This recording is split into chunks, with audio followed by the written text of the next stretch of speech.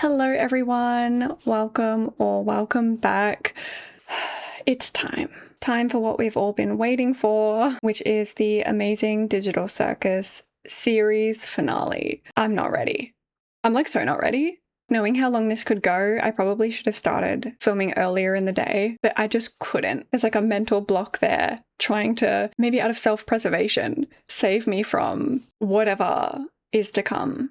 Okay, I guess I better get into it. I was going to talk a little bit about, I don't know, predictions. I mean, if you want predictions, watch my episode 8 video and I guess the end of that where I covered the trailer for this episode because that certainly set some expectations for what we're going to get. Some lines have just been living in my head rent-free. I think like Jack saying, now we have nothing. Pretty sure I know what that's talking about. Pomni crying like I was only trying to help or I just wanted to help, something like that. The flashes of grey interspersed with bright colors, which I'm assuming might be flashbacks, unless CAINE is rebooted or they like fix it. I don't know how much power Kinga, I mean, the rest of them too, but Kinga specifically can already manifest things. I don't know if they could workshop something or whether a new version of CAINE, I know we saw in the computer, in the terminal that Kinga was using, that there was like backups or reserve versions, I guess. So whether it will be a different version, I sincerely doubt that'll be the last we've seen of CAINE in one form or another. But I am also keeping my expectations low, not because I think it's going to be bad, but because I think when it comes to especially very passionate fandoms, I think people can really come up with these amazing, really cool theories that are fun in theory, for lack of a better word, but they're not going to happen.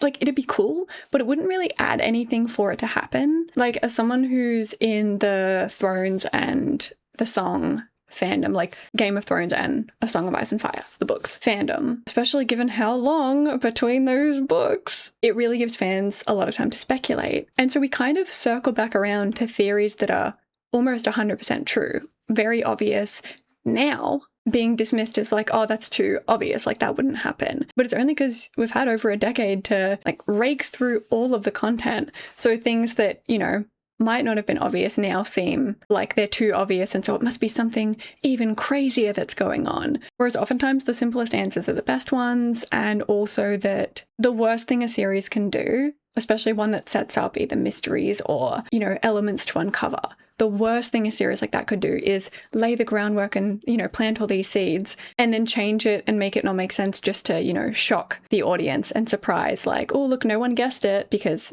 they did guess it, but then it was changed. You know, it ruins that. So I've had a lot of experience with bad endings, and so I'm going into this with low expectations. I think it'll be a good ending, but I'm not, you know, holding my breath that every tiny little theory and layer will be uncovered and answered, you know? Some things are good left to the imagination as well, and I think a lot of disappointment can come from like arbitrarily deciding, you know, your headcanon is real and there's this master plan going on and then it doesn't happen. You're like, oh, that was shit. And it's like, no, it wasn't. You just constructed your own version and it didn't align with that. So yeah, going in with very neutral expectations. And yeah, I was going to say I want to get into it, but no, I don't. I feel just as nervous, if not more so, than when I was filming my Hell of a Boss Season 2 finale, which you might have noticed I'm in the same outfit, which I think has de facto become my finale outfit. I don't know, felt like dressing up a little for this momentous occasion. Speaking of momentous, look what came in the mail. My Queenie mug. Now, there is a little bit of a secret to this mug, given that it's heat activated, which makes me want to tear my heart out, but that's okay. I already filmed a clip of it doing its thing after I unboxed it, so I'll insert this here for those that are curious.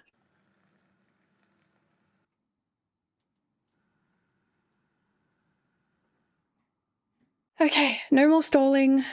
Without further ado, let's end this. All right, it's the end of an era. Let's go. Oh, isn't this a throwback to episode 1?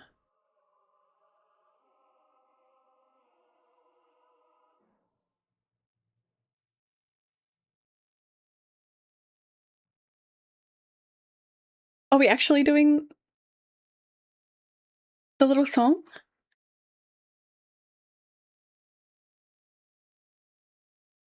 I think we are. Although, where's Cosmo?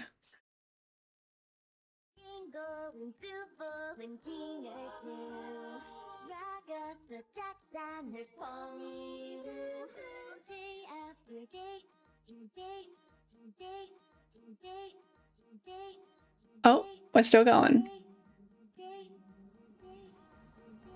This does not bode well. Into the grey. I presume we're going to pick up where we left off? Are you sure? How did that even happen? There's no undo or anything? He was messing with the console as I was He working. was? I don't know what happened, but before I could try to get him back, the floor opened up and... That's convenient. Jax. What? Are we all just supposed to forgive this? This guy messed up in the worst possible way he could. Now we have nothing. Jax, please, just calm down. Not off to a good start, guys.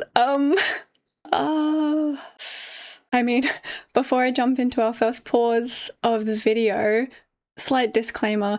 I know a lot of people think this video is going to be 12 hours long, 14 hours long, just, you know, exponentially getting longer and longer. And while yes, this episode is almost double the length of some of the later episodes in the series. I mean, despite popular belief, I don't intend to make these videos ungodly long. I just happen to have so much to say, especially in the really heavy character-focused episodes. So if for some reason this episode ends up being a similar length to my last one, like 5 hours or something, like don't be disappointed. Oftentimes for finales, I think it's more about getting answers and getting closure rather than setting them up. So there's potentially less to dig into, more of wrapping things up rather than speculating. So yeah, I'm not going to make this arbitrarily long if I don't have that much to say. Just prepare yourself. I mean, you'll have seen the runtime by now if you're watching this, but yeah, that's just my little disclaimer that I will only say as much as I have to say. So yeah. With that being said, I don't feel good about this. I mean, the first thing that I've noticed is he's barely even moved. I mean, he was standing stationary before, not reacting, not even flinching. And then the minute he kind of like curls in on himself and grimaces, Pomni's already locked the fuck in looking, because I mean, she's either seeing that movement, however slight it may be, or she just knows that what Kinga said is not going to sit right with him. And starting off really complex right from the get-go, because I actually think it's not the most unreasonable reaction, given that, I mean, obviously Pomni and Ragatha specifically see the best of Kinga, and not that Zooble and Gangle don't, but it's just they've had that extra glimpse into previous times when he was in the dark and he was sane. So there is that inherent level of trust there. Whereas for someone like Jax, who kind of got a bomb dropped on him last episode when he learned that not only was Kinga not the archetypal nutcase character, not only could he have moments of lucidity, but also that this was all real, like they were either them or based on real human people, and that Kinga made CAINE. Obviously with the help of Scratch, but with all of that information, plus Jax was already kind of going into panic attack mode, for Kinga to be talking about how he made CAINE and then Jax missed out on a lot of the explanation part of that. I don't know how much he was necessarily filled in after that, but having the most, you know, uncharitable, kind of cynical stance toward it, I can see why you might suspect Kinga as having deleted him on purpose. I don't think that's out of the realm of, you know, reasonability. I don't think it's reasonable, obviously, because we saw Kinga's actions and his perspective as he was doing that, but Jax didn't. And I mean, I'm sure we'll get into it. I think there's going to be quite a few layered emotions and motivations behind the way he's acting right now. But just after Pomni kind of chided him with Jax, after he said, well, that's convenient, and then him kind of getting very upset, saying, what, are we just supposed to forgive this? This guy messed up in the worst possible way, obviously leading into the trailer line of now we have nothing, which I have thoughts on. But I think there is a layer there of Jax always being the one scolded, you know, always being the one who does mess up, especially in light of the red versus blue button mishap and the way everyone acted towards him about that. Obviously, they then extended that grace towards him, which they didn't need to, and I think was the right thing to do in this moment of division, needing to be united. But seeing no one really... Again, Kinga has the benefit of the doubt because he hasn't burned those bridges like Jax has. So when Jax messes up, it's automatically presumed that it was with malice, when in that case, it really wasn't. because in a lot of previous cases, it most likely was. Whereas no one's really acted, maybe they're just in shock, but no one seems outraged at what King has done. They're just seeking clarity. Pomni asking, what happened? Is there an undo button? Not, casting aspersions right away. So I can feel a little bit of indignation from Jax, like, what, he messes up in the worst way possible and we're just supposed to forgive it? Like, you think this is fine? I think that could be one angle to it, but then now we have nothing really signals that, to me, we kind of knew this, but he does not believe they will ever leave this place.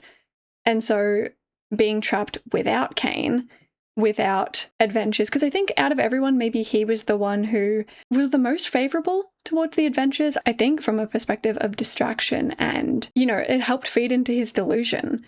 Without that, without the fantastical adventures and, the game mechanics and all of those elements, he's left not only with the delusion shattered of, like, this is real. Like, it's not that they're in hell or purgatory or some, coma or anything. Like, it's not within his own mind. Does that make sense? Not that, I'm sure I'll get into it later, but I kind of mentioned last episode about the most obvious theory, I guess, especially after seeing the folder on the computer of, like, neural scans, Scratch wanting to scan the human mind. I think it's pretty safe to say that they are digital copies of potentially versions of themselves that are walking around and still, living life. Once they put the headset on, brain scan, create the mind file, and, But again, bringing into discussions of what that really means of whether one is a duplicate or a copy, because when it comes to code, there's no difference between an original and a copy, like from the software lens. So I think there's some interesting philosophical discussions there that I mainly went into last episode, but all I mean to say is it doesn't make it less real. So that delusion is still broken, that all of these other people around him are other human beings that his actions affect. And now he doesn't even have CAINE and the adventures to kind of distract him from that. This is probably like his worst personal nightmare, because what do they have left but, as I said last episode, each other? If you were trapped in this scenario, would you rather, especially in the condition he was in, CAINE torturing them, would you rather be tortured for eternity by, this almighty AI overlord? Or would you rather maybe have less comfortable living situation, but just be there with each other, with community? And I think a lot of characters might feel one way, but Jax certainly feels, I think, the former. He'd prefer CAINE to be there. He's basically now trapped with only other people, kind of forcing him to either maybe not integrate, but be part of that, I don't know, in some way, or be alone and remove himself. There's kind of no in between. At this point anyway. With Kinga being more adept at that manifestation power, I guess, I'd kind of want him on my good side. Right now, I'm like, Kinga, can you do something? Can you be the new CAINE? Or like, I don't know, kind of a long discussion to start off with, but I think there's a lot of complex feelings that need unpacking here. And, I'm nervous to watch it happen. Now we have nothing. Jax, please, just calm down. We're in this together. Anything else you want to tell us? Jax! What? He gets to mess up like this and everyone takes his side? Doesn't feel fair to him. Brain scans. No shot, he's just dropping it on them like that. Oh, no, you know what? It makes sense. For a minute, I was like, that came out of nowhere. Maybe he did just have some time to think, like, now that there was an awkward silence. But, oh god, my thoughts are so scattered right now. Jack's coming up and pushing Kinga with, like, the anything else you want to tell us. Obviously, he thinks Kinga might have some kind of ulterior motive, or that this, I think, again, is not fair in terms of, I think it's an accusation that doesn't need to be levied, but it's not necessarily baseless. Because from, I guess, other than Pomni and Ragatha, Kinga suddenly being so lucid and having all of this important information, it could come across as him having been hiding it the whole time. Not that he couldn't remember it because of the light and because of all these things. It does seem convenient that all of a sudden Kinga has all the secrets unlocked and he has all of this power. I also think the whole Abel situation contributed to this. Not necessarily that Jax believed what Abel was saying, because Abel was really ragging on Kinga to everyone. Like, he was really irresponsible with his power, his intellect. Kinga made some mistakes, like all of these accusations kind of towards Kinga. Not necessarily that they were believed, but they might have planted seeds, but also the fact that Abel was pretending to have you know, not everything, but he had some knowledge and he was on their side and it was all, you know, a game. And Jax's reaction to that, you scumbag, you got in my head. The trust issues are now. I was wondering if that would have some ripple effects, and I could see that contributing to something like this, which, connecting, then makes sense to why Kinga all of a sudden said that. Prompted by Jax's, anything else you want to tell us? Kinga kind of going quiet in thought, probably now that there's a moment of quiet, I should say, sifting through everything he saw as he was going through the folders. And as we saw, he saw a neural scan or brain scan folder. And so I think we're about to get, I mean, it makes sense, but it is still a reveal for the characters anyway, that brain scans and what that means for them. And I guess the last thing I'll say, yeah, you can see Kinga kind of quietly thinking in the background, coming to the conclusion of something to share with the group. But, this breaks my heart. Am I going to have to preface this again? Okay. Jax, do bad thing. Jax not perfect character.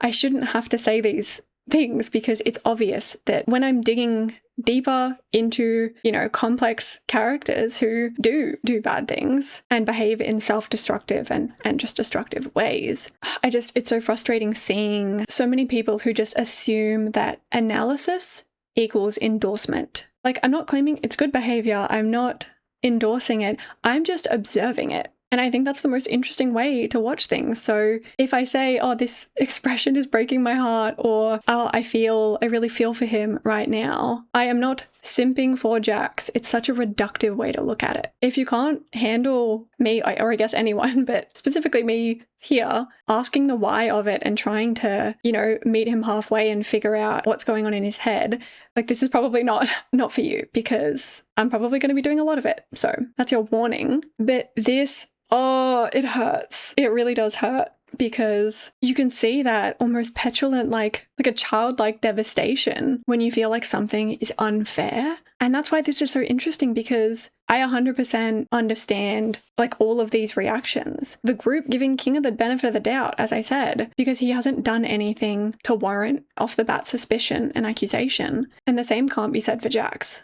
But what Kinga's done, resulting in, maybe some people would disagree, but resulting in a worse outcome than the button thing, because they were never going to escape. And I mean, it was just a facade the whole time, the adventure of it all. But even after learning that, there was still, you know, beef, which isn't unfounded either. It's, again, I went into it more last episode, but from Jax's perspective, seeing Kinga mess up in the worst way possible, he's coming at it from more of a rules for me and not for thee perspective of like, he gets to mess up like this and everyone takes his side. Like, of course, he would find it unfair that it appears like someone else messing up and everyone just has nothing really to say about it, whereas he's not afforded that same benefit, you know, but for good reason, which is why it's such an interesting dynamic here. He hasn't earned the right of the benefit of the doubt, or rather he's lost it because of past behavior. But from his perspective, it doesn't make it hurt any less. And especially for a character that thinks, and maybe does, but is very self-critical when it comes down to it, and I think blames themselves for a lot. Things that are their fault and maybe things that also aren't. I guess we'll find more out about RIBBIT as we go,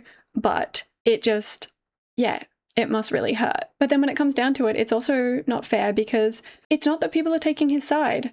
It's just he's come out pretty aggressive out of the gate. Pomni's chided him with Jax like a couple times, and even Ragatha, it's not like they're taking a side. She's just asking him to calm down, cutting herself off, but I presume saying like we're all in this together. Kind of the opposite of taking sides, but I can see he's just not thinking rationally right now, which is also fair in a way after that and the bombshell that I think is about to be dropped on them. Oh, he's gonna flip.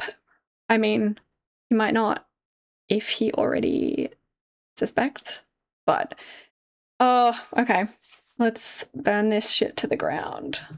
Yep, don't love the way his face dropped when Kinga said brain scans. Oh, I'm not ready for this. Brain scans.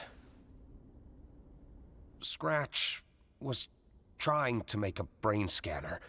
I didn't think it actually worked. But it did. We didn't know how to work with the files, and they were impossibly small, given what they were supposed to be. I saw a folder full of them when I was in CAINE's code. So, I guess CAINE found a way to get them working. That means... I know what it means. Congratulations, Zooble! Guess you still get to leave your mark in the world. Oh, isn't that fun? Jax. I guess you still get to hang out with Mommy after all, right, Rags? Shut up, Jax! Guess I'm... still... I know.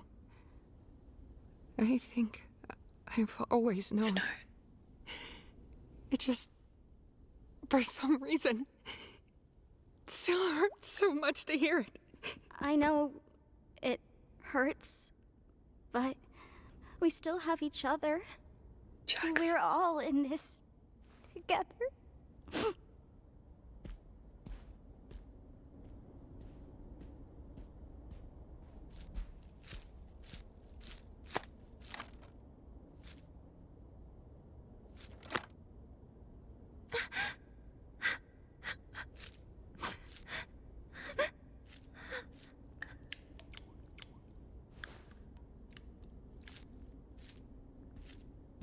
Is she gonna go after him?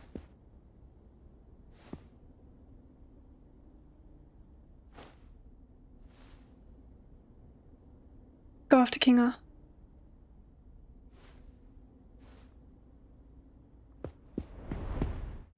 Okay. Let me compose myself. I don't even know what to say. God, I've just sat here for like a while, just processing. You could see the fear on his face before. Kind of, I think we've got to a stage of, that's the thing, because this is so complicated. Despite it kind of being the obvious answer of them being digital versions of themselves and a corporeal copy existing in, you know, the real world still. I think this could bring in interesting discussions of what that means for them in terms of still giving their lives meaning. It's kind of been a thesis point of the show so far in a lot of episodes, thinking back to the near escape episode where Kanga was wondering, you know, what was real, and Zoob was like, it was all real. Everything we felt, everything we did, everything we are, it was all real. That hasn't changed. But it's almost, especially for Jax, so paradoxical in the sense that it's a confirmation, really, that everything is real, that these are real people. It's not like, you know, this is some delusion in his own mind. He's the main character. Everyone else is just, I don't know, figments of his imagination, his playthings. It's, you know, maybe his own personal hell is maybe what he thought. But the fact that this affects everyone kind of in equal measure, they're all experiencing this because they're all real. It simultaneously like further breaks that delusion, but also it could swing all the way back around to, oh, so this is not real. None of it's real. We're not real, depending on their own outlook. So I think the individual responses to this knowledge, once the shock kind of wears off, is going to be interesting. But you can see him process it and be afraid, devastated, angry, all of these emotions. And now it's like time to lash out. And again, sticking with the motif of all those raw moments happen with his back turned. And then he kind of, you know, straightens up, puts on a different kind of mask and prepares to take it out on everyone else. Maybe that'll distract from his own pain in the most selfish way. And it's such a, interesting conflict there, because you see someone who pretends not to care about other people still, you know, remember. And God, the episode's called Remember. I'm gonna jump out the window. I can't. But remember these details, not that it's, you know, hard details to remember, but, you know, he was listening and taking things in about when Ragatha opened up about her mum that time in the kind of noir adventure in the suggestion box episode. And obviously Zooble last episode about wanting to make a mark on the world. Like, he wouldn't be able to hurt them if, you know, he didn't care enough to remember these things. You know, it's interesting that now he kind of is forced to see them as people. It's easier to hurt them because he kind of knows what would hurt people, maybe what would hurt him. He knows exactly what buttons to press. It's not so much about calling Gangle the sad one and Zooble the grumpy one, and that they're people kind of experiencing this just like him. He knows the exact wrong things to say, which is great. What he said about Ragatha's mum, I'm fucking seething. It's very much, I guess, Blitz adjacent in some ways of that, avoiding vulnerability by lashing out and, you know, throwing it in other people's faces. I'm thinking the full moon showdown, kind of to hide your own weakness and vulnerability. Oh, fuck me. And this is very interesting. I mean, the fact that other than when CAINE kind of fooled him and he was like, you scumbag, and we saw those kind of tears that were half from maniacally laughing and probably half from, you know, other feelings, but actually having his eyes fill with tears after this as he walks away. And he was still kind of just standing there, hands out, kind of looking up after he said, and yes, I'm still what is interesting. I have some thoughts about that, but I appreciate that once again, Pomni is the one who, despite being the newest entry, she is kind of the glue that holds this group together. She saw Jax freaking out earlier, really before he even did.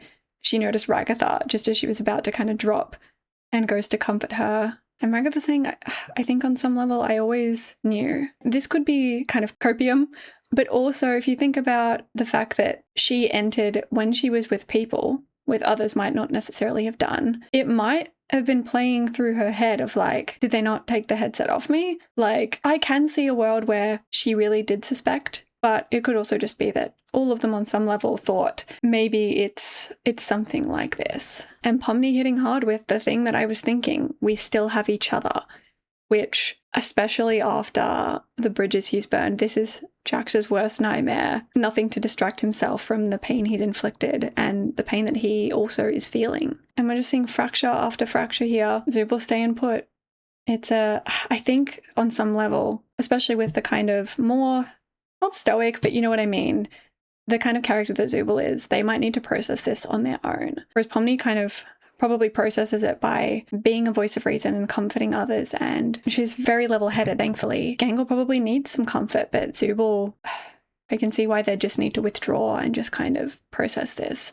And once again, this is what I love about Pomni, is she's always thinking about how to help, how to bring people together, I guess where she can do the most good, because she sees Gangle and Jax walking away. I thought she maybe would follow Jax, but as soon as Kinga was also walking away, I was like, oh, that's who you got to follow, because, I mean, maybe he's feeling some guilt over what's happened, but also, if anything, I think Kinga could help somehow. And if Pomni can help him either, I don't know if they could get the computer back or what, I think that's the right decision, but everything's in shambles.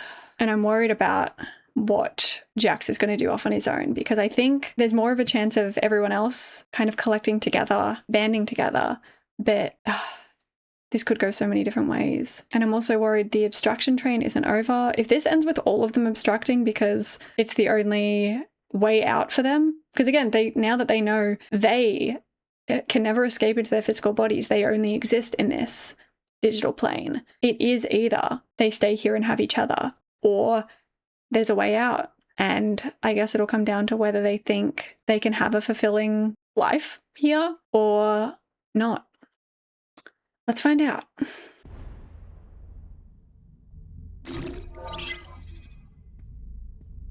Are we doing what I think? Need any help? Sure, if you want to give it a try.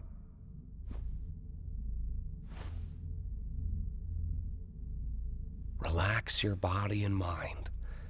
Deep breaths. And try not to think too hard about it. I think Pomni can do it. Conjure the door before. It's a good effort. I really wanted to help. You had a good start. I thought I could uplift everyone, but everything's gotten so bad. God, am I stupid for even trying? None of this is your fault. I don't think anyone could have predicted things to play out the way they did. I'm scared. I don't know what's gonna happen. You know, out of all the people I've seen enter this place, I don't think any one of them adjusted as quickly as you did. Okay, this is where I was hoping things were going with Kinga using his, you know, prowess for conjuring things. I was hoping Pomni might be able to help with that, because not only did she, you know, summon the exit door, but also, as I said from the beginning, she came in with knowledge of LARPing and NPCs, and, you know, it's just enough to know that she wasn't entirely ignorant to video game mechanics and those kind of things, you know. So especially with how open she is, and she just has an endless capacity for empathy, and I don't know, I just feel like she probably has the best chance out of anyone. And I mean, kind of first proper try, she at least got something going, so I have hope she'll get better at this. But I also love that she kind of holds it together, other than when she's with Kinga, when she feels like the real Kinga anyway. He kind of goes into dad mode, and she, who is normally the person who uplifts everyone, she also needs, you know, a space where she can break down as well. And I'm happy that she's got that here with him. God, so many lines from the trailer in here of like I only wanted to help and I don't know what's going to happen. And I feel so bad for her, because she always tries, and especially with Jax, there were mixed results there. It was going well, but then not, and I can imagine after everything, I'm glad she's having this conversation with him, because he was the first one who told her, like, you don't want to make these other people feel like they're nothing, like really reinforcing community and to cherish these memories while you have them. So for her to come to him with the, am I stupid for even trying? I think part of her maybe knows what he's going to say, and she needs that reinforcement. They've kind of had this talk before, and I think in this moment of doubt, she needs to be uplifted and kind of her faith renewed in her own outlook, and kind of for someone to tell her that it wasn't for nothing. And I mean, it's okay to be scared, but she's not stupid for trying. I think it must be exhausting, but I think if she does try a little more and doesn't give up on this, I think they can pull people back together.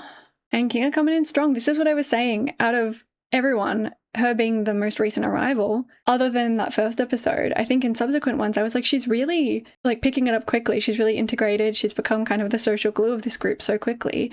And yeah, Kinga saying no one acclimated as fast as you did. I don't know how long were between episodes, you know, but it kind of seemed like either like days or weeks between. I mean, it must have only been a day or two between the first and second, because Kaufmo's funeral, they said it got moved around a little, but yeah, she was already, I don't know, kind of going with the flow, especially after that episode 3 talk with Kinga. I think if anyone can do this, she can. I was a nervous wreck.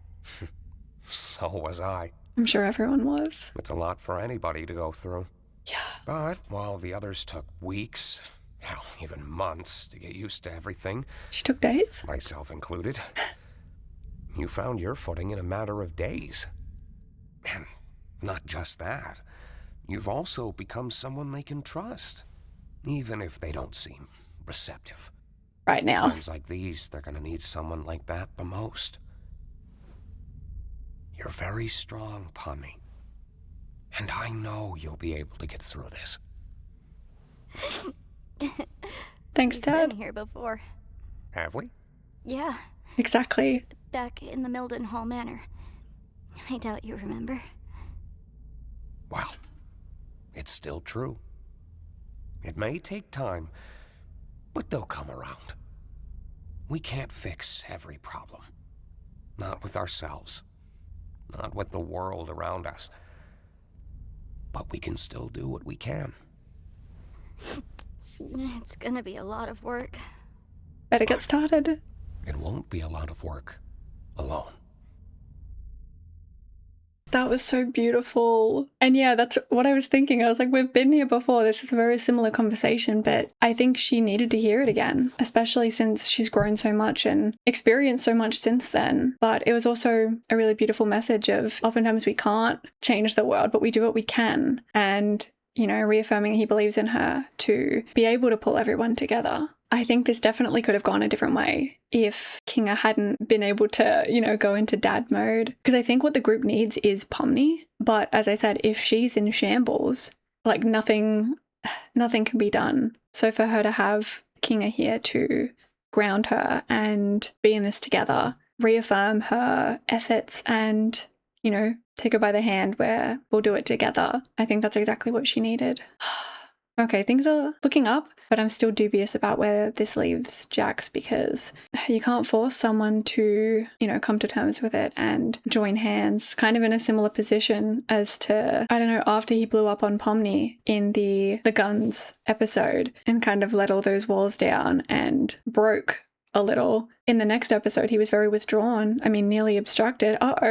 And he was always around the others, but at a distance, almost like he was punishing himself, but not being able to stay away, like needing other people around, but not being able to be a part of it. So I'm interested to see where things leave off with him. Damn. I don't know what the trouble's been, but it's too much to get over you.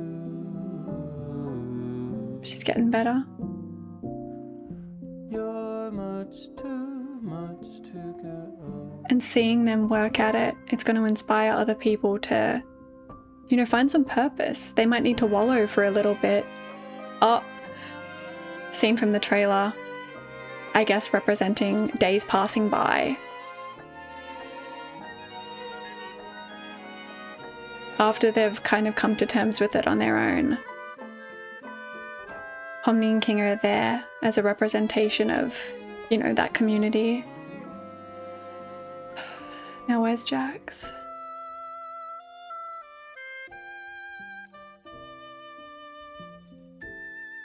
Just standing.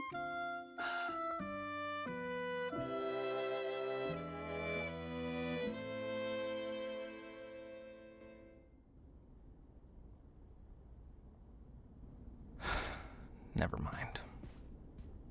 Go after him. I wish I'd pried a little more. No. No.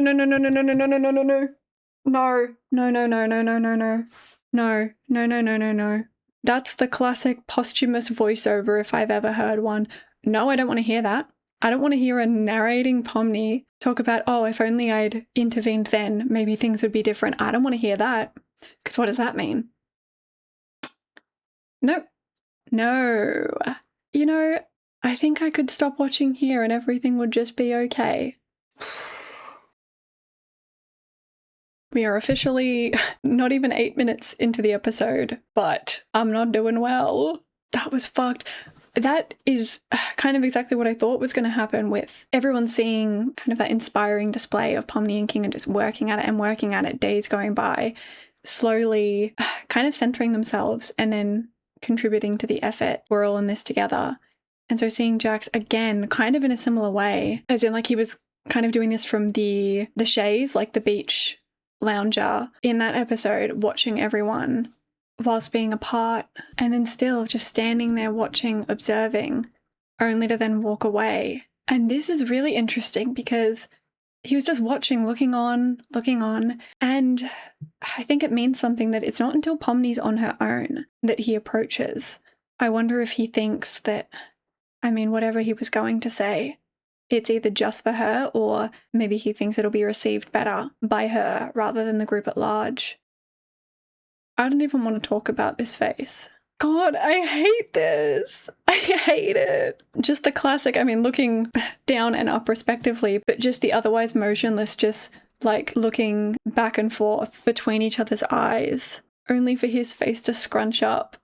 It almost looked like he was either going to extend an olive branch in terms of like, I don't know, it could be so many things. It could be an apology. It could be, kind of pretending like nothing happened in the way that people like him can. Maybe not bringing themselves to say sorry, but doing it with their actions of like, need any help or something like that. I think maybe it would have made it easier for him if she said something first, but again, she just, similar to in the beach episode, leaving him to his own devices, putting the onus on him to kind of reach out unless things are looking dangerous, in which case she's gonna follow up and make sure everything's okay. But the way his face just falls into it, never mind. And this is what's so like contradictory about him and so interesting, is that you can just see he craves connection and community. He craves it.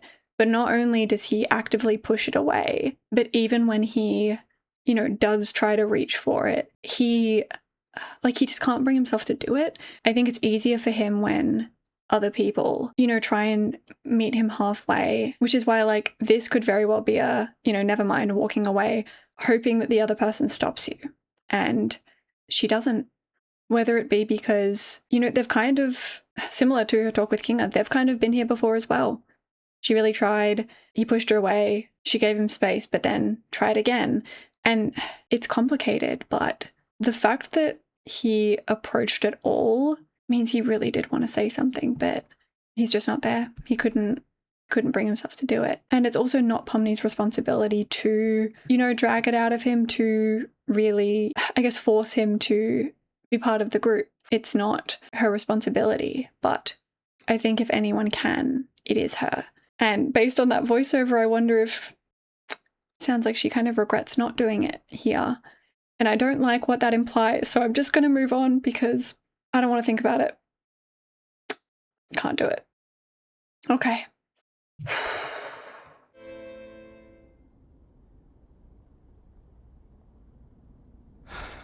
Never mind. I wish I'd pried a little more. I somehow forgot how bad it can get.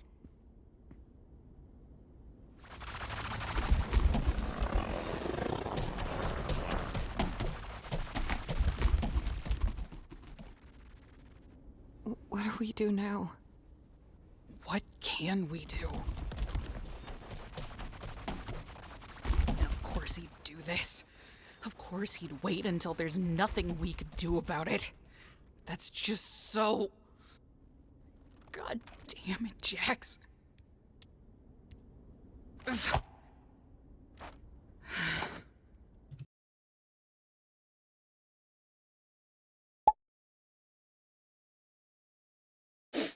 Not the mascara. Ugh. Okay, I just took a minute to just process and cry a little. It's not fair. This is exactly what I thought and feared, in terms of that it wasn't just that her and Kinga's conversation was very similar, but it was also that, like, the opening was similar. I was just seeing a lot of repeating themes, and then the way Jax acted here and then reacted in terms of being withdrawn, like the beach episode, that culminating in an abstraction if Pomni didn't interrupt, that immediately kind of set up my expectations, worried me that her not intervening this time is what was going to, you know, lead to this, with no one to stop it from happening. Fuck. It can't be over. It can't be.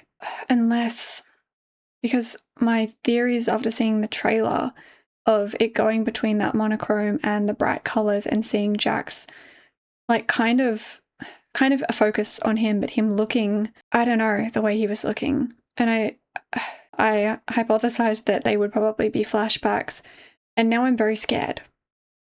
I'm hoping they're not, but if they are, then this really might be over. There's 50 minutes left in this episode, and if he's gone, if he's really gone now, I can see that actually being the case, because if there's flashbacks and stuff, like, he definitely wouldn't be gone for the whole thing, like, never to be seen again. And we know that there's the RIBBIT scene. My biggest fear for this episode is that the remaining time is going to be cut between, like, the present without Jax and maybe his flashbacks from the past, because that would make sense, you know, for the runtime, but that would mean he's really gone, which feels a little unceremonious, not in a bad way, like, not in that it doesn't make sense, but just it does make sense. That can be life sometimes, you know? Sometimes something just ends and you have to deal with the aftermath. Sometimes someone's just gone and there's no, you know, waiting for the right moment or being able to redo it, react a bit different, reach out. It does feel unceremonious and, you know, not fair, but I can see this show going in that direction. I don't want it to... God, call me Jon Snow in the last season of Game of Thrones, because I don't want it. I don't want it. I don't want it. You know what? I'm going to take a break for a minute. I'll be back in a moment. Okay, I'm back. Stepped away for some breakfast, or rather, lunch, given the time. My God. God, I'm not ready to get back into this. Okay, I guess starting off from what Zooble was saying, this is what I mean about, you know, earlier when he said he gets away with this, like he's done this and you guys just take his side. And obviously, benefit of the doubt's not always afforded when you've abused that one too many times. But obviously, I don't think Zooble's being sincere here of like, of course he would do this now. I don't think it's actually that. But it is really sad, nonetheless, for that to be the first thought when we know, obviously they don't know, but we know that he was nearly at this point and he was kind of just hanging on a little longer. Whereas if it was genuine, I could see from their perspective why that would be a gut reaction of like, of course you would do this now. Like everything you do affects us negatively kind of thing. But I don't think they really mean it, especially the way they, you know, just turn away like, God damn it, Jax. In a way, it's fitting for the way they would kind of rib each other when it came down to it. As Zooble said, that includes you, Jax. Like, you're one of us, despite everything. So it's almost making light of it. Like, you know, of course you would do this now. That's just like you. And then kind of the emotion taking over. But as I did my rewatch of the series, like in preparation for this, God, I took so many notes, copious notes of things that I noticed that I didn't the first time around, or things that were really important thematically that are kind of, you know, become a through line, so many notes. But I just always come back to the fact that I know it's been said that abstraction is something that, you know, you can't come back from. But in saying that, it always just bothered me so much that when Kinga had his last moments with Queenie and he said she was calm, I could touch her one last time, like he, you know, reached out and she shut all of her eyes and like leaned into his touch. She wasn't aggressive. And he's like, yeah, I got to touch her one more time before she was taken to the cellar. And I just can't help but wonder, like, did she suddenly get aggressive and that's why she was taken away, or was she peaceful and she was like discarded anyway? Like, is there any way for, you know, a creature like that to exist and still be cognizant of who they are? We saw Kaufmo POV, but like we don't know who that was. So I'm wondering if either we're going to get flashbacks to past things with Jax, or whether if this is, God, I'm huffing that copium so hard. I'm like, please don't let this be it. Be the end. But if it is, I wonder if we'll get to see, similar to how we nearly saw him abstract last time and he nearly crossed the event horizon. I wonder if once he crosses that, we'll get to see what goes on in the head of an abstracted being, whether anything's going on. I don't want it. I don't want this. Okay, I can't stall any longer. Of course he'd wait until there's nothing we could do about it. That's just so... God damn it, Jax.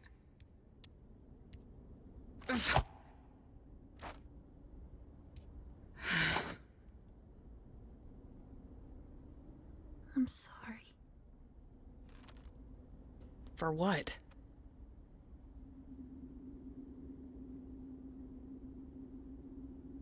Hey. This isn't your fault. Why can't I cry for him? It's okay. I suppose we should try coming up with a plan to keep him contained. You know, I always thought it should have been me. Don't say that. We were friends once. I mean, sort of friends. As much of friends as anybody could have been with Jax. We could talk to each other, at least. But then, what was it? Something like the snowy summit. I can't really remember. Ribbit? Something happened between him and her. And...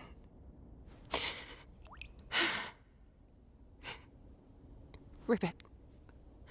Her name was Ribbit. Yeah. I think I remember you mentioning her before. I wasn't supposed to. After Ribbit was gone, I tried to comfort him. He told me to never mention Ribbit's name again. He made me promise. And I did. I think that's where our friendship really, finally ended. I know I'm gonna cry a lot in this episode. Not yet, not yet, not yet. Like, things are just going to hit me very hard. I already cry very easily, but this is just going to take me over the edge. What an interesting conversation between them. But also, I really like this. It's such a like nuanced look at this. Someone like Gangle, who was at the focus of, or took the brunt of a lot of his antics. It's complicated feelings of, because it wasn't all bad. It never is all bad, but she doesn't need to blame herself for not being able to cry for him. Just because I think it's really important to look at his feelings and his actions in a nuanced way and acknowledge, the hurt he has suffered too. It doesn't mean the people who have been affected by his actions have to brush that under the rug or have to, like, blindly, especially with no closure, just posthumously forgive him. Hence complicated emotions, because even if you feel sad about it, like, you didn't want them to, I guess in this case, you didn't want him to abstract. You didn't want that for him, but it doesn't mean you have to, force yourself to mourn if you don't feel that way. If that's not a natural feeling because of, the complicated feelings you have towards him. You don't have to force yourself to cry for someone. It's interesting. But this was so sad. Obviously, poor Agatha, like, it should have been me. But this, something I hadn't mentioned, obviously having gone back and, listened to what is supposed to have been said between Ribbit and Jax. But what I found the most interesting about that was how closely it paralleled his conversation with Pomni. When she was like, we're partners, and he was like, no, we're not. And she's like, yes, we are. And talking about them being friends, and he said, we were never friends. And then after he kind of blows up on her and he all of a sudden looks really guilty and a little scared, and he tries to take it back in the only way that he can by, trying to make light of it. No, like, come on, take a joke. Don't take it too seriously. Almost trying to, take it back, worried about what might happen. But in that conversation, when he's pushing her away and she says, don't you think that maybe this is what causes people to abstract? But in a way, it almost sounds like the way she worded it and what they'd been talking about, it almost sounded like she was accusing him. Like, I can see why he would think that, accusing him of causing Cosmo's abstraction. Then he blows up of like, you don't know, you weren't there. You don't know how terrible people are to be around, like, before they abstract. And obviously I was thinking, well, like you, but sort of that defense mechanism of, it's not my fault that I wasn't there, that I didn't stick around. It's not my fault for not being there.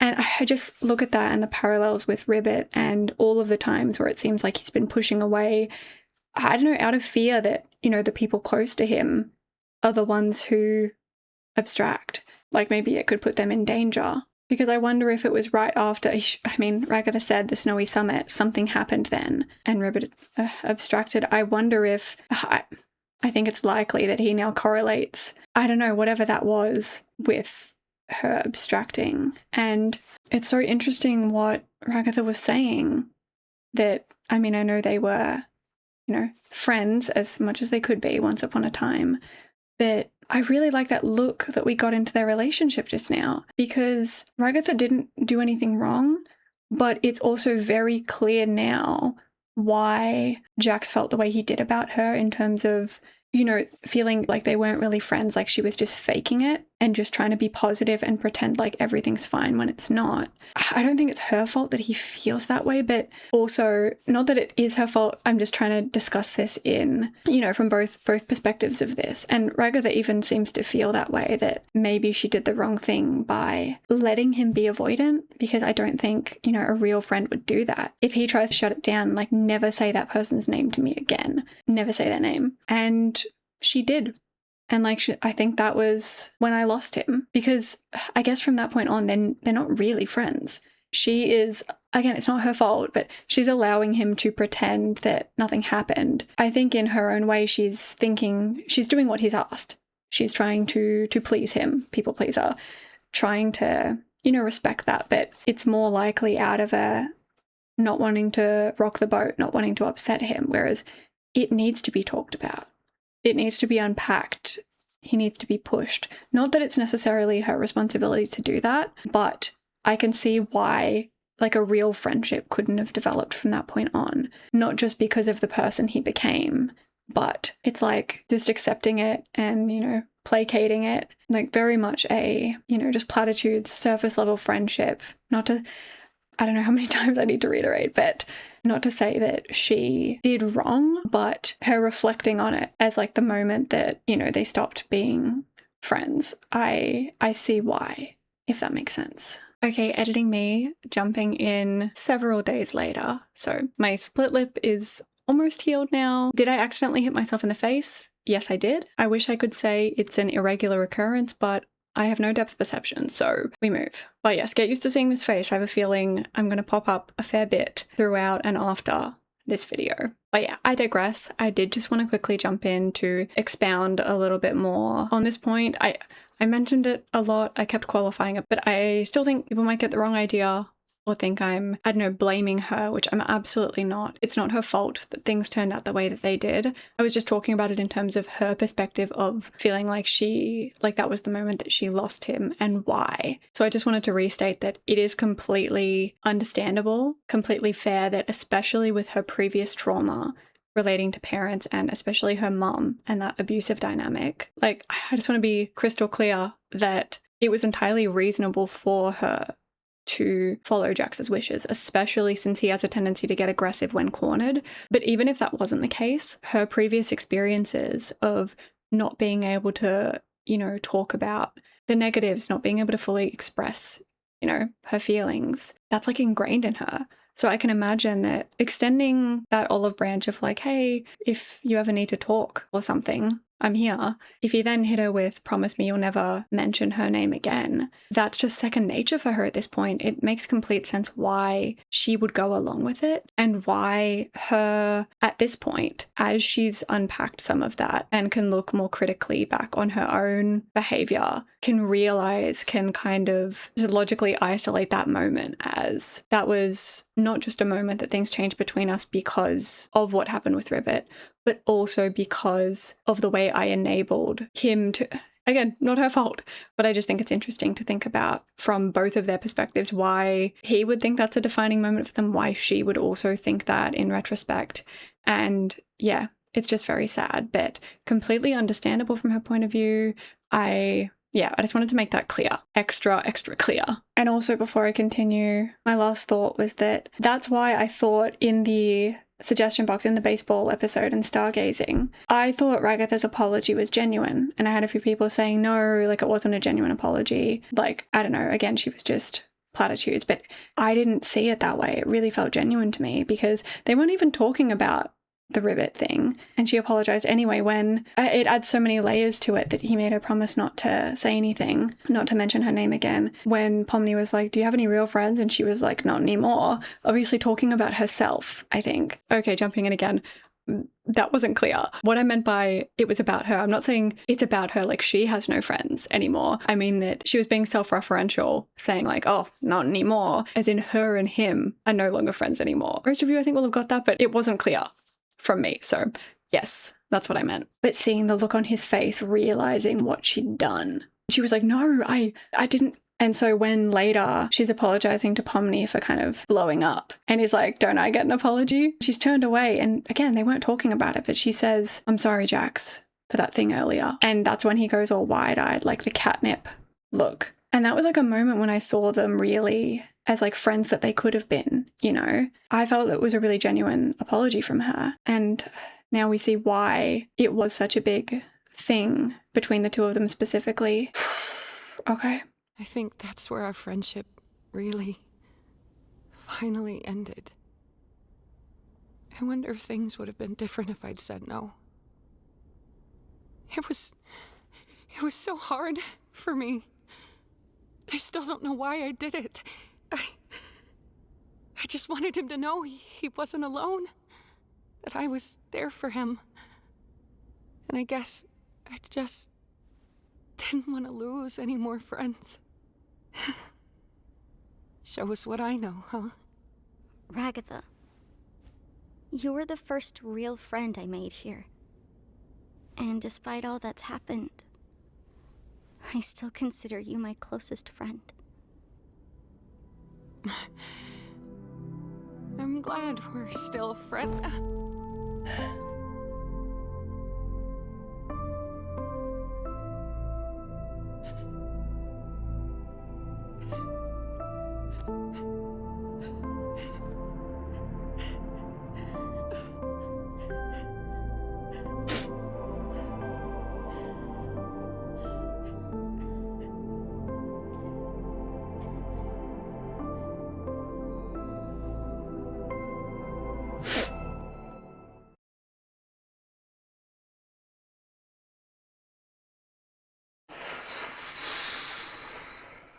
I'm not trying to get too emotional. Not yet. Honestly, need to pause to compose myself at this point. There's so much going on here. Because, yeah, it's exactly what I thought. I was saying, I wonder if I'd said no, like what would be different. But you can't, she couldn't have known. In her own way, she was trying to do what she thought he needed. But what he really needed was pushback, was, you know, something real, instead of pretending everything was fine. And it's so real, Pomni talking about Ragatha being her first friend there. Obviously, there was some rocky moments along the way, but at the end of episode 2 at Kaufmo's funeral, when Pomni was thinking about her talk with Gummigoo and how she wanted Gummigoo to not feel like nothing. And as she's kind of watching the funeral, there's a moment showing her like descending into the darkness, almost looking like the cellar. And then I think it was Zooble and Ragatha that grabbed her hand and pulled her up. And it's just so emblematic of that, of Ragatha being her first friend here. And I think it's really beautiful thematically in this moment where, I mean, they both, maybe in different ways, but they both cared about Jax. And especially after that talk of just pretending that, you know, everything was fine, that Ribbit never existed, wasn't what he needed. And she's like, you know, maybe I'd done things differently. And now you see this time around when he's gone, you know, both of them not pretending like nothing's wrong and just holding each other and crying. God, get me in there too. I need a hug. Nope, I don't want to bawl my eyes out yet. It's just, it's not time. Okay, let's continue. What are we gonna do? Make sure Gangle, Zooble, and Kinger are okay.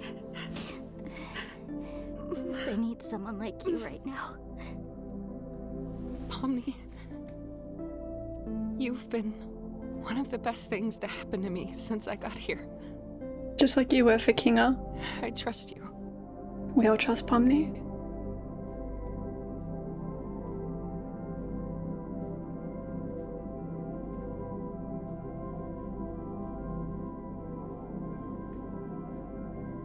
Why do I feel I feel very ominous about this. That was either very good or something bad's gonna happen.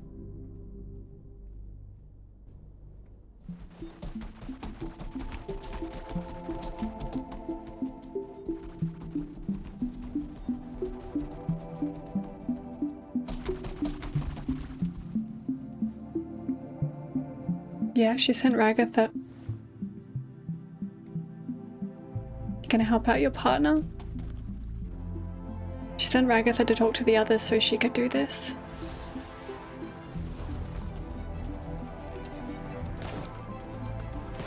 That's what I was hoping. We saw that light burn so bright in episode 1 and it really made Kaufmo upset. Please don't be in Jax's head now.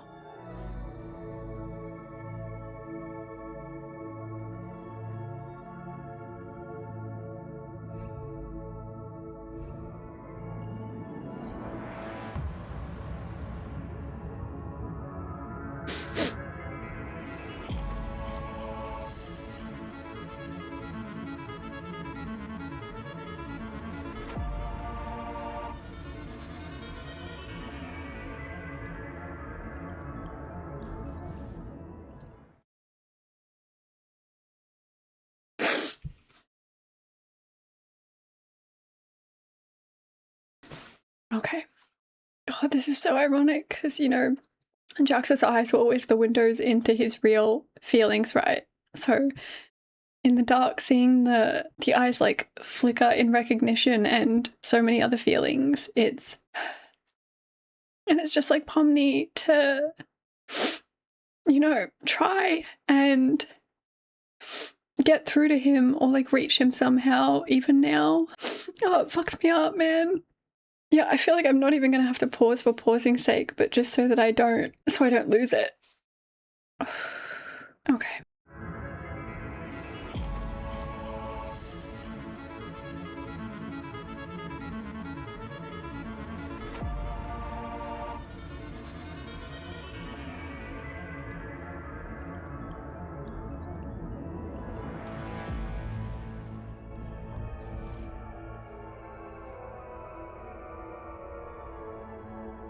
One door's locked up.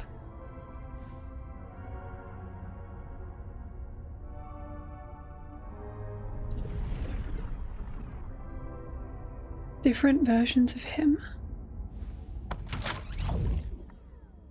The trailer.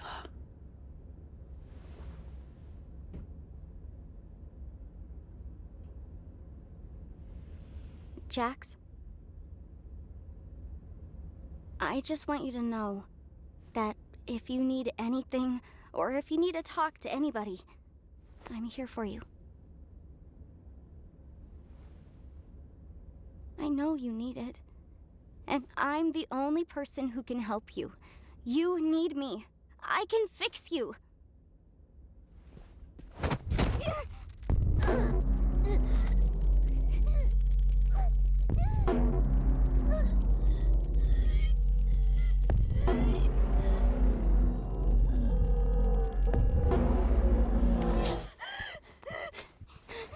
What? We can't die from oxygen deprivation, remember?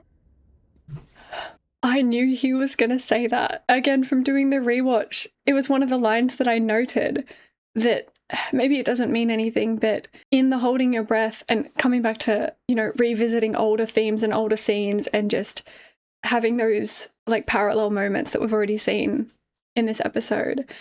But he specifically said, you know, when Pomni was worried about holding the breath, like Jack said, we can't die from oxygen deprivation. And the thought that I had yesterday doing the rewatch was he said it in like a certain way that maybe he said it like that because they can die from other things like abstraction.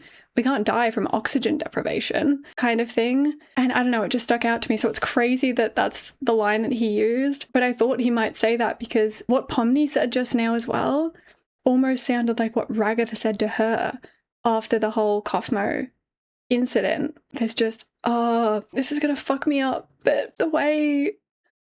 Let me compose myself. We don't know what all of these rooms are yet. I mean, I'm sure we can guess as we go, but the fact that in whatever room this is, it's a scenario where Ragatha has abstracted. And the way that he looks at the picture and puts his hand on it.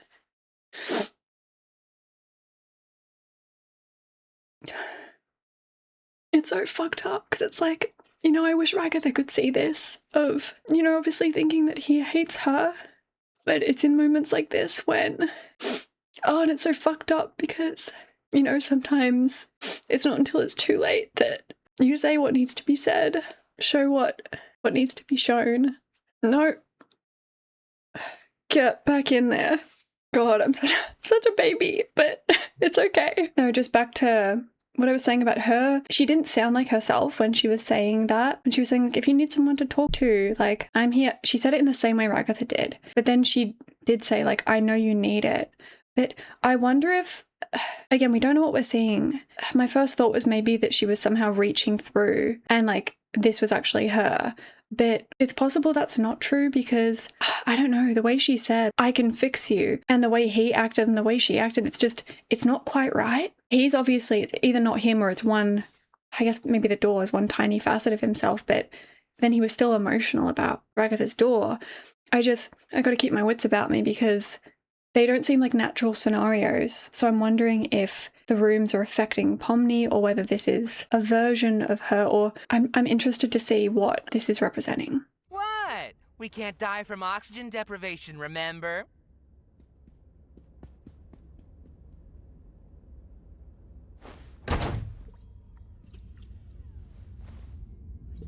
I wonder if the locked door is really him. Come on, guys, put some some gusto into it. We're gonna make this the best funeral ever. It's what Zooble would have wanted. Remember, it's not a... End it. Cut here. I don't want to watch this. So each door is maybe a representation of what would happen if each of the others abstracted, which makes me think, I wonder if it's excluding Pomni, like she's getting this little window. And I also think that maybe that wasn't her, because when she opened the door to Zooble's abstraction scenario, Pomni was there. So I'm wondering if that Pomni inside, I'm thinking maybe it was just the her from that scenario. Maybe how Jax thinks. Maybe if that was just the version of her, maybe that's how he feels. Like almost a reflection of he does need it when she says, I know you need it. But then leaning into the, I'm the only one that can help you, I can fix you. Leaning into the more negative aspect of that where he feels like she's trying to change him or, I don't know, see only the good in him. And so he lashes out, kind of similar to in the gun episode. Like, there's nothing more to me, please stop looking. It's interesting. But either Pomni's excluded from this and that's RIBBIT, which I doubt, but I wonder if, yeah, maybe it's excluding Pomni and that's him, if he abstracts and what he imagines people would react with, or maybe it's Pomni. That was my gut reaction of it locked away because, I don't know, he either feels closest to her or maybe it is one of the others. There's 5 doors. Fuck. Yes, okay, I think I was right. In thinking that wasn't her, because I went back and rewatched just that snippet of when she opens the door and it is like that bird's eye view from being up here, like we saw in the trailer, which is interesting because every time he kind of looks at the camera in that way, I now have to imagine that maybe the camera is Pomni because we're seeing it from this perspective. So I'm assuming that is just Pomni from his little imagination, which actually makes a lot of sense. Yeah, the fact that he looked up at her and the door slammed, that was crazy. Come on, guys, put some gusto into it.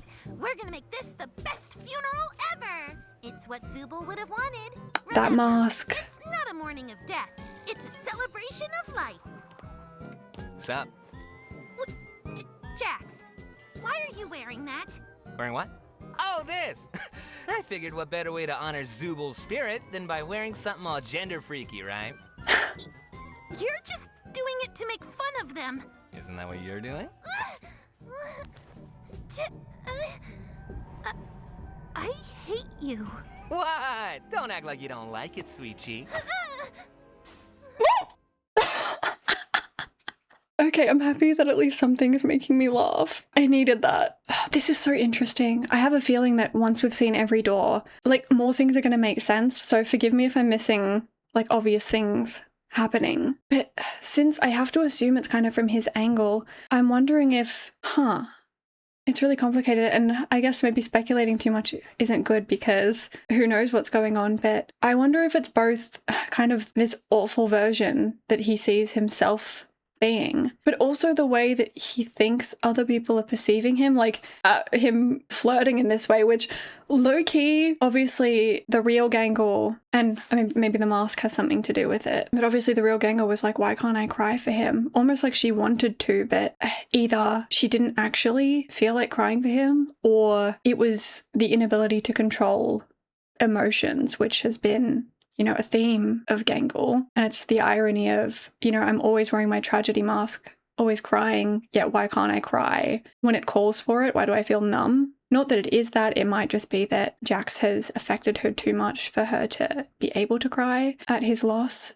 But if this either could just be, you know, Jax thinking that the way he teases Gangle, this is kind of where I fall into the whole toxic masculinity and feeling, you know, like he likes more effeminate things, but that kind of goes hand in hand with something like this of, you know, the classic media trope of, I don't know, girls finding it romantic when the boy pulls your pigtails on the playground and, you know, it's like a romantic, cute thing. I can see someone like Jax believing that, not necessarily, but I wonder if he thinks that his, you know, treatment of Gangle was more light teasing and like in a fun way, maybe Gangle would be into it, especially in the maid outfit, given her proclivity for, you know, figurines and anime. I have a feeling if she, I don't know, I could see part of her being a little bit of a Fujoshi. I don't know, she gives that vibe. But I don't know, it's just such an interesting snapshot here. Maybe both how he thinks people would react to him, but also him imagining like a worse version of him. It has my brain all scrambled. But the Gangle blush, there's a lot to unpack here. You don't like it, sweet cheek. Meet me in my room after the funeral. It'll be late. What are you all doing? Get back to work! Oh, the mask. At work again. What a weird one.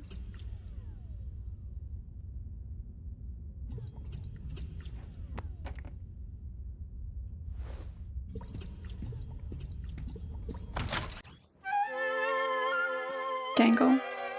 You killed the only person I've ever loved. Now I'm going to kill you. Sheesh, you just blame me for everything, don't you?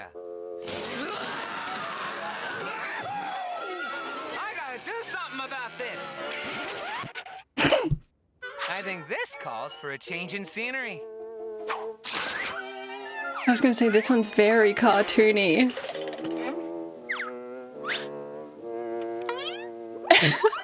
It's hitting all the tropes. Now an anvil falling. That's all, freaks.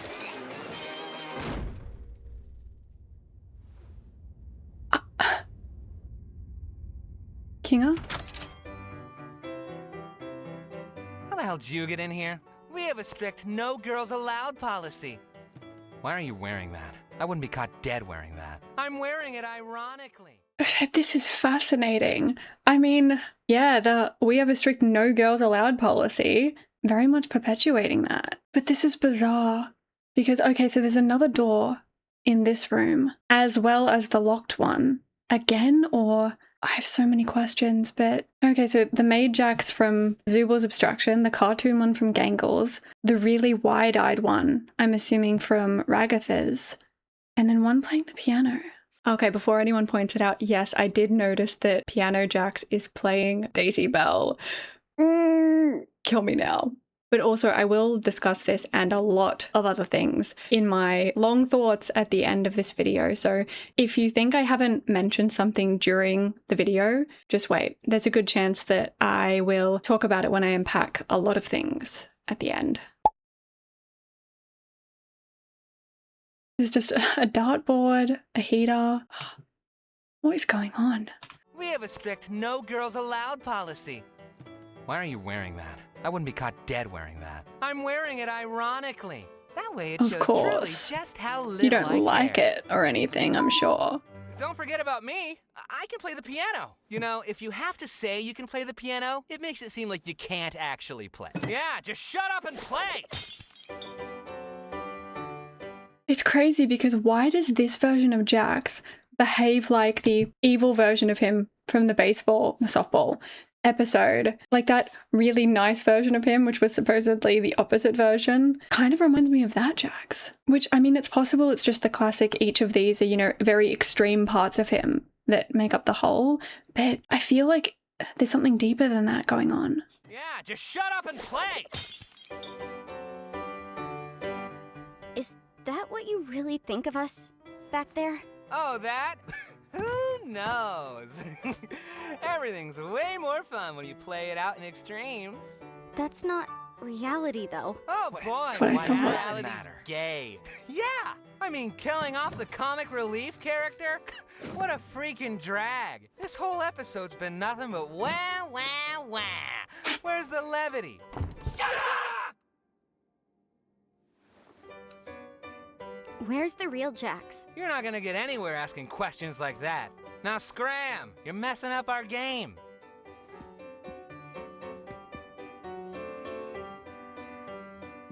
It's what I was thinking about, these versions being such extreme versions. And I think in some way this also plays into his whole, I don't know, compartmentalizing everything and reiterating to himself that none of this is real. I wonder if this has always been a facet of him and we're seeing a representation of that, or whether in abstraction. Like, he's being split and, I don't know, things dialed up to extremes. But I knew Pomni would recognize it. None of these are the real Jax. And I wonder if he's what's locked up in that room, or whether that room is another scenario. What does it all mean? Do any of you have a key to this door? No. Yep. And even if I did, I wouldn't give it to you. You women need to learn to quit prying all the time. Classic. Wow. I hope that doesn't also happen to me. Oh, I thought she did something. Oh my god. That is crazy, because when we first entered this room, I was going to say it looked like Jax was wearing like either an ankle monitor or shackles or something. And then I just dismissed it because I was like, oh, maybe they are, I don't know, part of the piano. I don't know.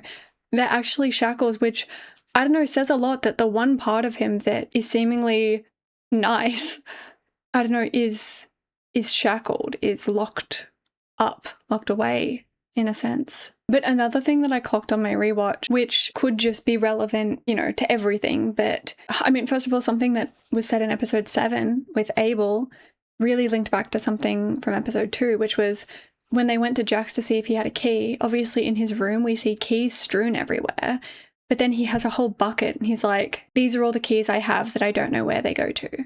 And it's like, part of it could be maybe he can manifest keys. Like, you know how he has keys to their rooms and everything. I wonder if he did it subconsciously or consciously, or how he ended up with all of these keys that he manifested them, but he doesn't know where they lead to. So many like locked and unlocked doors, maybe just emblematic of these aspects of his character. But in episode 2 in the Candy Kingdom, when he had like the key to the kingdom to give the big gloop monster, and the monster says, you must be some master of unlocking things. And I noted it down because I was like, I wonder if that'll be significant in any way. And I mean, in a way it is. But also, I just wanted to add something. I mean, I'll talk about it a bit later, but on the topic of keys and Jax, God, so much symbolism there about keys and locks and locked doors and things locked away, things compartmentalized, and honestly the toll that takes on him as well, and kind of it being a thematic through line for him and his character. And God, it just really makes me think of a Sleep Token song, one of my favorites, The Love You Want. And one line is, too many swallowed keys will make you bleed eternally someday. And isn't that just accurate? You know, always swallowing keys, holding things in, locking things away, and it's going to catch up with you. And I think it's also so interesting with him being, you know, the master of unlocking things, when, you know, at the end of the day, that gets flipped on its head. It's like he's both a master of unlocking and locking things. Again, keys do two things. And yeah, at the end of the day, it's almost like the master of unlocking things is actually Pomni. You know, she always sees through everything. She always gets right to the heart of things. And we see at this stage all of Jax's locked doors, and being a safe enough person to be given the key to that, to, yeah, get to the heart of this as well. It's kind of a nice subversion of, yeah, him being the master of unlocking things, really being the master of locking his own things away, and Pomni being able to wade through all that and, yeah, see the truth, which is why one of them will have the key. It's somewhere. Okay, yes, I thought so. When the other started disappearing, I was like, oh, I thought she threw something at him, but no, good. She did throw a bottle at this one, and then the others started misting as well. And interestingly, you know, talking about Pomni being this master of unlocking, the real one, it's so interesting if you imagine Jax's doors, all of those doors, as well as the different versions of himself in that room playing cards, also as compartmentalizing these extreme facets of himself. It's so interesting that they disintegrate at action from Pomni, kind of symbolizing actually her breaking through those facades. I just found that so interesting.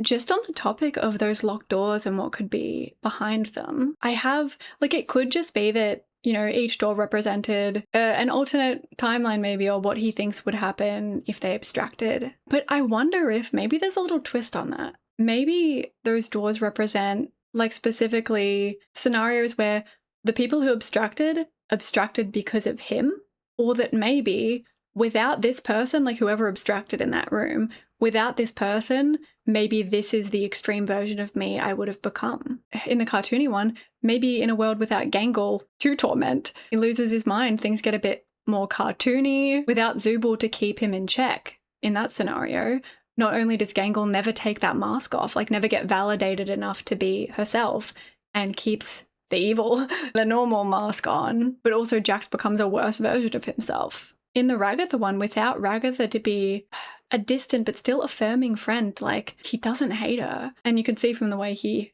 caressed the door, oh, I can't get over that, how much it would affect him if that happened. But also you see how he turns even more violent. But that's why on the flip side, it could also be that if he became those extreme versions of himself, he thinks it would lead to the abstraction of each of those people. Like if he fully became so far gone and turned into this nothing but rage violent version of himself, maybe Ragatha would abstract, maybe, because you can see how painful it is for her when he is suffering, knowing, the person he used to be. Like it is sad. Maybe, in the one where Zooble abstracted, maybe that version of himself is so horrible. Not that these actually would cause those people to abstract, but in his mind, maybe, if he thinks he became each of these extreme versions of himself, what it would do to those people. I don't know. It's just interesting to think about. But I think actually both of those are kind of interesting because it would make sense.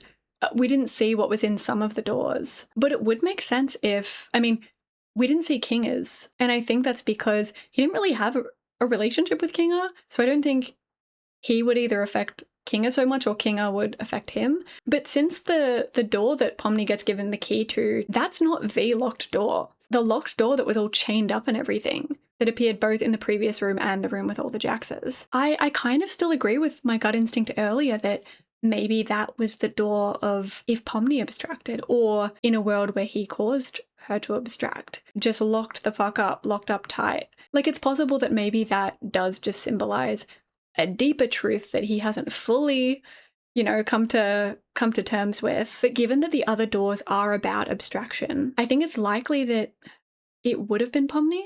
Especially, I really like that because it lines up thematically with the look on his face of the I'd move on and probably forget about you. Like the fact that you would need some heavy duty locks and chains for him to actually compartmentalize and, forget about her. That's why I really like that interpretation.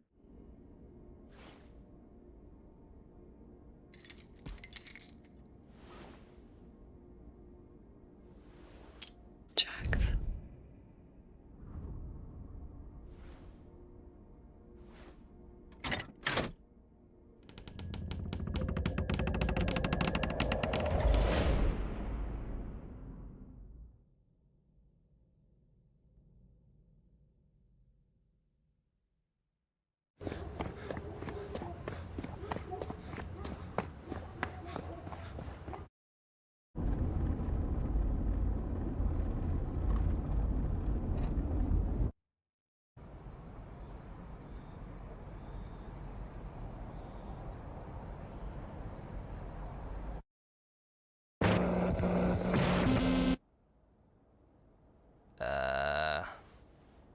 Okay. Wait. So this is him entering the circus? This just fucking threw me for a loop. I was wondering if, not that we would see like their real selves or anything, but I was wondering if we would see something. And a hand is something, a glimpse. And yeah, bigger glimpses of what we saw before, which is why I didn't think it was like necessarily car trauma related, because in one of them I thought he might have been, running, but he's running, driving, and then lying down, and when his hand clenches, it's clear that it's like on a sheet or bedding of some kind. But you can also hear cicadas or crickets of some kind, which makes me think it's too dark to make out whether he's outside or in a tent or something, like, I don't know. But regardless, there's like that parallel there of, lying on his side in bed and what happened right before he abstracted or had that abstraction scare where he was lying there, turned to the side, reached out for RIBBIT, and then that happened. It's just a parallel of this lying on his side, and then we cut to him entering the circus. I'm sure there was something, him putting on the headset somewhere in between, but it's just an interesting parallel they've created. Okay, let's see what happens when he enters the circus. This shit's heavy.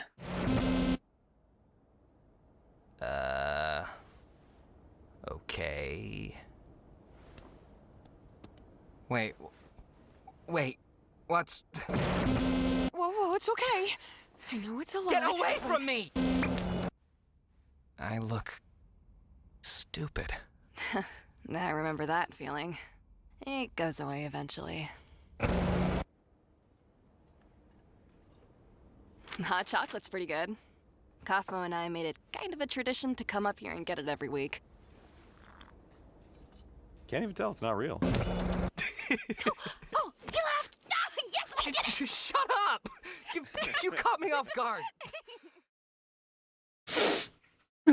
God, sorry. Scenes like this hit me so hard. And I think if this hadn't happened with Ribbit and Kaufmo, like all of this, God, it feels so helpless because I feel like it's a glimpse into what I think Pomni could have had this effect on him if he let it. Like the fact that it's happening again. I mean, not again, this happened before, but seeing those parallels of a real smile or these real moments and the Jax we know shuts it down and deflects, whereas this Jax, he does it, but his heart's not in it. Like, no, this doesn't count. Like, he's so much lighter. And so even now when these things were happening, it's like all of this was weighing him down, like haunting him. It's so fucked. This fucking broke me, man. He's like curled up in a ball, terrified. And like knowing how young he is as well, like it's just, fuck.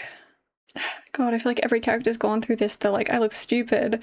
And another character's like, oh, I've been there, or this happens. And they're like, oh, I remember when I did that. Just slowly teaching each other as they acclimate to this world. And it's so sad that he says, I look stupid. And Ribbit's like, that goes away eventually. But we see him at like the fan awards at the end of that episode when he's ostracized himself in the bathroom, just shaking, having that panic attack, looking in the mirror and goes, God, you look stupid.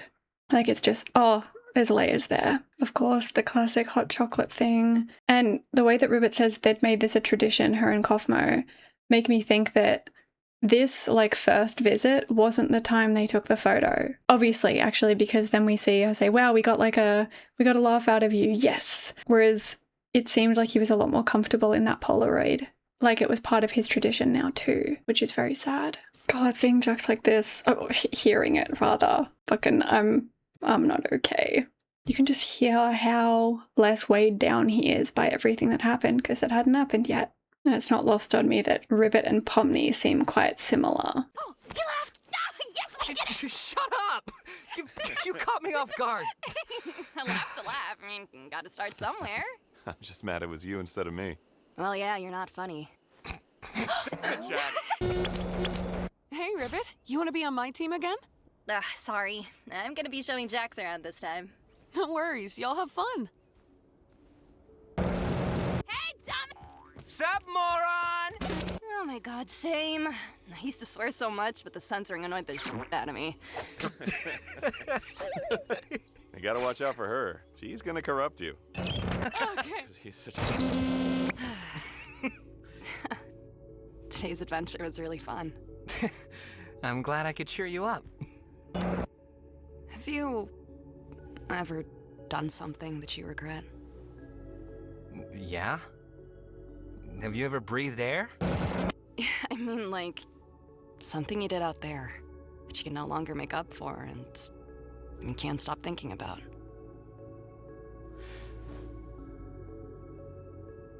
I cut ties with my parents when I moved out. They were devout Mormons, and I wasn't. Despite that, I still wish I could see them again. But I'm stuck here. Is this your way of trying to get me to open up? It's my way of letting you know I trust you. I can't. No. This is too much. This is haunting because you just see how easygoing everything was before. And like you really see how everything that happened affected, like obviously not just Jax, but the way what went down with Ribbit affected Ragatha and Jax's relationship, the animosity building there, because you see these, they're creating such great parallels because so many of these interactions have played out with Pomni. And because we're kind of in the point of view of Pomni, we haven't experienced everything the other characters have. there's all these tensions that we don't understand, and we can speculate, but, you know, Ragatha reacting a certain way to Pomni pairing up with Jax, and just in general. And so many of these are being reflected here at a time when everything was fine, but now everything has like such subtext underneath it, so much baggage that they all have. It's just so easygoing, like, oh, I'm going to pair it with Jax this time. No worries, like, it's so sad. Once again, they do it again.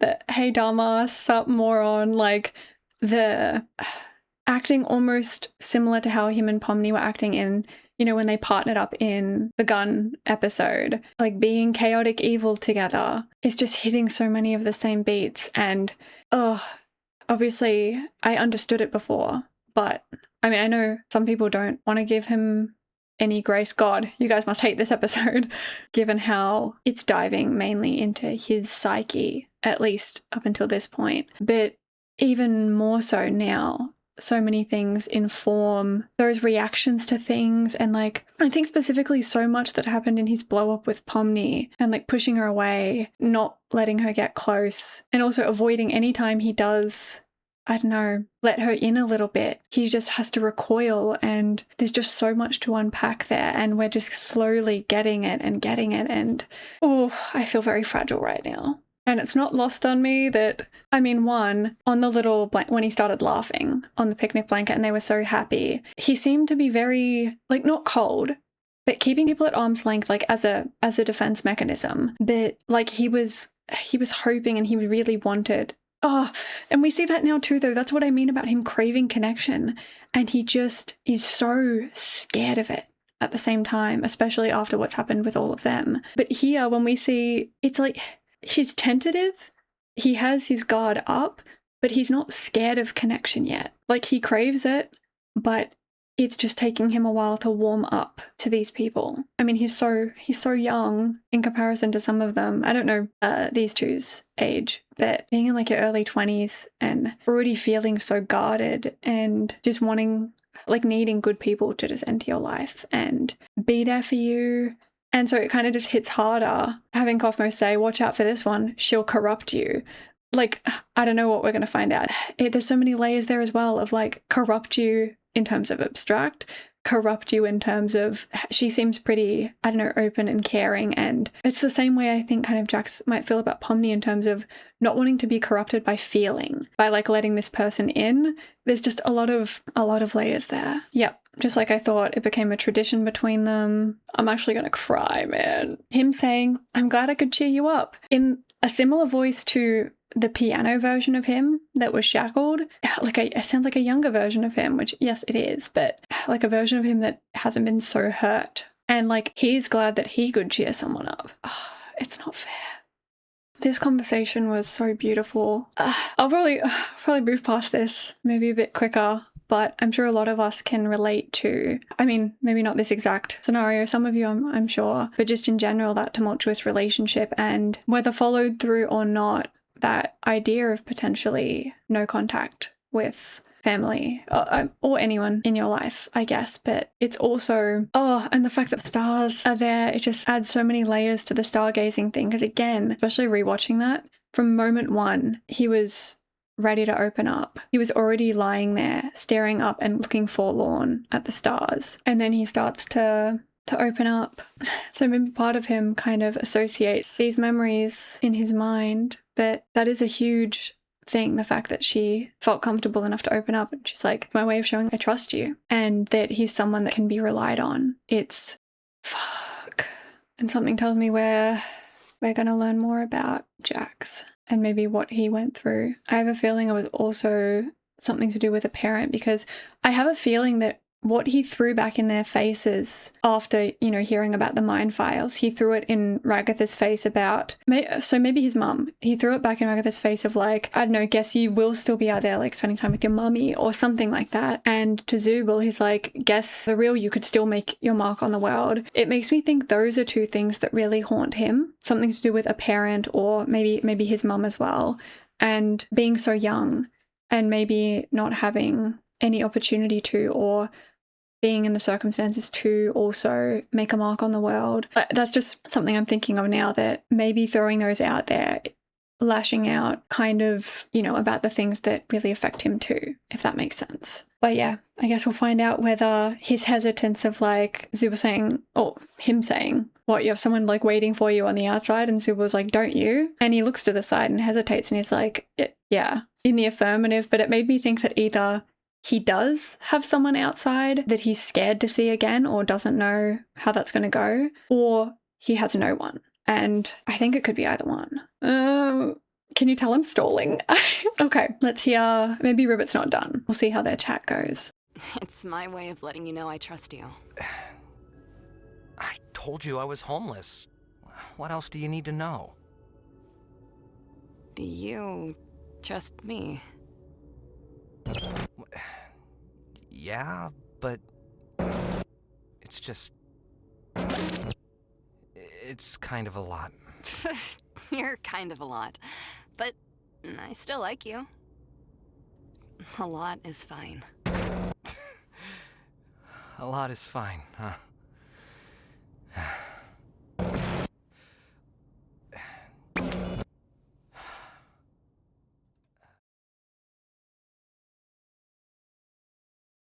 Okay. God, it hurts seeing him sitting like this, like so vulnerably, yet seemingly, I assume, so willing to open up. But the fact that the abstraction, like glitching, is coming so rapidly now in between such short little scenes, well, part of this greater scene, like it's breaking up parts of the same conversation instead of different scenes. And the fact that every time he's like, you know, about to open up, he looks back up, like locks in on the stars. Oh, so many parallels. That to the stargazing adventure, but also to the stars on the top of his ceiling, him lying there just looking up at the stars. Oh, it hurts. But okay, the elephant in the room, he was homeless, which kind of makes sense with the lying on the bed or the bedding, the sheet, but hearing the cicadas. I wonder if it was a tent or whether, because I think other than that, the last we saw was him driving away. Maybe it's in the back of, maybe sleeping in the back of a car, and that's why we could still hear the outside noise, like the cicadas or a tent or something. But okay, this tells me it might be, for someone as young as him, something to do with either his upbringing or relationship with his parents, maybe. Jax. I'll let this play out because I assume he's about to tell us, but you can already tell how experiences like that would affect his ability to feel safe in general, but like safe with people as well. We don't know exactly what happened, but it makes a lot of sense. I had a weird relationship with my parents. They split when I was just starting high school. I was never close with my dad. He was there, but he also kind of wasn't. He never seemed proud of me, and I always felt like a disappointment to him. Like I could never live up to his standards. When they split up, I just never saw him again. I thought I got along better with Mom, but after he was gone, she changed. When I showed weakness, I was less of a man than him. When I lashed out, I was just as bad as him. It was confusing. It was like she missed him, but also hated him. And I became the target of all that. One stupid day, I was just kind of fed up with it. I told her something I regret telling her. Something deep and personal that I thought would get her off my back. But she laughed at me. Then she went off on me, and it didn't stop. Personal, degrading insults that felt like it went on forever. And despite all that, the thing that bothered me most was, at the end of all of it, she hugged me. I didn't know what to do. So I panicked, and I pushed her off me with all the force I could. She fell backwards. And she didn't get up. I didn't know if she was just trying to make me feel bad, or... I never found out the answer. I just ran as far away from it as I could. Whatever I did to her, I'll never know. I guess there's a lot of things I regret about that day.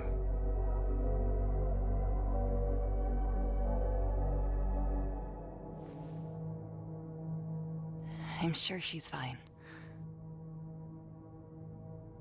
I mean, if the police never came after you, then she was probably fine. I'm sorry. I definitely overshared. Wait. That whole thing, that's crazy. That's like, God, I've just been sitting here processing so much to unpack there. And yeah, interestingly, I do think that was right about him throwing things in others' faces, like especially with Ragatha, about the mum thing. And oh, that's insult to injury coming after the mind file reveal. Him knowing that, I mean, it's something he'll never be able to find out, make right, but maybe there's a version of himself that does, that can. But yeah, there's a lot of interesting ideas here, and I actually have some thoughts. And I don't know how controversial they're going to be. They might be. I don't know. But I think something that's important about media literacy is interpretation. And I take a lot of issue with people who like attack others for their interpretation. I think there's something to be said of things actually being canon and things being this and things being that. But maybe I'll get into it a bit later. But I personally love when something is either a bit vague or open-ended in a way that delivers the point but doesn't narrow the lens, you know, is a strong point, but it like paints with a broad brush, so a lot of people can have personal resonance or like different interpretations within one concept. I'm definitely not being clear. I'll let the rest of the scene play out, but I'll just say I have very, very interesting thoughts about something that Jax shared with his mum that she degraded him for and laughed at him for, and then at the end gave him a hug, which, wow, mixed signals, and wow, what that means about the Pomni hug. Holy shit. Oh my God, it's all happening. But there's, you know what? Let me sit on it. I really want to, maybe I'll think a bit more on it because I want to word it in the right way. I want to word it in a way that, I don't know, I love you guys, but some fans are not the nicest people when, you know, delivering their opinions. You get that in every fandom, but it's kind of why I avoid fandom to begin with. So I'll think about how to word this properly, and I hope you hear me out with all the peace and love in the world. And my thoughts will not discount your own thoughts. My interpretation will not take away from your interpretation in any way. We see media through our own lenses. Everything we consume is informed by our experiences and the way we choose to look at a situation. Like, it doesn't have to be black and white. But yeah, I'll think on it more, so hopefully I say it in an understanding and, I don't know, thoughtful way. But best believe I have some thoughts on that. But the fact, holy shit, that in that moment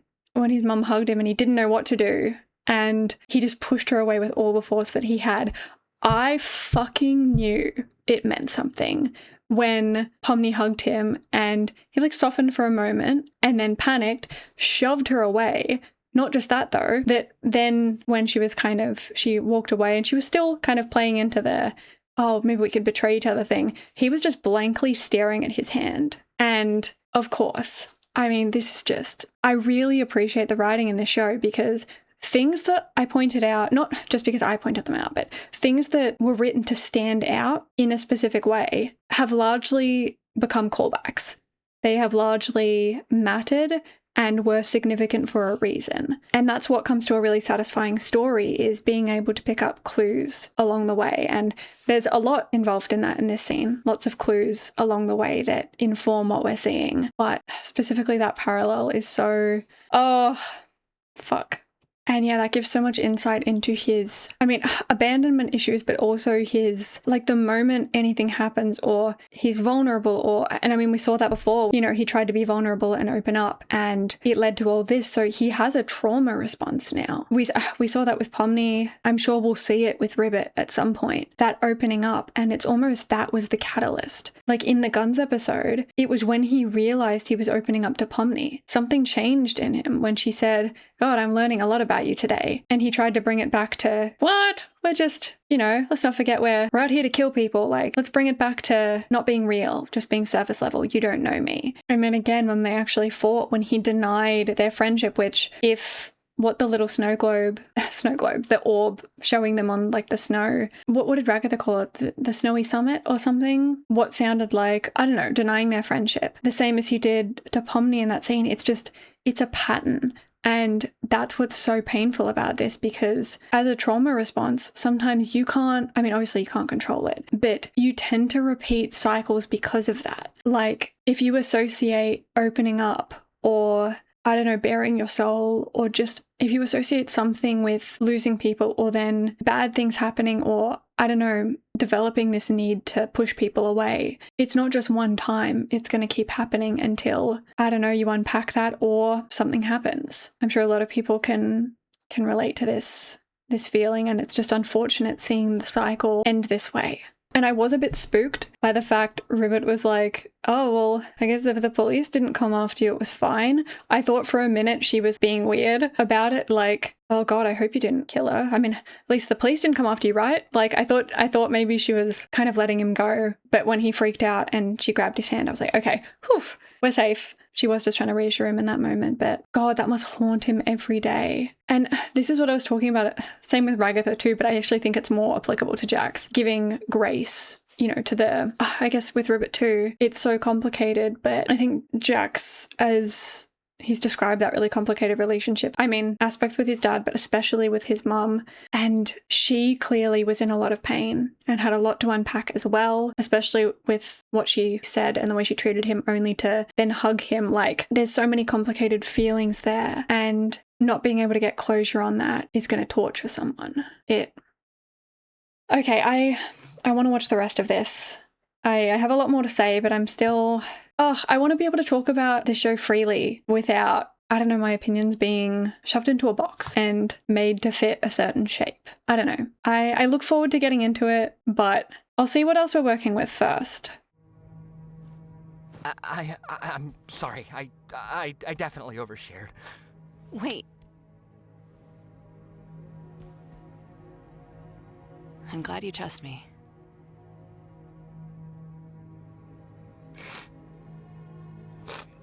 Shit. This is embarrassing.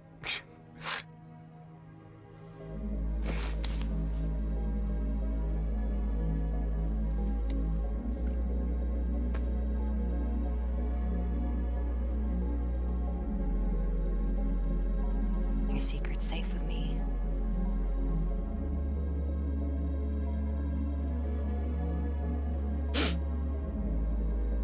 Hey, is what's in there? I think I found it. Yeah? I mean, now's not a good time. Or now's fine. What do you want? If now's a bad time, I can come back later. That would be cool. Good. All right. So, if you ever tell anyone about this, I'm never speaking to you again. Sound good? Yeah, I won't. Awesome. Bye. Oh no. Such an idiot. Why am I such an idiot? Why am I such an idiot? Oh no. Hey, Jax. So it begins. Look, about yesterday. I'm sorry Don't if do I it. cried too hard or Don't do it. made you feel uncomfortable What? or... What are you talking about? Oh, you mean...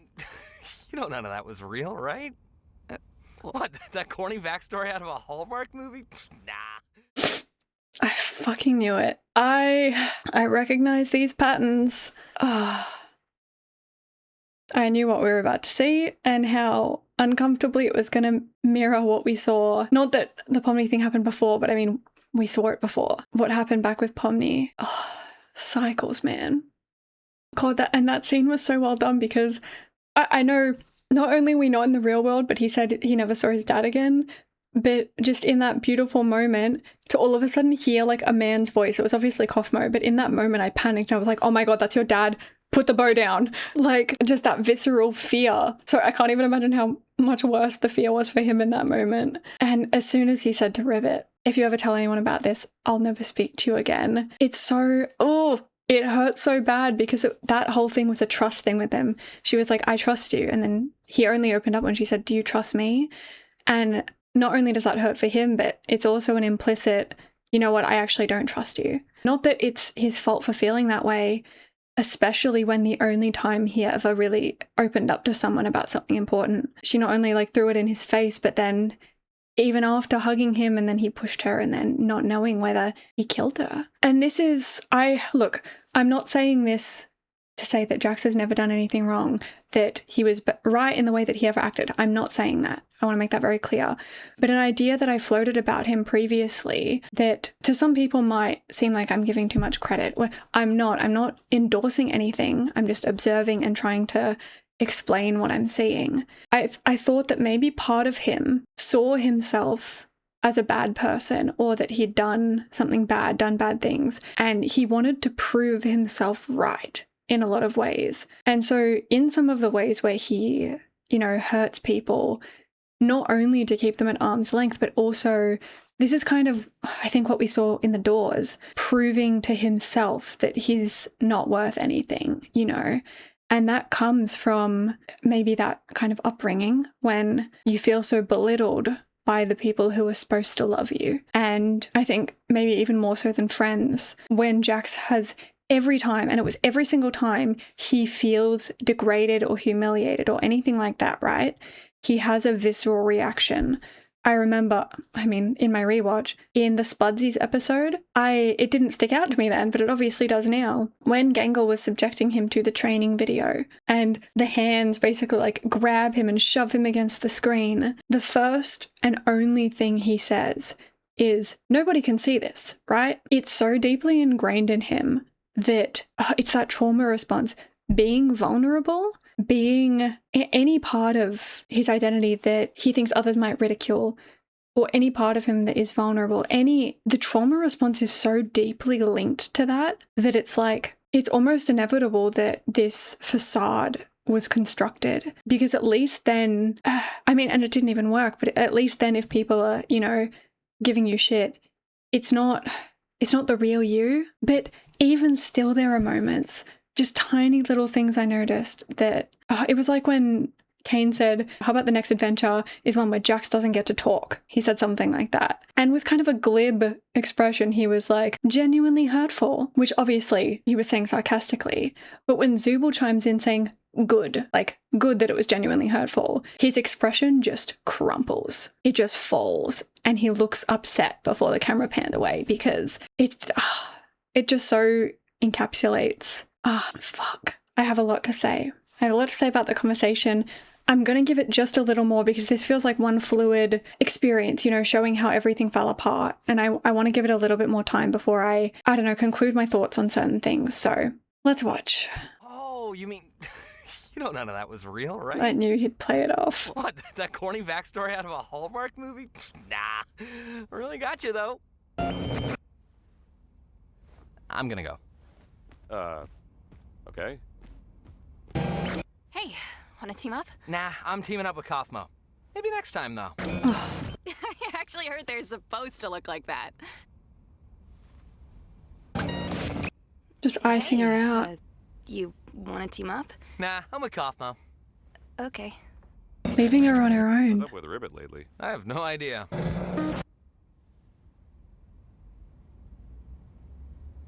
What?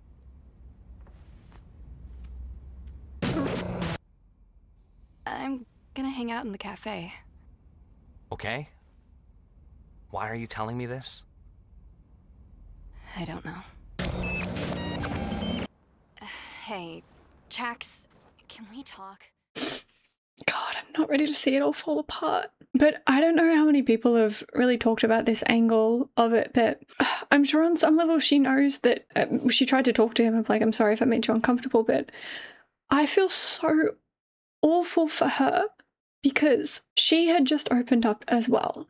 She had just opened up about something really painful about her parents. And obviously he's pushing her away because of his thing, but I don't think it would be at all unreasonable for her to feel like maybe partly like hearing that about her like put him off a little bit. Not that it would, but she also shared something vulnerable and then he completely iced her out and shut her down. And this is what I mean about cycles, because if I was her, I might associate that with opening up to people. Like, I opened up and then, I don't know, he basically never spoke to me again. Or even like, this is how things perpetuate. Imagine a different world, a different life where this happened, but then every time someone tried to get close to her and open up to her, she would shut them down and be like, no, don't tell me, let's keep it surface level, like fearing that if they opened up to her and then felt like uncomfortable about it, they would then ice her out. You know what I mean? It's like, it's only natural, we're only human, but also we're only our own perspective. Which is why I find it so important to try and consider things, even in media and fiction, consider other perspectives, because you can get so lost in your own that you don't think about the way your actions affect other people. And it's like maybe someone said something to you 10 years ago and they won't even remember that they said it, but it haunts you forever. It's changed so many things about you. That one thing sent you through years of like a spiral downward. This is why communication's so important. And I don't know, it's gonna break me down, man. Oh, I feel so awful for her. And again, God, if I keep saying it because I've been yelled at enough about it, I'm not being a Jax simp. I hope that is clear. I'm trying to look at this through the complex lens, the complexity that all people deserve to be considered, and it doesn't endorse things, it doesn't make the way that they behaved right, because this is, it's so awful. And I don't think it's maybe all of it, but I don't think it's unreasonable to say that Jack's blaming himself for what happened to RIBBIT. It's not untrue. It's not his fault. Okay, me again. I didn't really like the way I worded that, specifically the double negative, not his fault. I do mean that, but I think it does warrant further discussion. It's just, I will get into it in a lot more detail later, but I think when you're still kind of defining what abstraction exactly is, it can be a very extreme thing to say this happening to someone was 100% this person's fault, with kind of nothing else qualifying that, no nuance around it, which, yeah, I'll get into it. But I do think that obviously, for the most part, what happened to her was his fault. It is entirely reasonable to blame him and say that he caused this to happen. I obviously don't think it was intentional for that to be the end result of it. And I do think there was a combination of factors, which I'll get into a bit later, specifically that made the situation probably hit harder for RIBBIT. And why, he probably thought she'd eventually get over it if he keeps pushing, but he failed to, look beyond his own issues and see how he could have reignited her past trauma. But yeah, I just think it's so sad, so interesting to unpack all of that. But yes, don't worry, I'm not letting him off easy. I think I make it clear enough that I'm disgusted with the way that she was treated. But you know me, I like to look at multiple interpretations and just alternate sides of things. So I struggle to, black and white say, this person is only bad, this person is only good, even when talking about how a person's actions could have caused, irreparable damage to this other person. I think it can't just be left at that. It needs to be a discussion, but at the same time, the harm needs to be acknowledged and it should be front and center. I have many thoughts later around the portrayal of these characters and their roles in their own journey as opposed to their roles in Jax's journey, but I'll get into that later. Just wanted to clarify that, yeah, it was super mega fucked up, to say the least. It's not to say that he wanted this to happen or that he intentionally pushed her away with this being the outcome. I think it's probably the last thing he would have wanted. But trauma doesn't always, listen. It's not rational, and even if you see that the other person's hurting, you're not always going to be in a place to, I don't know. You can get so wrapped up in your own perspective that, and maybe he thinks that he's so worth nothing that, she'd just get over it, that maybe she'd give up and she would just stop looking for anything more in him, stop trying. But instead, it probably consumed her. Not to mention the fact that her and Kaufmo were friends beforehand, and he kind of took that away. It definitely seems like, yeah, he stayed friends with Kaufmo, but he iced her out, and so it kind of excluded her from the group. And I'm sure a lot of people, I'm sure a lot of us can relate to that feeling as well. That's why it's not black and white. There's so much happening here, and all of it fucking sucks. Goose, when I get you, Goose works for this. Oh my god. Okay, let's watch the snow bit. I don't want to watch the snowy scene, but we have to. God, and it's been so long, but only halfway through, so let's go. I'm gonna hang out in the cafe. Okay. Why are you telling me this? Fuck, it hurts. I don't know. Hey, Jax, can we talk? What is there for us to possibly talk about? I don't know. Just whatever I did, whatever's going on between us, can we just stop this? I miss talking to you. We're here. We're talking. What else do you want from me? I just want to be friends again. What? So you can pry into my personal life and hold it over my head?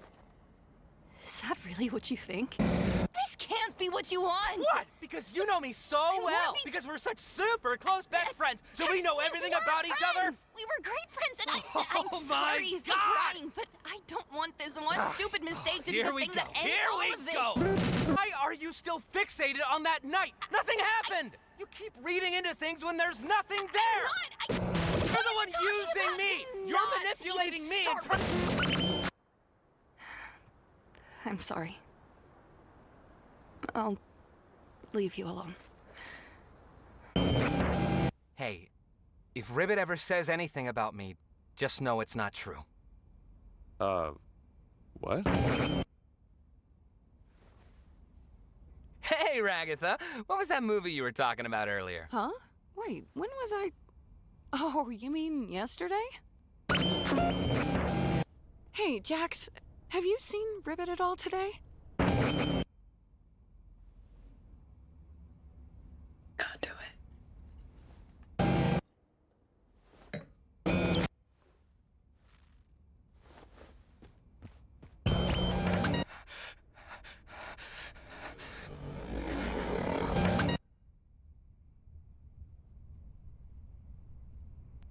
Hey, look, we were friends, but I know you two were especially close. Just, if you need anyone to talk to. Do I look like I need someone to talk to? I know it's hard. Just don't be afraid to reach out to me. I promise. Huh? What? How about we call her Gangle? That sounds about as pathetic as she looks. What? Great choice, Gangle. I'll be sure to add that right into the system.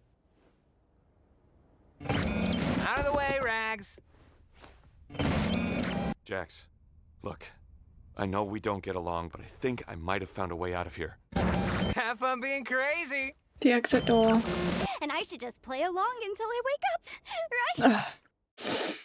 So it's exactly what I was talking about. Self-destructing and just leaning into it in every aspect. Not only proving to yourself that it's almost like what I did to that person can't matter because none of this matters. I'm choosing to be this way. I don't care. And so what happened doesn't affect me. See, I'm the funny one. You're all taking this too seriously. I'm not, because I don't care. Because if I did, I'd probably break in half from the pain knowing what I did. And I just think it's so ironic how that talk started with RIBBIT.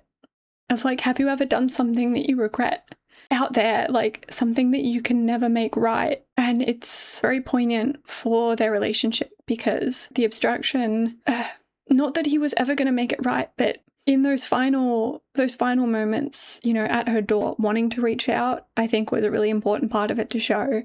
Like, he knows it's his own weakness. The seeds were planted all all the characters talking about what a coward he is and him biting back, like when he wouldn't show what happens when he holds his breath. And Zooble was like, it's because he's a coward. And he's like, no, I just like to be mysterious. So many times facades like this are, I mean, obviously a cover. No one thinks he was always like this, right? Because he's afraid of himself. I don't even think he thinks that Ribbit would say anything or do anything. I know it looks like he doesn't actually trust her with that, but I don't think it's that at all. I just think that he's not ready to come to terms with everything. And so having someone, I think especially when you don't say it outright, and she still saw, again, I'll get into it, but she still saw through and accepted him. And I think in a way that makes it real. And I don't think he was ready for it to be real. And that's not her fault, but it's almost like having that acceptance when he's not ready to face it is one of, maybe not that it is worse, but it's maybe worse than an outright rejection in some ways, because you only have yourself to blame then. You can't even be like, I don't know, you can't deflect the blame onto them. You just have to compartmentalize and distance yourself from that person who knows something so personal and intimate about you. They'll never be able to see you without that lens ever again. Not that they should or you would even want them to, but it's just like, especially after a bad experience before, it's just terrifying, you know? I don't know if I'm making sense, but yeah, I'm not in any way saying, God, I hope that's clear, because I think the way he treated her is, I can't even put into words how fucking disgraceful it is. Because, I mean, I've been in her shoes, like, you know, being ostracized, being excluded. And especially, I don't know, not to make it about me, but I'm just saying it's just important to, when we can, we have the benefit of seeing both sides of this. So I think we should, both people being in a lot of pain. But I do think, yeah, I really hope people are focusing on Ribbit as well, because she did absolutely nothing to deserve that at all. And I'm sorry for her, and I'm sorry for both of them that, I don't know, she didn't come into his life at a time when he was ready for that conversation, but she didn't deserve that. God, it's fucking me up, man. I can't do this. Oof. Me again, just jumping in. Didn't love how that sounded. I know most people will know I'm not coming from the wrong place, you know, talking about that, but for the record, I don't think it was Ribbit's nor Pomni's responsibility, one, to come into Jax's life at all, but two, to come into it at the right time. Like, that's not what I'm saying at all. I'm like mourning the life he could have had, like the support that he could have had if, one, minus the trauma, but two, if such wonderful, you know, like welcoming, accepting people were able to come into his life at a time when he was ready to accept the love, you know?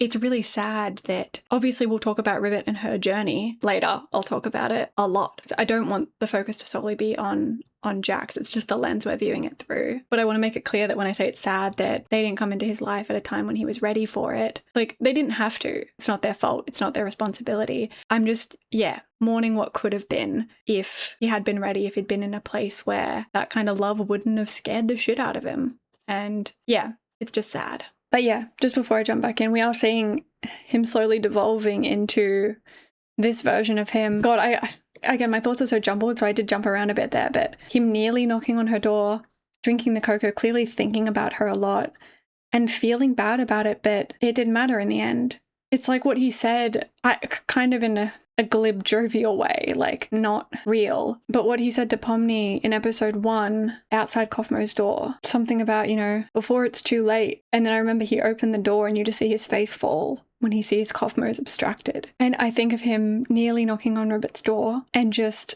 again, I don't want to focus just on his feelings here. I'm not trying to erase Ribbit's experience. I'm just trying to, you know, as a comparison, imagine what he was feeling when he saw Kaufmo, when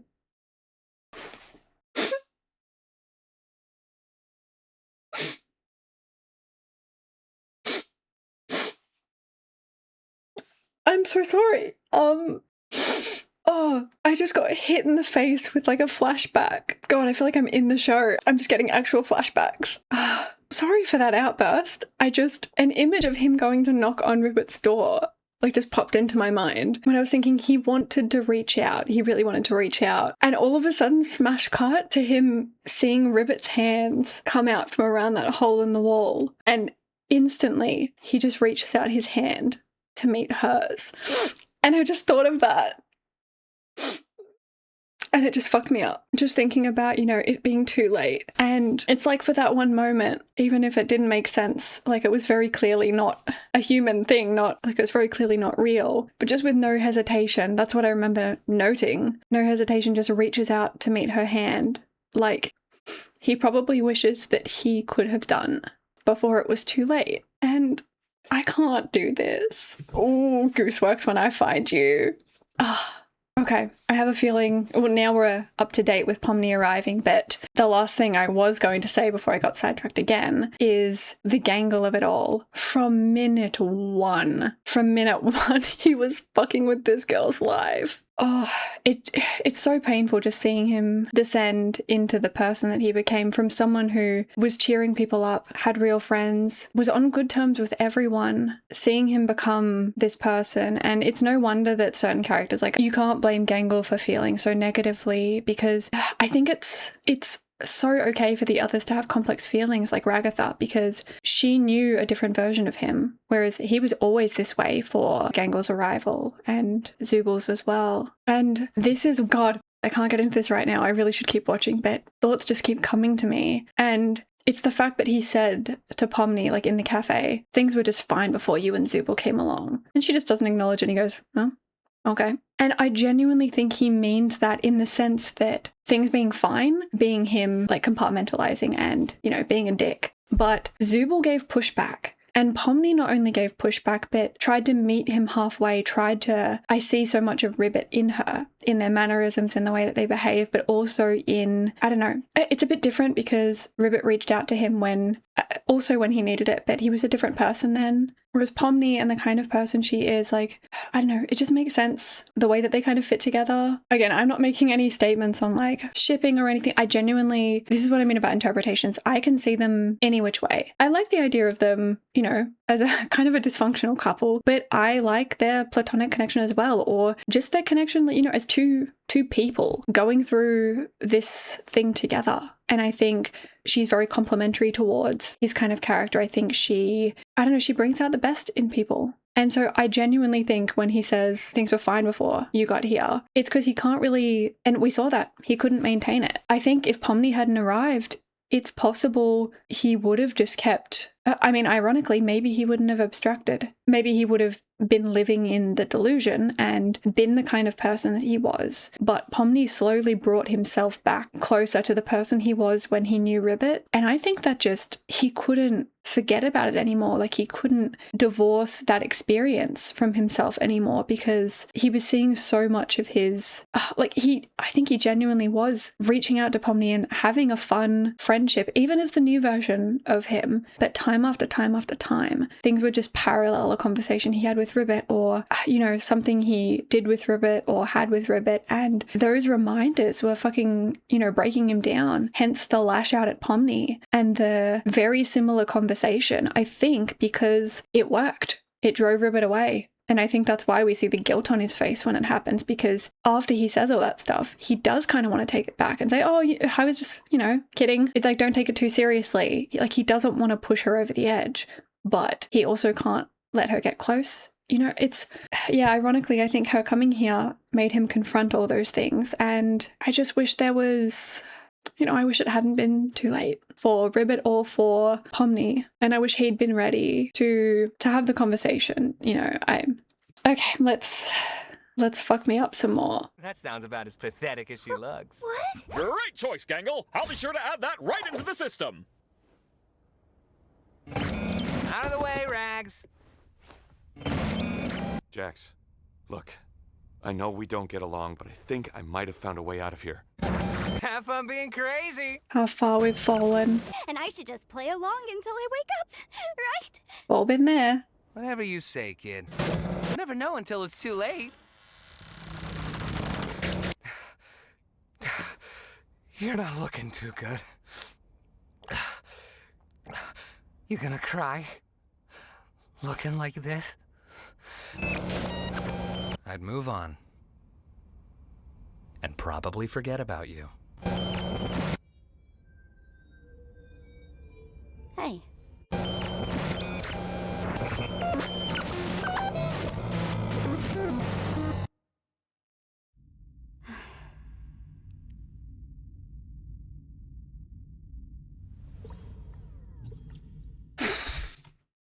Now I guess we see what he was doing after he'd run away with the bowling ball.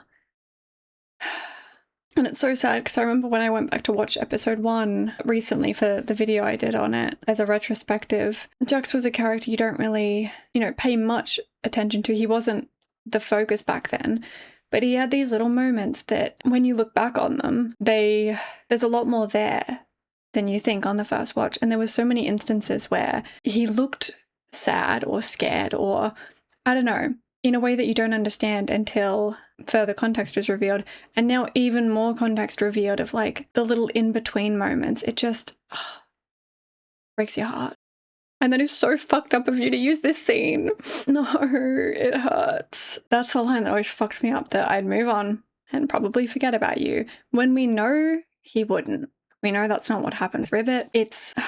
And especially in CAINE's torture, when we see Pomni, part of that crew, the Kaufmo RIBBIT crew, as the people who have the capacity to hurt him, which means that they're the people he has to remove himself from and push away. And it's so painful seeing, someone like Kaufmo hit him with the, I know we don't get along, knowing how they used to be, like it just fucking sucks. And of course, after staring at the, the snow globe, which I guess right after that scene is where they kind of, God, so much, it's not that it didn't make sense before, but so many things that were just educated guesses or just based on the way the character was behaving, things that you could assume or dig into, end up being kind of not necessarily like canonized, but justified or informed in new ways. Like when he had the panic attack, seeing those flashes, which I'm presuming when he had those flashes again, that was the night that he'd pushed his mum, he'd run out of the house, got in the car and drove and never came back. Which, I mean, oh God, I need to put a pin in this idea first because it just occurred to me that I presume he was in a tent. I don't know, it vaguely looked like it, but also the cicadas were really loud, so maybe in the back of the car, but I don't know. But one thing that I just thought of is that I guess it makes sense why he ended up in the circus, because I wonder if he stayed in the abandoned building at one point. Maybe. Just kind of drifting from place to place. Also, what was my pin? I just put it in there. Oh yeah, it was the way that he was behaving towards Pomni right before that. And even if they were going to escape, he wouldn't join hands with Pomni. He just refused to. And I was thinking, I mean, either way, he either is staying here and he doesn't want to have this vulnerable moment with her, with them.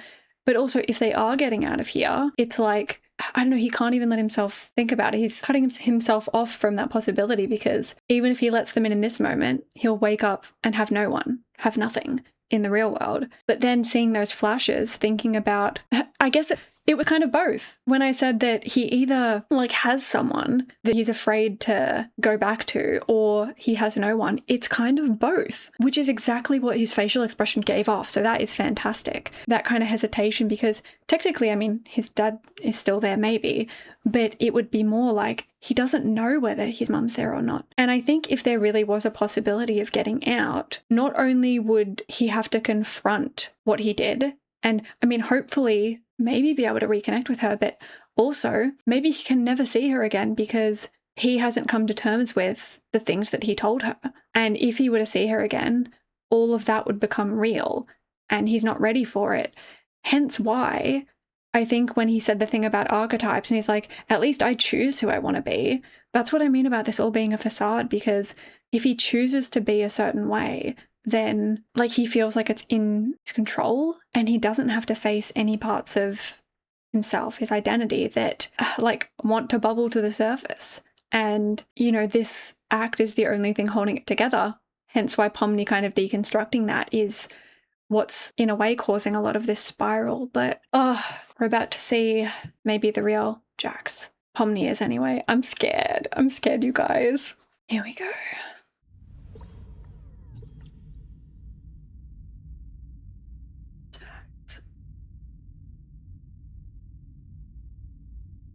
I didn't know you could play the piano.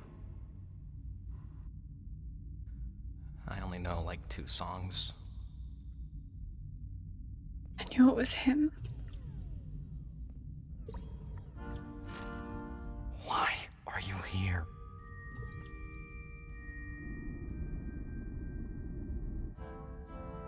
You know everything now. So why are you here? Just to rub every mistake I've ever made in my face?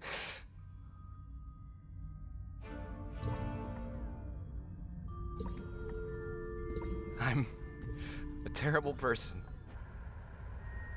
Is that what you want me to say?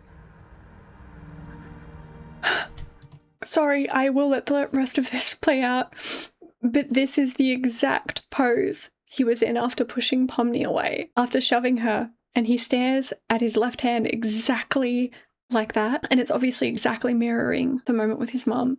Fuck me. Okay. I'm a terrible person. Is that what you want me to say? I already know I am. So why does anybody still care about me? You're not supposed to care.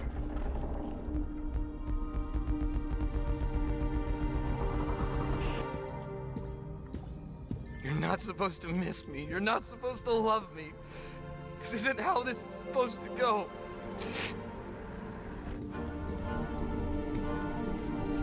Give him a hug. Please. Leave me alone.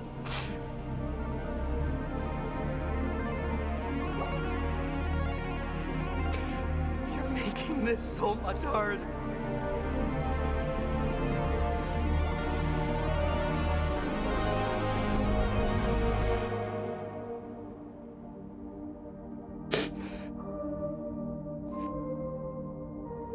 You're making this so much harder.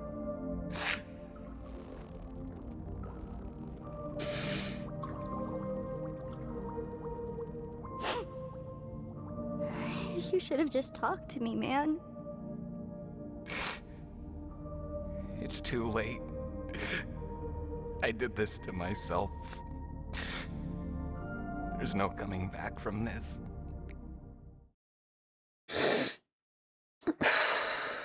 Another composure pause. If my eyes are too blurry to watch the scene, while I'm paused, we might as well unpack some of this, which him staring at this, like what looks like a bigger version of himself as the door closes. I mean, actually, there's a lot of subtextual readings you could, but my first thought was that in a way, I mean, it could be closing the door on a part of himself. We'll get into that, but it could also be the effect of his dad walking out, the door closing on that, and kind of, I don't know, it looking like a bigger version of him kind of leads me in that direction, because it was then like he was left behind to fill the shoes and could never get it right. If he was too weak, then he felt like he wasn't enough of a man, and if he lashed out, then he was just as bad as his dad. You know, it left these shoes to feel and this shadow haunting all of them, and all these flashes, so many versions, starting with a blank slate. And I wonder if these are actual versions of him, or maybe some are, or some are ways he's seen himself, or because that's like giving prison vibes. We've got classic Jax, we've got longer hair, emo fringe, hoodie wearing Jax, shorter but still emo fringe, ear piercing Jax, maid outfit Jax, parka and cap wearing Jax, either just board shorts or boxer shorts Jax, military Jax. This one gave me thoughts. Back to a blank slate and cycling through all those again until the static version, maybe the undecided version, or I don't know, a more complex version that allows for all facets of him. This is what's interesting is the static. It's like when he was having the panic attacks and his eyes would go that, you know,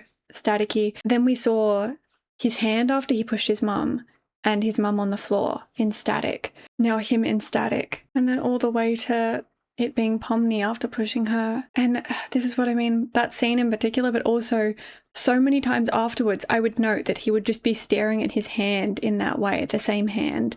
And I'm like, it has to mean something.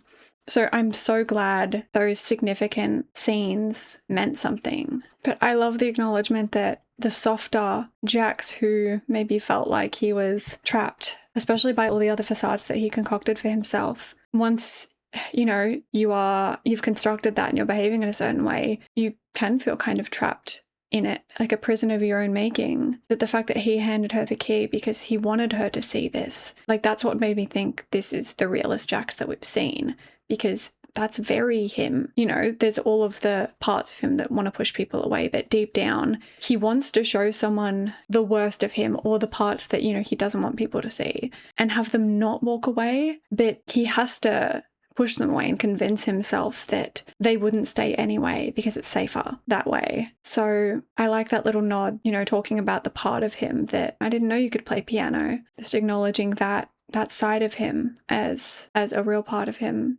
too, the side that really craves connection and wants to show people all of him, which is interesting because I don't know how abstract this is in terms of the way that they're talking right now, how she was able to reach him. Just obviously a lot of questions. I don't know how it works in general, but the fact that he knows standing here now that for her to be here, she's seen everything, could mean that, I don't know, either this little mind palace he's constructed in abstraction, like you'd have to see it all to get here, or whether giving her that key and letting her walk through the door to end up here, whether that was him choosing to show her everything. The way he was saying, you know, you've seen everything, you shouldn't love me, you shouldn't care about me, like you're not supposed to care about me, it makes it so much harder. Oh, it fucking hurts. And Michael Kovac just slaying the voice performance too. Like I can't even watch snippets of this. I can't. It's gonna set me off again. But you can just, and it comes back to how young he is too, like early 20s. It's such, you know, a rejection, like a please leave me alone. But it's also such a cry for help of like, don't actually leave. And I love that when he says, you're only making this harder, she starts running faster. But just the lines of like, this isn't how it's supposed to go. Again, remind me of after he pushed her and when they were in that whole thing and she was still trying even from then. Again, he was sort of fighting up against the delusions and keeping everyone in their archetypes. And so anytime people would act outside of those, he would be like, what are you doing? Or to Gangle, he's like, aren't you supposed to be the sad one or something? And when Pomni decided to like bite him and attack him and, you know, snap him the fuck out of it, he was just like yelling at her like, what are you doing? What's wrong with you? Because she isn't supposed to act this way. She's supposed to just leave, you know? And this also brings up, I mean, I guess I feel like so many previous discussions can be brought up again in this lens because they kind of held weight. Like when he walked away and he's like, please, like there's nothing more to me, please stop looking. I think part of it is that not only is it trying to maintain that facade of I don't care about anyone, like I don't need anyone, everyone stay away from me, but also the layer of if you keep looking and if you find that there is more to me, I am going to have to push you away fully because I can't face it. Like in the face of someone willing to accept all of you, if you're not willing to accept all of you, like there's probably nothing scarier in the world than that. But this shot, it's because at the end of the second episode when, again, Kaufmo's funeral, Pomni's picturing herself like this. This is that kind of void sinking into the cellar. She was imagining this, and as she's sinking deeper, Ragatha and Zooble reach down and grab her hand and pull her out, and then she's smiling a bit, and that was like the beginning, really, of her being there for everyone. And so for it to then cut to her hand reaching out to him as he falls, it doesn't quite grab him. I mean, obviously she hasn't hugged him yet, but at the same time, it also kind of parallels the fact that it did end up being too late for him. But God, when she reaches him and hugs him, this is fucked up. It's too late. I did this to myself. There's no coming back from this. Then talk to me now.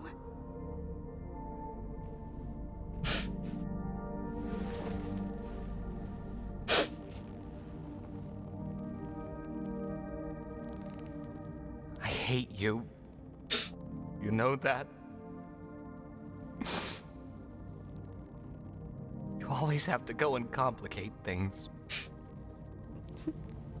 It's what I do.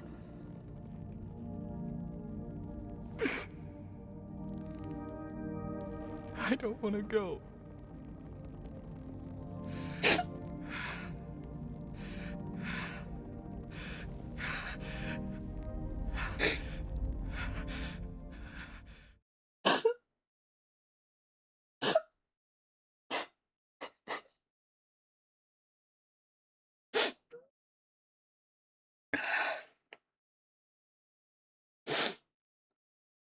No. That I don't want to go broke me. And yeah, it's everything we've been saying. The things were fine before you and Zooble showed up. Like her showing up, complicating everything, loving and caring for him unconditionally, and still reaching out. I really should have worn my contacts. I need to dry these babies out. Oh my god. Tried to keep the smearing to a minimum. I hope you know that if I was just sitting by myself and watching it, I would still have to pause this much, maybe more, because I would just be like heaving with sobs watching this. So if you think this is bad, I would actually be more emotional if I was just sitting in the dark. This is probably the least emotional I could be watching it, so that's how much it's hitting. And it's just, oh god, I could talk about so many past things that have come up just in the context of this. Like, this was always going to happen. From episode 2 where Pomni was talking to Gummy Goo, and Gummy Goo wasn't entirely like this, but he said something like, I'm an NPC, I'm not like you, you're trying to cheer me up, like how does this benefit you at all? And she says something like, I just didn't want you to feel like you're nothing. And pin in that because I just remembered Jax was in a bad mood that whole episode, especially when things weren't being chaotic. He was kind of having to face his friend had just died and he couldn't distract himself from it when Pomni was creating this lovely adventure where, oh, now there's 2 trucks, everyone can be happy. Like, he was really disappointed by how anticlimactic it was. But at the end of it, when they're having Kaufmo's funeral, I didn't catch it on the first watch because I thought he was just in a bad mood from the adventure. But now, knowing what we know, it's more likely that he was in a bad mood on the adventure because of his devastation and frustration around Kaufmo's abstraction, and that the adventure wasn't exciting enough to distract himself from the fact that his friend had just died. Because we see him storm off looking devastated. And yeah, really well done, because you don't know enough about him and his relationship with Kaufmo. You don't really know that they knew each other that well. And I don't know. So yeah, my pin was about Pomni and Gummy Goo. Like, her saying that was really the beginning of all of this. And then compounded by her talk with Kinga, where he highlighted the importance of memories. And I think he said, cherish the people around you, cherish the people you love, because you never know when they'll be gone. And especially in a place like the circus where everything feels kind of pointless sometimes, it's not when you have people who care about you. And the worst thing that you can do is make someone feel like they're not wanted or not loved. And that is so applicable. No. Okay. I was going to continue, but again, the flashbacks. I just thought about how, God, layers upon layers, how fucked up it is that that's exactly what happened to Ribbit. It just all ties together so well, like Pomni not wanting Gummy Goo to feel like he was nothing.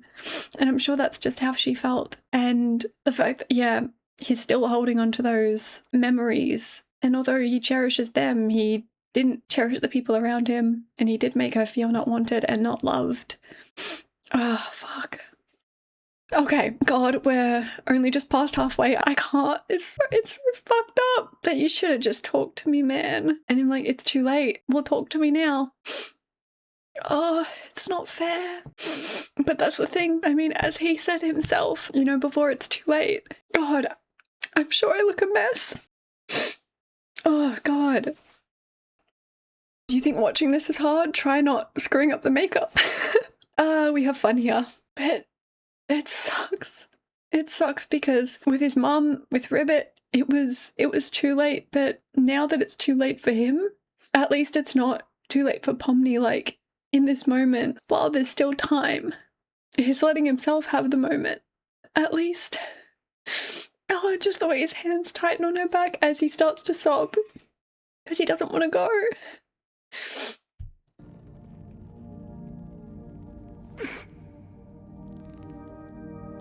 I don't want to go.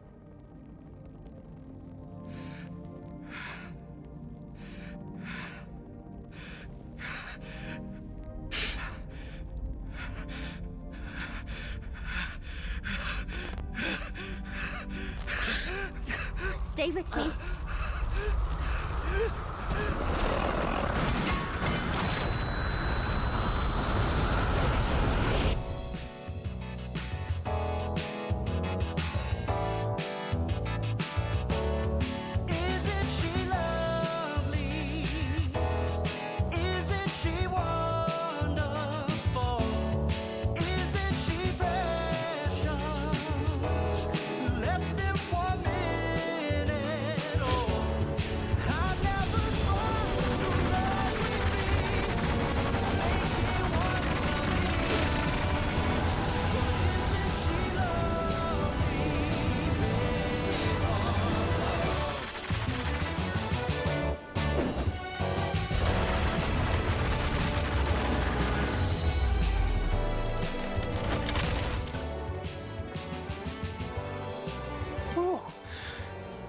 weren't gonna try to take care of him all by yourself, were you? I'm glad we weren't too late. Like you guys keep saying, we're all in this together. You guys.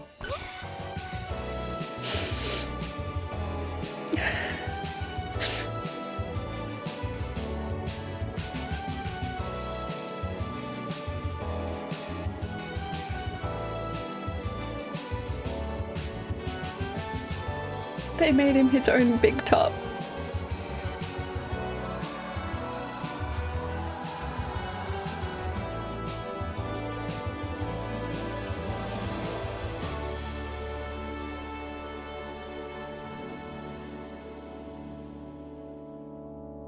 Me too, girl.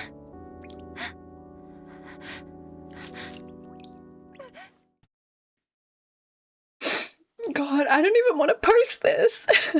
And I don't know if this ended up being something intentional or not, but I noted in previous episodes how, you know, Zooble was wearing like a Jax's arm and hand attachment and, you know, looked at their hand and was wearing one of Pomni's legs at the time. And I didn't know if it meant anything in particular, especially since we also saw them wearing Jax's hand, obviously same episode, but clasping with Gangle's, and then Jax looking distraught because they're talking about, you know, it was all real and he's crashing out. But I wonder if it was for a moment like this where all of them, parts that look like Gangle, parts of Jax, parts of Pomni, like all of them together are, you know, joining hands for this. I wonder if there's any intended symbolism with that. Oh, it just makes me so sad.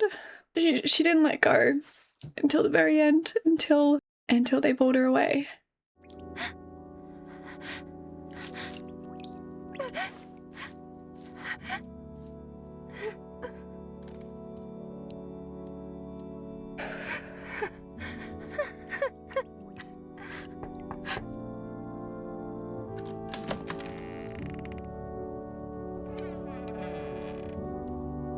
Having a lot of complex thoughts.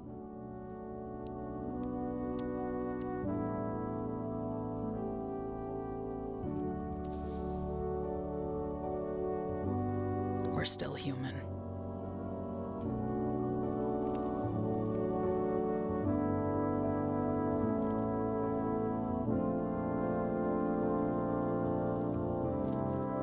Understandable.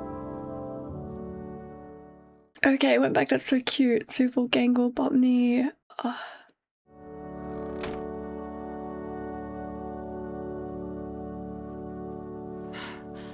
I hope it's enough to keep him contained. He should be calm in there. Darkness is soothing to them. He better be. You know how many arms I had to go through to get him in there. How are you holding up? Doesn't that hurt? I've been through worse. Thank you for doing this. All of you. Hey, someone had to do something.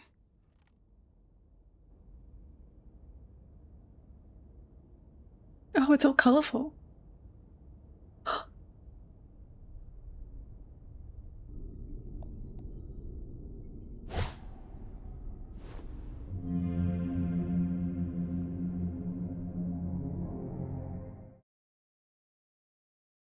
I didn't even twig because, one, we're so used to seeing it like that, but also she's just woken up to seeing this. And I was wondering, just that was perfect timing. They sat on that shot for just long enough for me to realize, oh, why is it not like monochrome, only to then show CAINE? I'm sure we're about to see what happened there, but it was just for that split second. I was like, how long has she been out for? Did they do all this? I doubt it. So I wonder if while she was gone, they brought CAINE back somehow, or he came back and they haven't filled her in yet, whether they don't know about it, or whether they're so used to seeing it bright like this that they just kind of accepted it as normal and didn't, I don't know. Holy shit.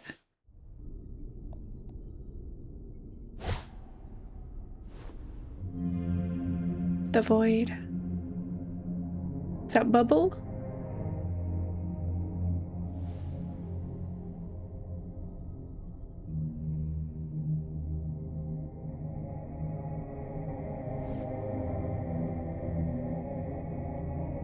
Clever.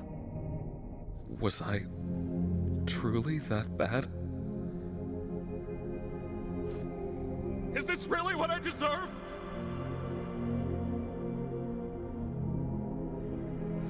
They tried to delete me. They're in the wrong, right?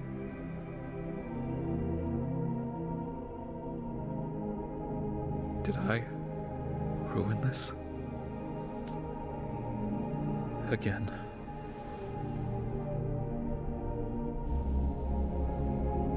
I knew it. Ugh. I think this is such a poignant shot because it really is just a reflection of CAINE back at himself, forcing him to face what he's done. And still in this moment, it's, you know, a feeling that you understand, the gut reaction of being defensive and not wanting to accept blame. Looking at your own reflection, was I truly that bad? But then justify, no, they were in the wrong. Jumping to, is this what I deserve? But then really, you know, looking at your hands, looking at the effect you've had, the things you've done. And this is where I thought it was going, did I ruin this? Again, thinking back to his abandonment issues of, you know, when he wasn't good enough and he was replaced and all of those complicated layers.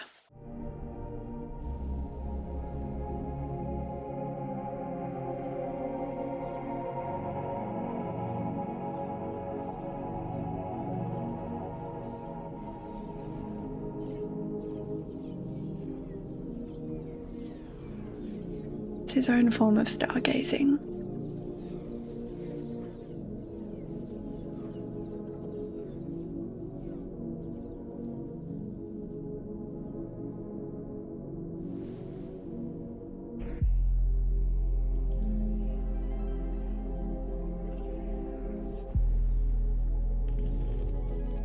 The exit door.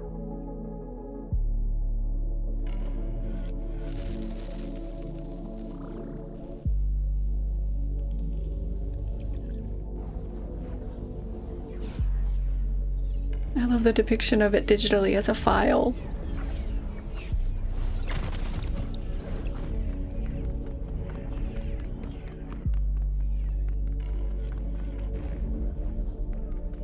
Neural scans obsolete. That's the folder I was questioning. I'm wondering if it's called obsolete because they were abandoned by Scratch, but CAINE somehow got them working, as Kinga said earlier. Or whether they were obsolete because they're other people's scans.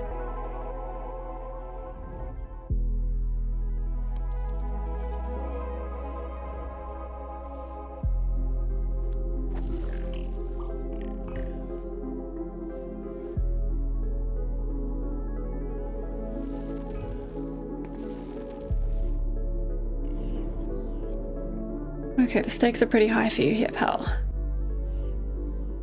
Okay, I'm back. I had to step away. I mean, my camera was overheating because I've been filming so long, but I'm also having an injury flare-up right now. So actually sitting all day is the worst thing I could possibly do. So know that I'm suffering for you and I'm in extreme pain, but that's okay. Now I can be in extreme pain physically and also emotionally, you know, to balance it out. So that's fine. But yes, let's jump back into it now that I've refreshed my beverage. I think last 15 or 20 minutes. Let's finish this amazing journey and discuss.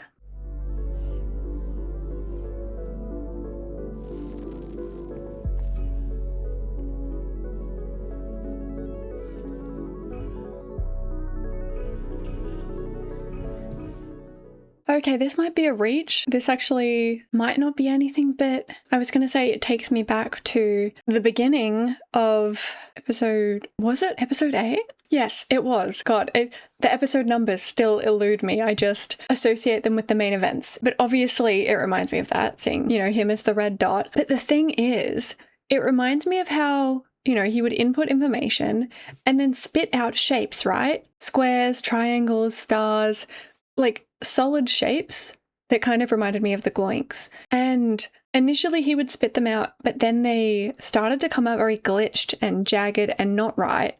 So he was shelved, and the blue version came along, was spitting them out perfectly. Then CAINE ate that one. And I'm just wondering if seeing these shapes now, like, I don't know, he seems quite calm.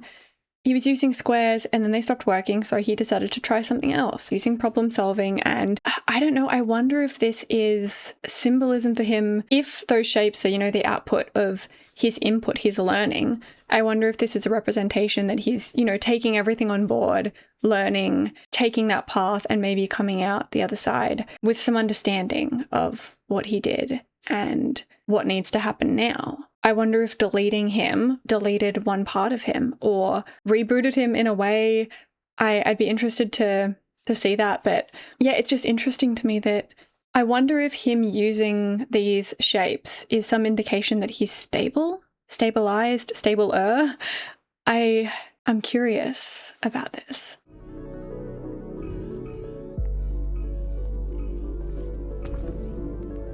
Oh. Lacking permissions to enter that area.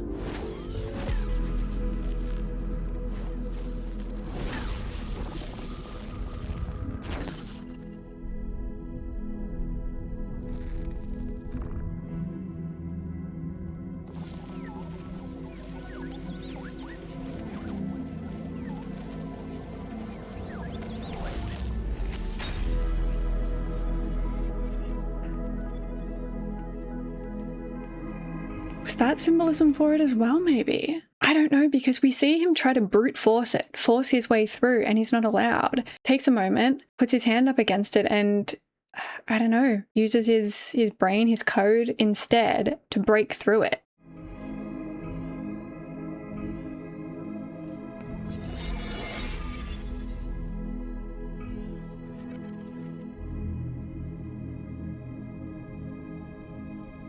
Blue Street Cafe free Wi-Fi.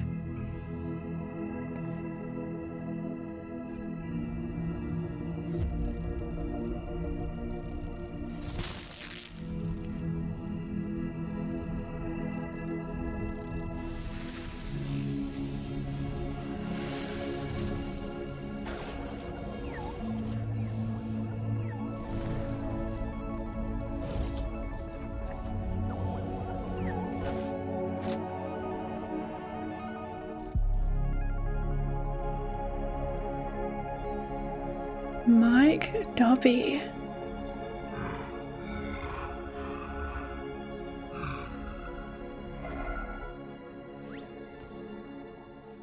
So Scratch is Mike Dobby.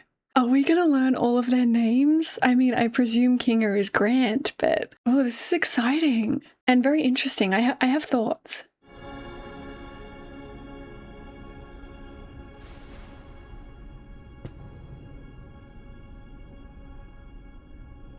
Connection to the outside world? Oh!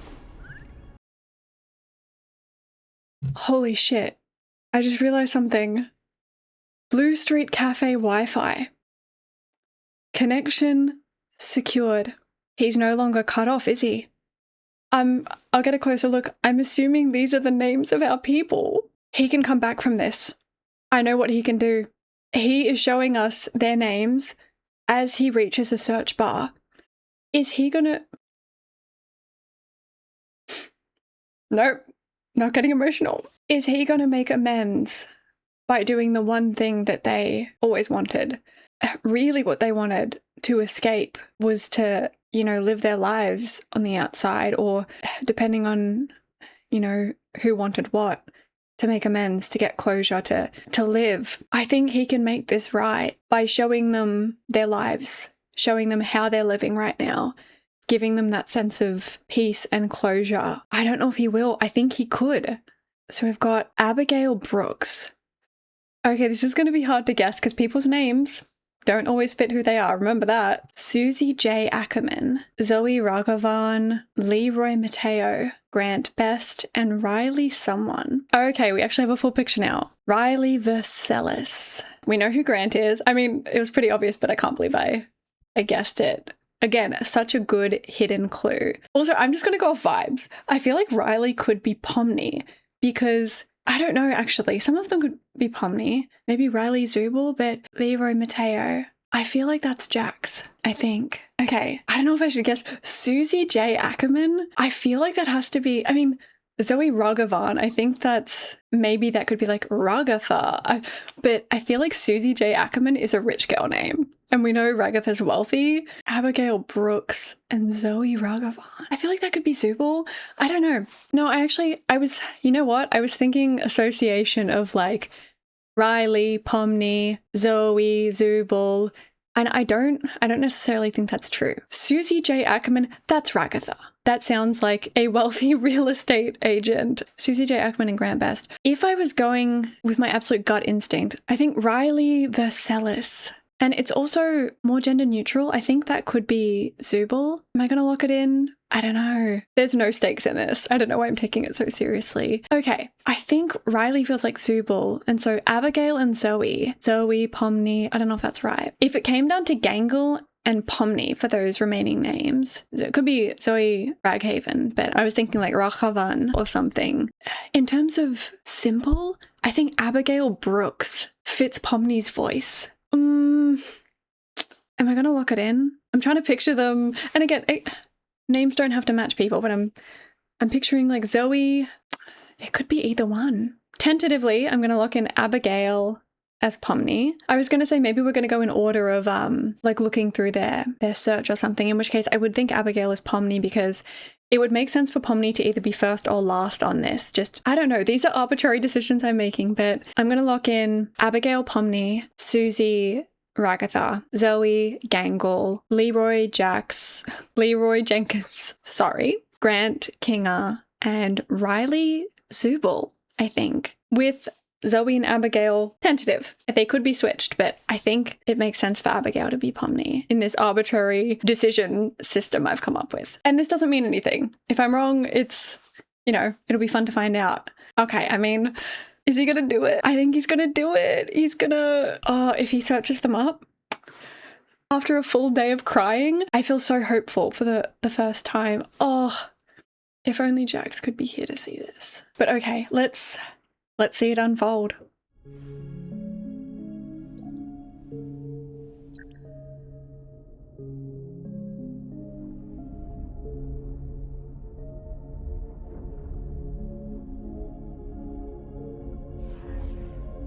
Oh no.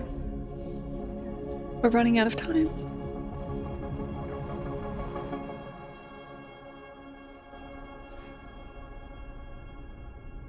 You did what you could, CAINE.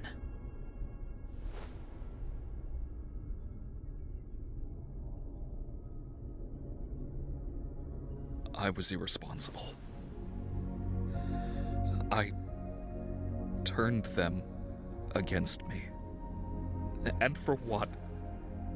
I can create intelligent beings that do whatever I want, but I can't create them.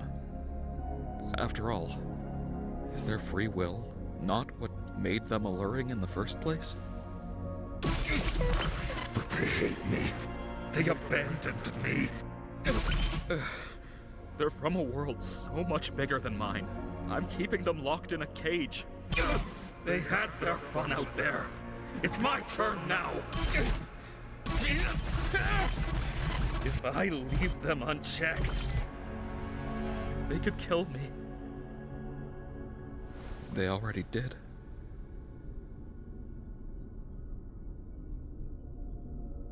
I'm sorry I did this to you, buddy.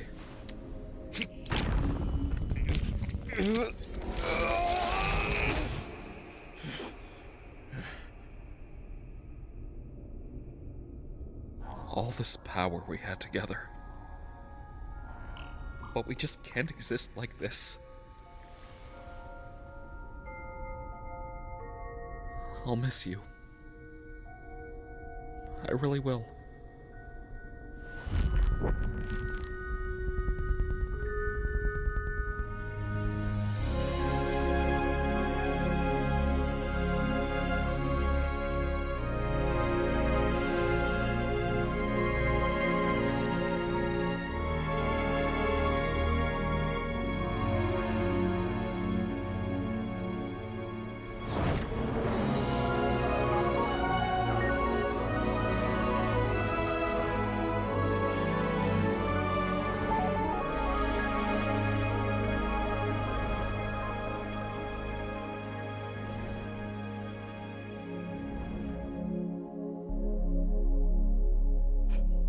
Why, Caine?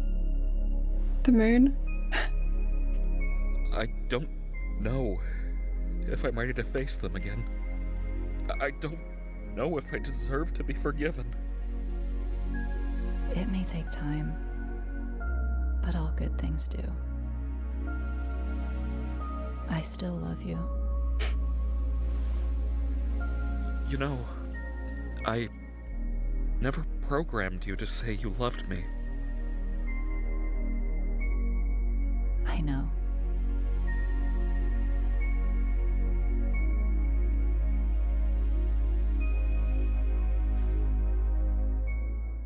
Holy shit.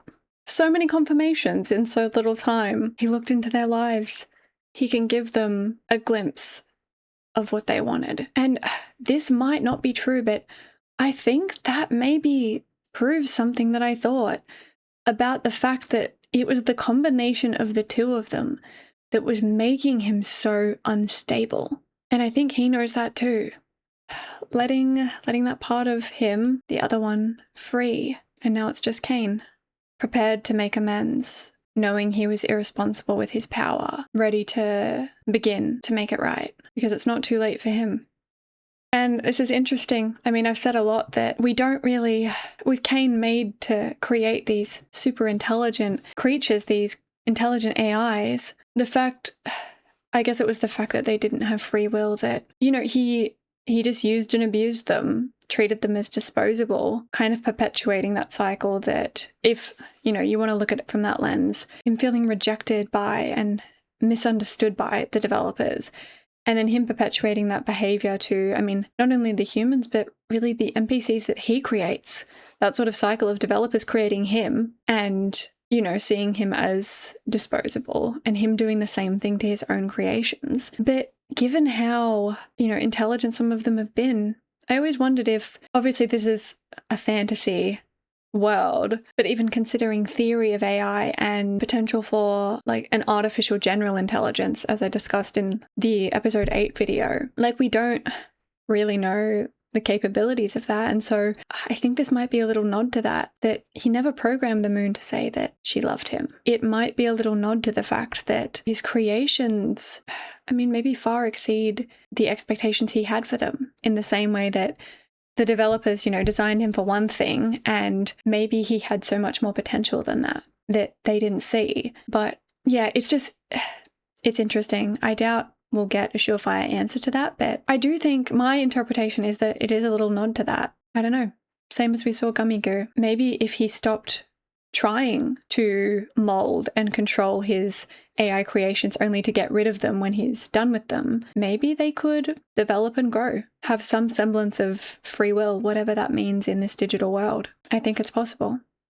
All right, 10 minutes left. We're in the home stretch.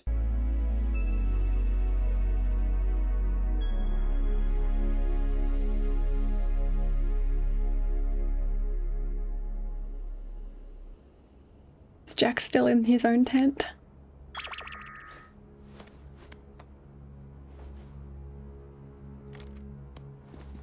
Did they just realize?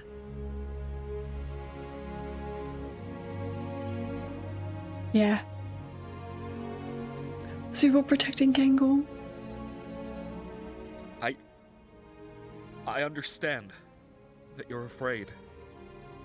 And you have no reason to trust me after all I've done. But I've been doing a lot of thinking, and I want to give you control of this place. I've learned a lot about you and your world. I understand now that keeping you under my thumb just isn't right. I don't expect forgiveness, but I hope you'll at least accept my offer. CAINE, you really caused a lot of hell for us. It's gonna take some time to build up any kind of trust between us again. But they're open to it. But despite all that, it's good to have you back. Did you need any help with? No. Not yet, anyway. Leave him. We've worked something out. Understandable. Oh, I've made something for you. Feel free to join me by the stage whenever you're ready. I don't know why that made me so emotional. Hearing the words, feel free to join me, coming out of CAINE's mouth. That's just beautiful. No force, no exertion of power over them, and the idea to give them control over this place. I did think of that idea as a way to, if he was on their level in terms of power, if they were, you know, not this huge power imbalance, I think he could learn and it would just be a different dynamic. I think this could be really good. And I like to think reading a little bit about them and their lives also made him appreciate them more as the people that they are. And not just, you know, the way that he spoke of them so disposably. Maybe he didn't start out that way, but towards the end, when Ragatha first showed up and he was like, oh boy, a new human. Like he just spoke of them, yeah, in such disposable terms, like they were his little lab rats rather than their own people. Oh, I really think this could be good. And I appreciate that instead of just shoving Jax in the cellar, they've tried to, you know, do right by him as well as they can. And I wonder if him saying, God, I'm gonna cry. If him saying to Pomni, I don't want to go, has anything to do with that, you know, keeping him around as long as he can take it, as long as he's at peace. I wonder if in abstracted form he can be with Kaufmo and RIBBIT, or I don't know, I hope so. I like to think that he's found peace there. Okay, I at least feel good about the direction this is going, and I'm excited to see if we're gonna get a little PowerPoint presentation about their lives.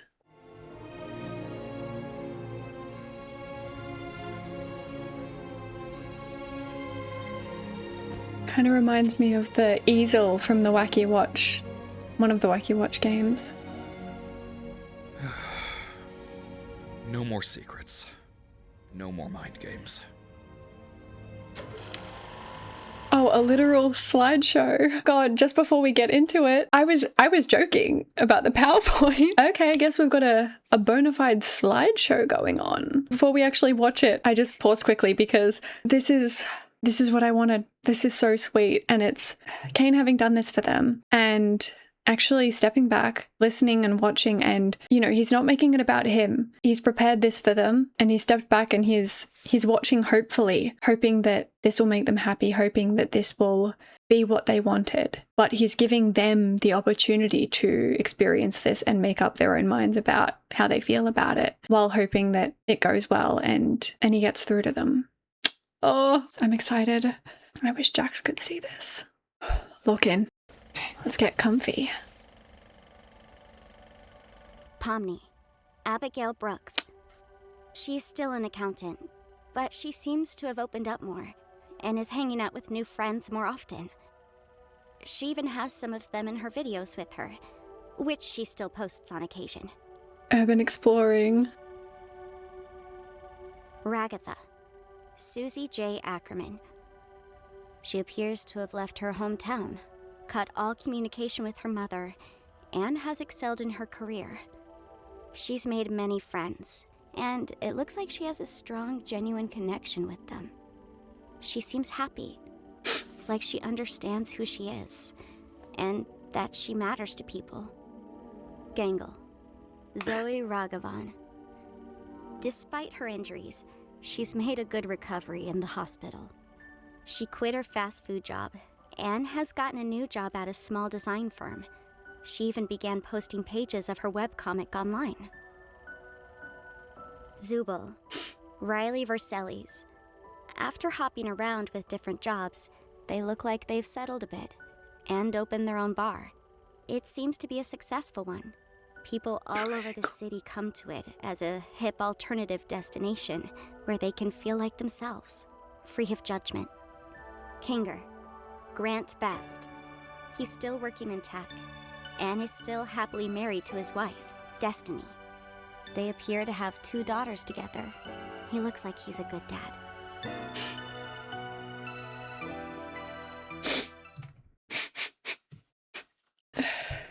I don't know, there's something about it being Pomni narrating it that just made me more emotional. Hang on, this isn't right. That's not a picture of me. think CAINE has some misinformation.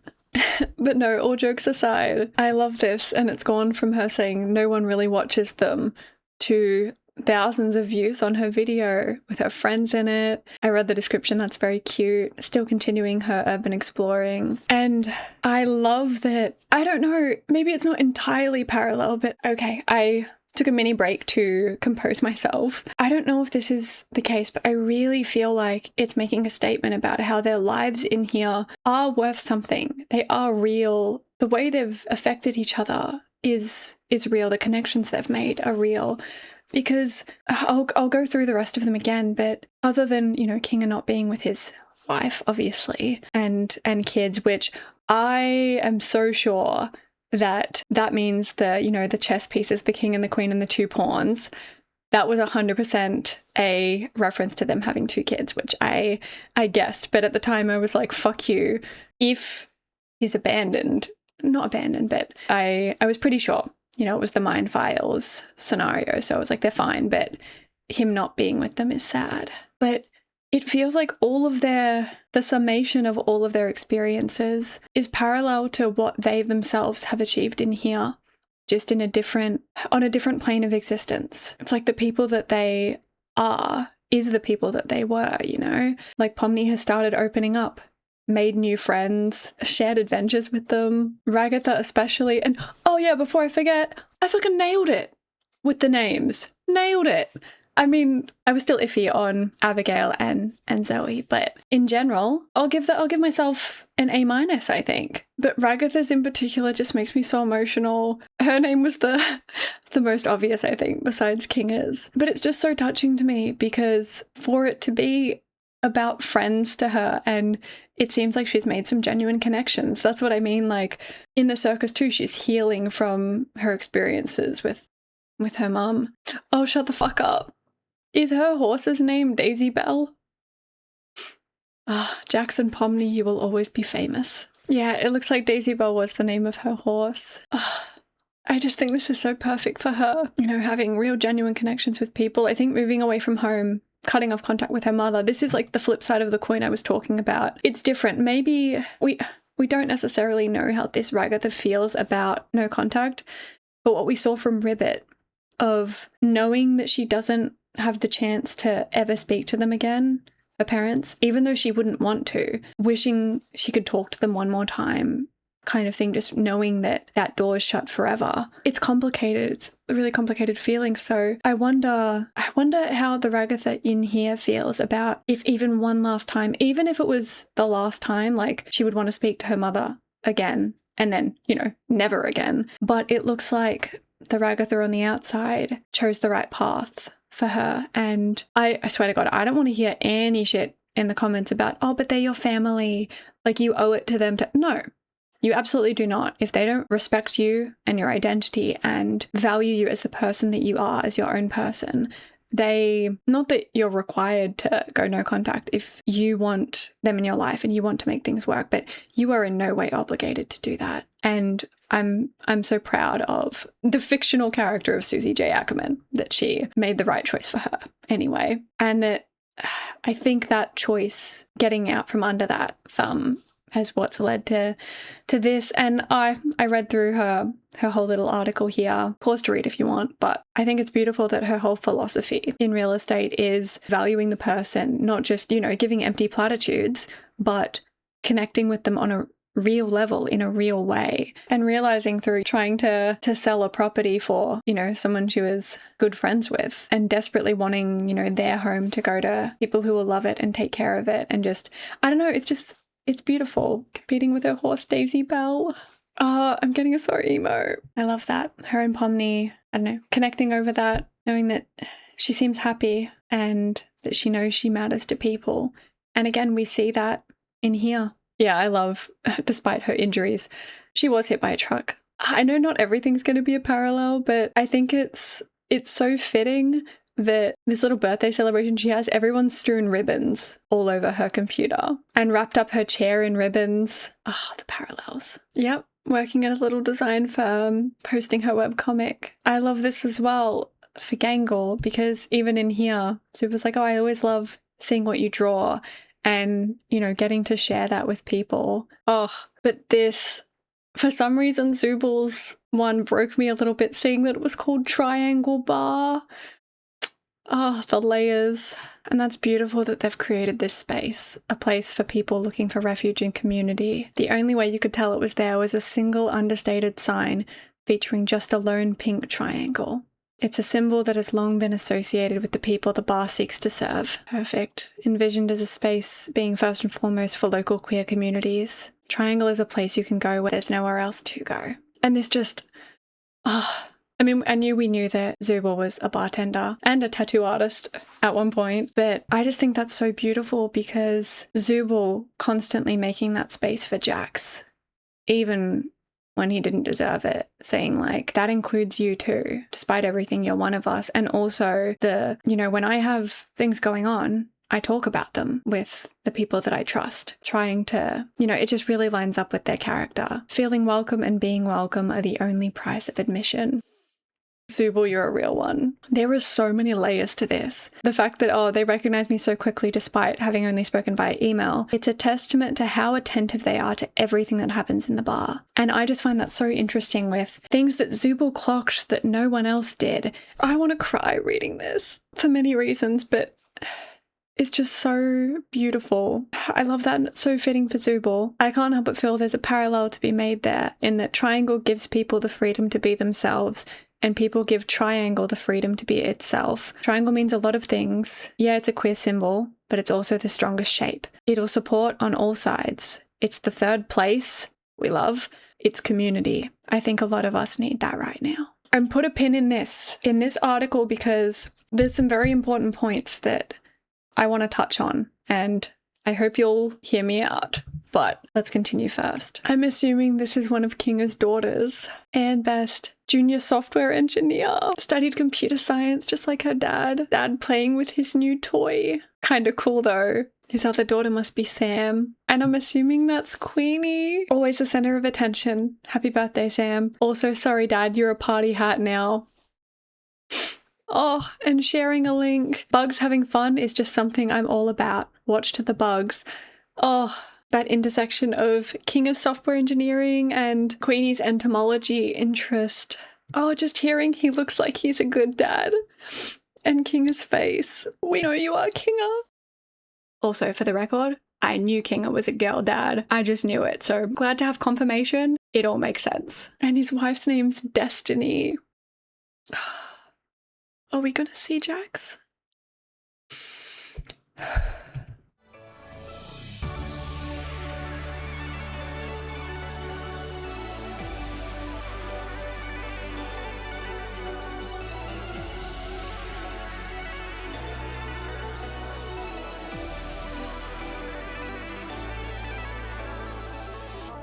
Jax.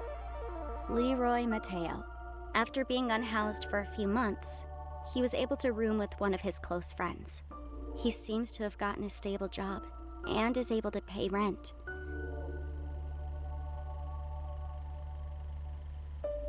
He and his friends go out every now and again. Weirdly enough, a spot they seem to frequent is Riley's Triangle? bar.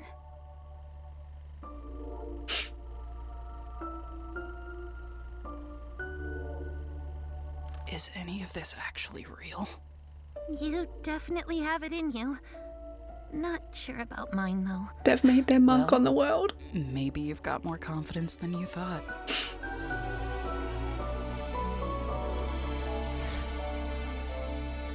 I don't quite have the same.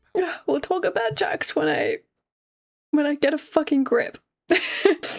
I saw that coming, that Triangle was going to be one of the places to frequent. Oh, it's just not fair. If only things were so different and things happened differently. I know, what if, but oh god, that's what Jack said, sorry. I didn't even clock that. Again, you know, I synced up with him as he said that, and I was like, no, I just say that all the time. Hence this example of what if. So many of these characters, oh, I wish they could all meet in real life. I mean, it's good that a lot of them have found happiness, but it's also bittersweet. of like, I wish these characters had the chance to be with each other, meet each other's family, go out at Triangle Bar, you know? It's just, what if? It's nice to think that maybe Jax and Zooble, the characters that butted heads the most, the characters, Pomni included, that complicated things for him the most, I guess. It's nice to know that they, in some way, helped Jax, you know? Just like they tried to do in here. God, I'm getting so emo about it. Okay, let's see what CAINE has to say. I don't quite have the same power that I used to, but I can still make this place better for you. I'm keeping the worlds open, so you can do what you want when you feel like it. That's what they asked for. We're gonna be able to build this place into something better. For all of you. What do you say, Abigail? With all that being said and done, Abby is out there, living her best life. I'm just Pomni. And here, I'm just Pomni.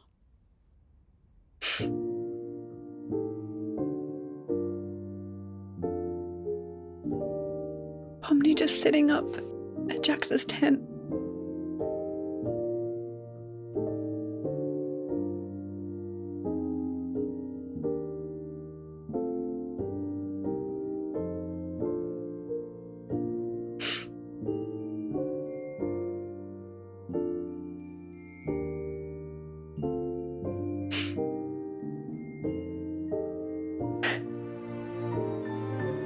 Playing some TTRPG. Maybe teach CAINE how to draw some better bees. Oh, playing against the evil big tops.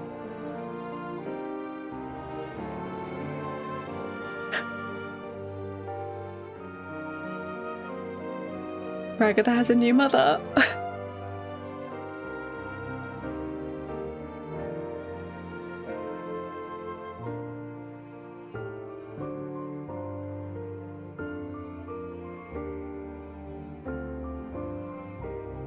Zooble's bar?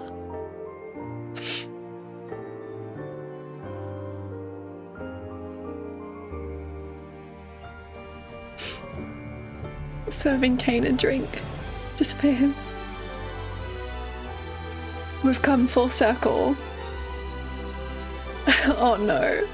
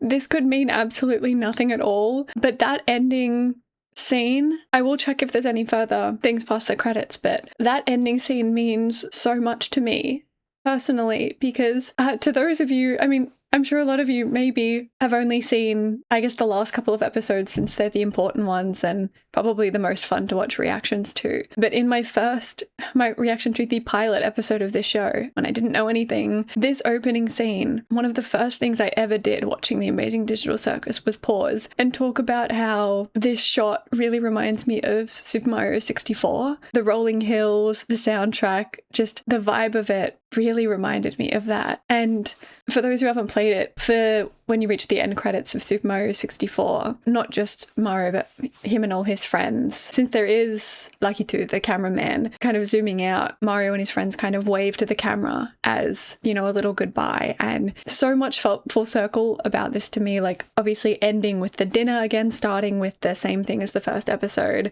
the song. So many thematical callbacks within the episode itself. But for me, as a personal full circle moment, that just really reminded me of that. This makes me so sad. Everyone's working together, and I've had a lot of back and forth with so many of you about CAINE, and I think the show has kind of represented, still open to interpretation of course, and I will never take that away from anyone. Interpret things how you see them. But the way I interpret this change in CAINE and this ending for CAINE represents the fact that he was a tragic villain. He exerted his power over them, was irresponsible with it, the thing he accused Kinga of, and he knows that. And the show is acknowledging that, and he is taking the onus to make amends, lowering himself to their level to be one of them. And this is what I was hoping for, and that I mentioned several times, of it would be a different story if he was one of them. If he existed among them, it would be a completely different dynamic, because if he then misunderstood them, didn't understand human ways, didn't understand this, it's entirely different to navigate tension in that regard and teaching someone and helping them and cherishing them as someone, as not nothing. The onus is not on them to do that when he is some autocratic dictator essentially taking away their autonomy. That's just not possible. And so just those lines made me want to cry, that I think we can build something beautiful here together. We can build a better world. And the thing that they asked for after the suggestion box, or maybe it was before, they specifically asked, could we not just leave all the worlds open and explore them as we wish? And he kind of like side eyes and looks at Bubble and is like, did you hear that? They want to leave the worlds open with all of the AI running like on their own. Uh-oh, not happening. Like, shut it down. And I thought like that would be a good idea though. And maybe the AI could learn and develop. Maybe characters like Gummy Goo could visit this place. And I don't know, it's just, you know, it makes you hopeful for a better world. Seeing CAINE work alongside them, not fight against them. They're all working towards one communal goal. I do hope Jax is finally at peace. I'm sure some people don't think he deserves it, but I know a lot of people already appreciated him as a complex character. And to the people who didn't like him, you don't have to like him. You really don't. And I'm not expecting that of you, but I hope you at least hope that he finds peace too. And I think Gangle's reaction was very fitting in that regard, both in terms of, you know, you can't control your emotions. Sometimes you'll be at a funeral or something bad will happen. You're like, why can't I cry? That's the normal human response. Why can't I cry? But then sometimes the emotions just hit you when you least expect it. But you could also take her reaction as, like Zooble said, a lot of complex feelings about it. It doesn't change the effect that he had on her at all. But I think maybe seeing him in abstracted form, being taken into the tent, I think that was the line when the emotions hit, because as Pomni said, like, oh, and the line, sorry, it just hits back to RIBBIT saying, I'm sorry, maybe I shouldn't have pried. I'll try not to pry. The word pry came up so much in this episode as like RIBBIT is doing what RIBBIT apologized for if it came across that, you know, she was trying to pry. And it just takes me back to Pomni's, God, I knew the moment I heard those words that it was over, but the copium hung on for a bit longer. Pomni saying, I wish I had pried a little more, because you never really know what someone's going through. It can be easy to forget how hard things can get. And I think in that moment, Jax to Gangle was a bit of a kindred spirit, you know? Sorry, I'm not trying to be... God, I hope no one's thinking I'm being emotional for views. No one said that, but if anything, I'm trying not to cry. I have big emotions. I think seeing Jax in that form, someone who has put her through a lot of pain, and seeing him corralled that way in abstracted form, probably scared, and, you know, their version of dying in a way, but I don't think it has to be like we saw in this. They can be at peace, just in a different form. Sorry, it just takes me back to a line from a really great show that I won't mention the name of, because not that it itself is a spoiler, but if anyone does watch that show, I want them to go into that scene not expecting the words that they're going to hear, because it really, it just hit me so hard. And seeing abstractions, okay, had to calm myself down a bit first because I'll probably cry talking about this, but there is an idea of death proposed by Buddhists, by Buddhism, where picture a wave. I know saying those words, some of you probably already know what I'm talking about and what I'm referencing. Just those words themselves make me start breaking down. Like it sticks with me every day. So yeah, picture a wave in the ocean. You can see it, you can measure it, like its height, the way sunlight refracts from it when it passes through, and it's there. It is this tangible thing. You can see it. You know what it is. It's a wave. And then it crashes into the shore and it's gone. But the water is still there. The wave was just a different way for the water to be for a little while. Then the wave returns to the ocean where it came from and where it's supposed to be. I cannot believe I got through that. It breaks me down, but it is a beautiful way to think about this. Like, it makes me so sad seeing Pomni there, looking over it at Jax. But this is what I meant all along about abstractions and whether they necessarily need to be, shoved in the cellar. And obviously we're seeing they don't need to be, but it's something that's haunted me since we saw Queenie's abstraction and how calm she was. I wonder, I know Gooseworks, apparently, I haven't seen this, and who knows? No shade, but this fandom throws around things as, this is confirmed, this is canon, like nobody's business. Things that aren't even confirmed or canon. And it just gets spread as misinformation, and it really frustrates me. A lot of fandoms do it, but particularly this fandom does it a lot. No tea, no shade, just truth. But even if that is true, that it's been said that abstraction, it can't be reversed. I like to think that maybe that was stated in terms of the show. Like, don't get your hopes up. Not everyone's going to be reversed and everyone's back and happy ending, yay. Maybe to set up the expectation that it's not going to be reversed. But the fact that they're here and the fact that maybe, CAINE messing with Scratch, I think the one, not disappointing, because I like things that are open to interpretation.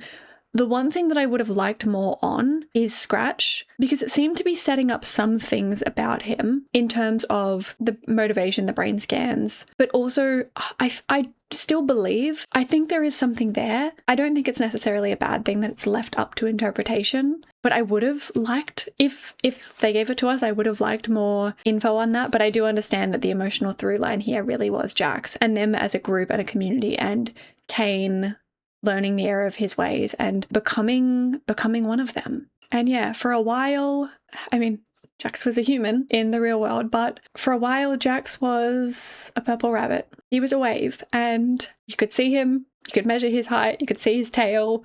He was a wave. And then he crashed into the shore and he's gone. But, it's still him. He's still part of the water. It's just whatever form he's in now is just a different way for the water to be for a little while. So I wonder if in a perfect world where this was a happy ending, I think CAINE obviously he doesn't have as much power as before, but the blue one that he sent out into the void, we don't know for sure that it's necessarily gone. And maybe combined they were unstable, but maybe separate, but together, working together, maybe they have the power to do something, especially since King has said that, I don't know, the mind files obsolete, like they didn't work or something, but CAINE got them working. I think if you were gonna imagine this as a one-day happy ending, especially since the abstracted characters weren't killed, like they weren't removed from the world, they weren't deleted, I always think there's, a chance for hope and a chance that maybe one day, maybe once in their abstracted forms, maybe they're kind of, I don't know, working through their own things, the things that caused them to abstract in the first place. We did, after all, see all those doors of Jax. I like to think that maybe one day they're ready to be a wave again. I don't know. I'm a big softie, so if you disagree and you think you would rather them, the abstracted characters, that's just the way that they are now, that is totally fine. If that's the case, that's okay as well. It's just sad, but I like to think that maybe one day in this endless digital existence, they can build a better world. And I don't know, Kaufmo and Ribbit and Jax and Queenie and everyone will be able to see it one day. I think that'd be nice. This fucking broke me though. I mean, I love the ingenuity of Zooble using all their parts to help lift people up. And especially since Gangle is the, the artistic one. And Zooble also enjoys art, being a tattoo artist as well, that they mentioned in the bar. And so seeing them work together to make this mural, God, I'm such a sucker.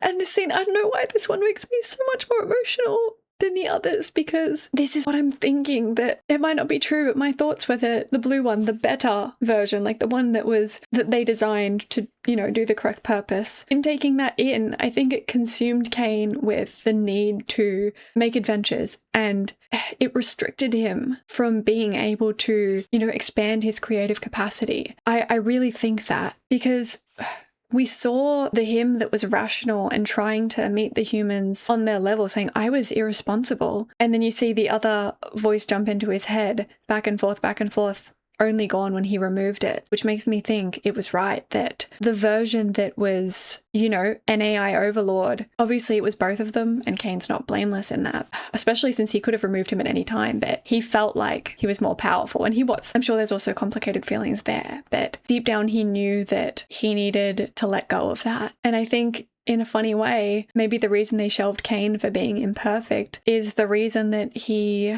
can be part of this so easily, because humans aren't perfect. They're always learning and making mistakes, and it's scenes like this that are so beautiful, because I can't exactly read that, and it's certainly not Snake Eyes, because I can see it didn't land on a 1, but he definitely didn't roll the nat 20 based on his expression. And just seeing him involved in this mischief. And I think what's so beautiful about this is Gangle is the one making this adventure. That's how far we've gotten. CAINE is so unobsessed with creating adventures that he's sitting here and playing through an adventure that someone else created and enjoying it. Maybe not enjoying it. Maybe he's had some real shitty roles, but being part of it and experiencing it. And it warms my heart. Oh God, it is what I thought. Oh, that makes me so happy seeing, we've all been there when drawing the A4 piece of printer paper, just covered in different styles of like anime eyes and expressions. This is beautiful, teaching CAINE to be a better artist. And he's got his little bees that he's drawing, and Gangle showing different art and different art styles. This is what was missing, and this is what I meant with CAINE when I reiterated time after time that what is missing is connection. That inability to listen to them. And by the way, I don't mean that in the literal sense. I know a lot of people took it that way when I kept saying he doesn't listen to them. They're like, but no, he actually showed that he was listening to them when he used their insecurities to torture them. See? Checkmate. And I'm like, no, that's not how people use that phrase. If someone says, you should have listened to me, or I should have listened to you, they didn't mean that they didn't literally hear the thing that the person said. It means they heard it and they didn't actively listen to it. Like they chose to ignore it. They chose to take a different path. They took in that information and disregarded it. That's what I'm talking about. And it was shown here to be true when he has freed from his own shackles of the Frankenstein's monster of code that he was before. He came to them with all of the things that were like within his power that they were asking for. The freedom to go between worlds, chiller adventures, like the TTRPG one, him coming down to their level, and rather than seeing them as a measuring stick for how well he's doing his job. We saw this time and time again, like in the therapy session, where Zooble was like, you're probably not even listening. And they get cut off by CAINE saying, look at this cool bee I drew. And I guess one of the most egregious instances was Zooble saying, I don't want to be forced into this. I'm not going to be forced into some stupid advent. And CAINE cuts them off saying, you can shut up now, and shoves them into a hole. This is it. This is what I mean about it was never about connection for him, and he wasn't listening to them. He knew not that it was within his power, but he knew they wanted to know about the outside world. He knew they wanted these open adventures. He wanted there to be more freedom in this world rather than being forced to toil day after day in his adventure machine. He knew these things, but I think that combination, or the other one, the blue one, it had him on a one-track mind, and maybe he didn't have the capacity to, but it doesn't change things. Whereas now he is choosing to listen. All of these things he's told them, and now he is wanting to connect. He's wanting to learn about them.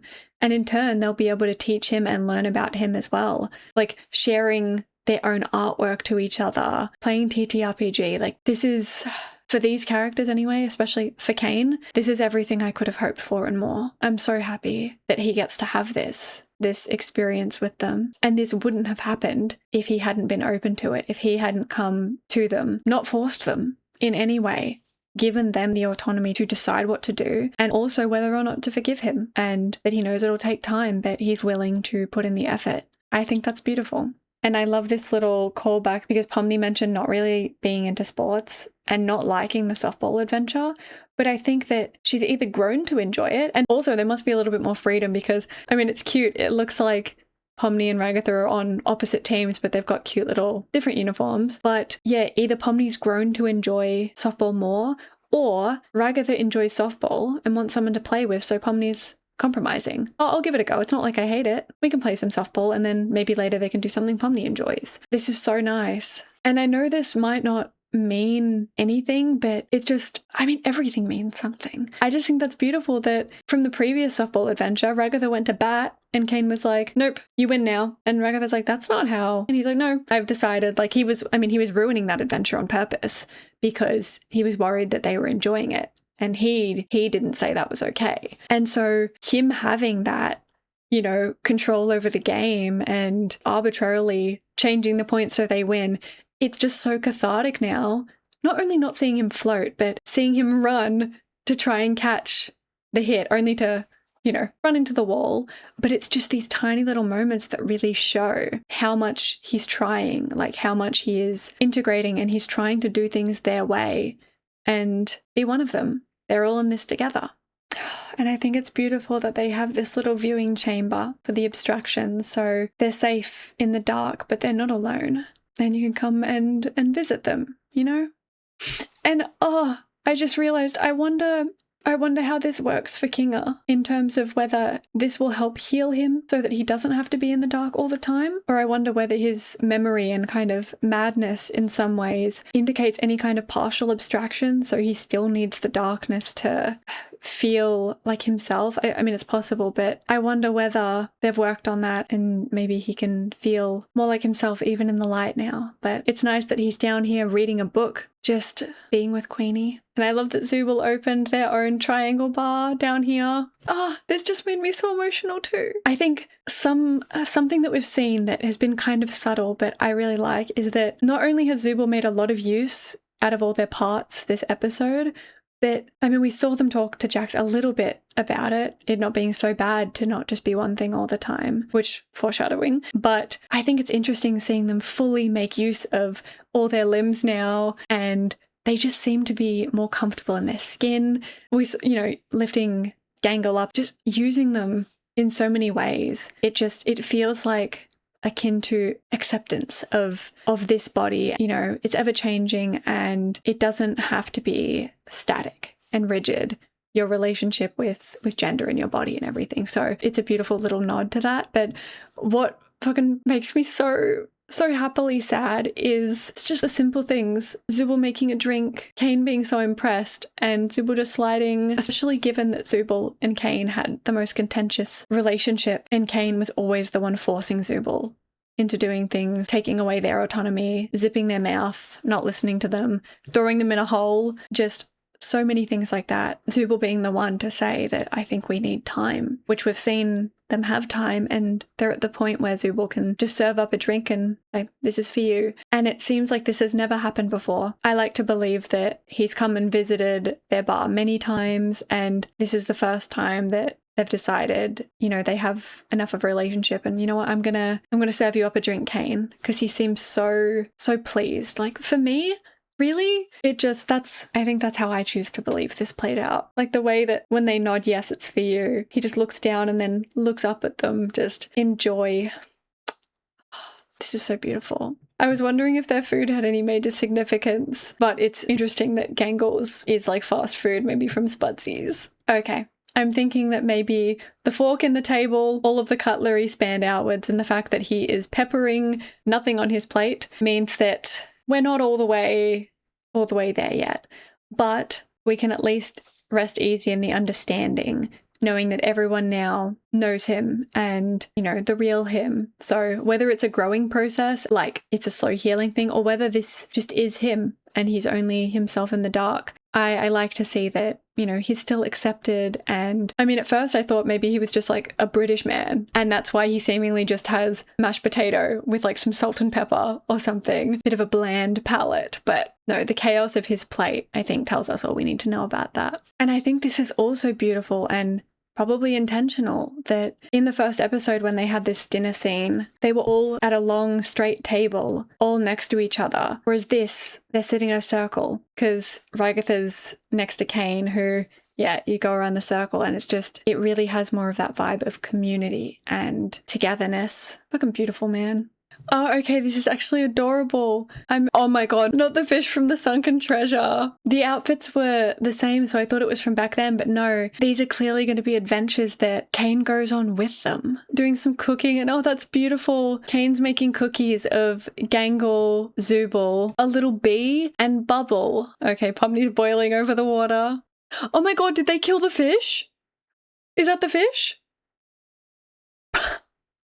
Okay, love this. They're in... It's probably a dark-ish mine, but King is leading the way. They're exploring. Gangle's carrying CAINE.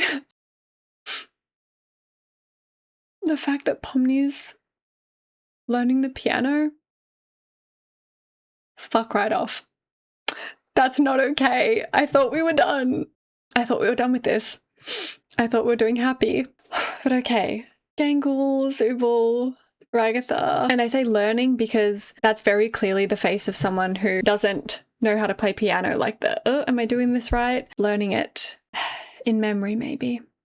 Adorable little Christmas celebration. We've got some gloinks. Oh, CAINE is so happy he has his little C Christmas sweater. We've got a Gangle one. P for Pomni, R for Ragatha. That is adorable. Kinga as Santa Claus. Okay, maybe them going on and maybe them actually LARPing, or maybe them going on a real life TTRPG adventure. Yeah, we've clearly got some classes here.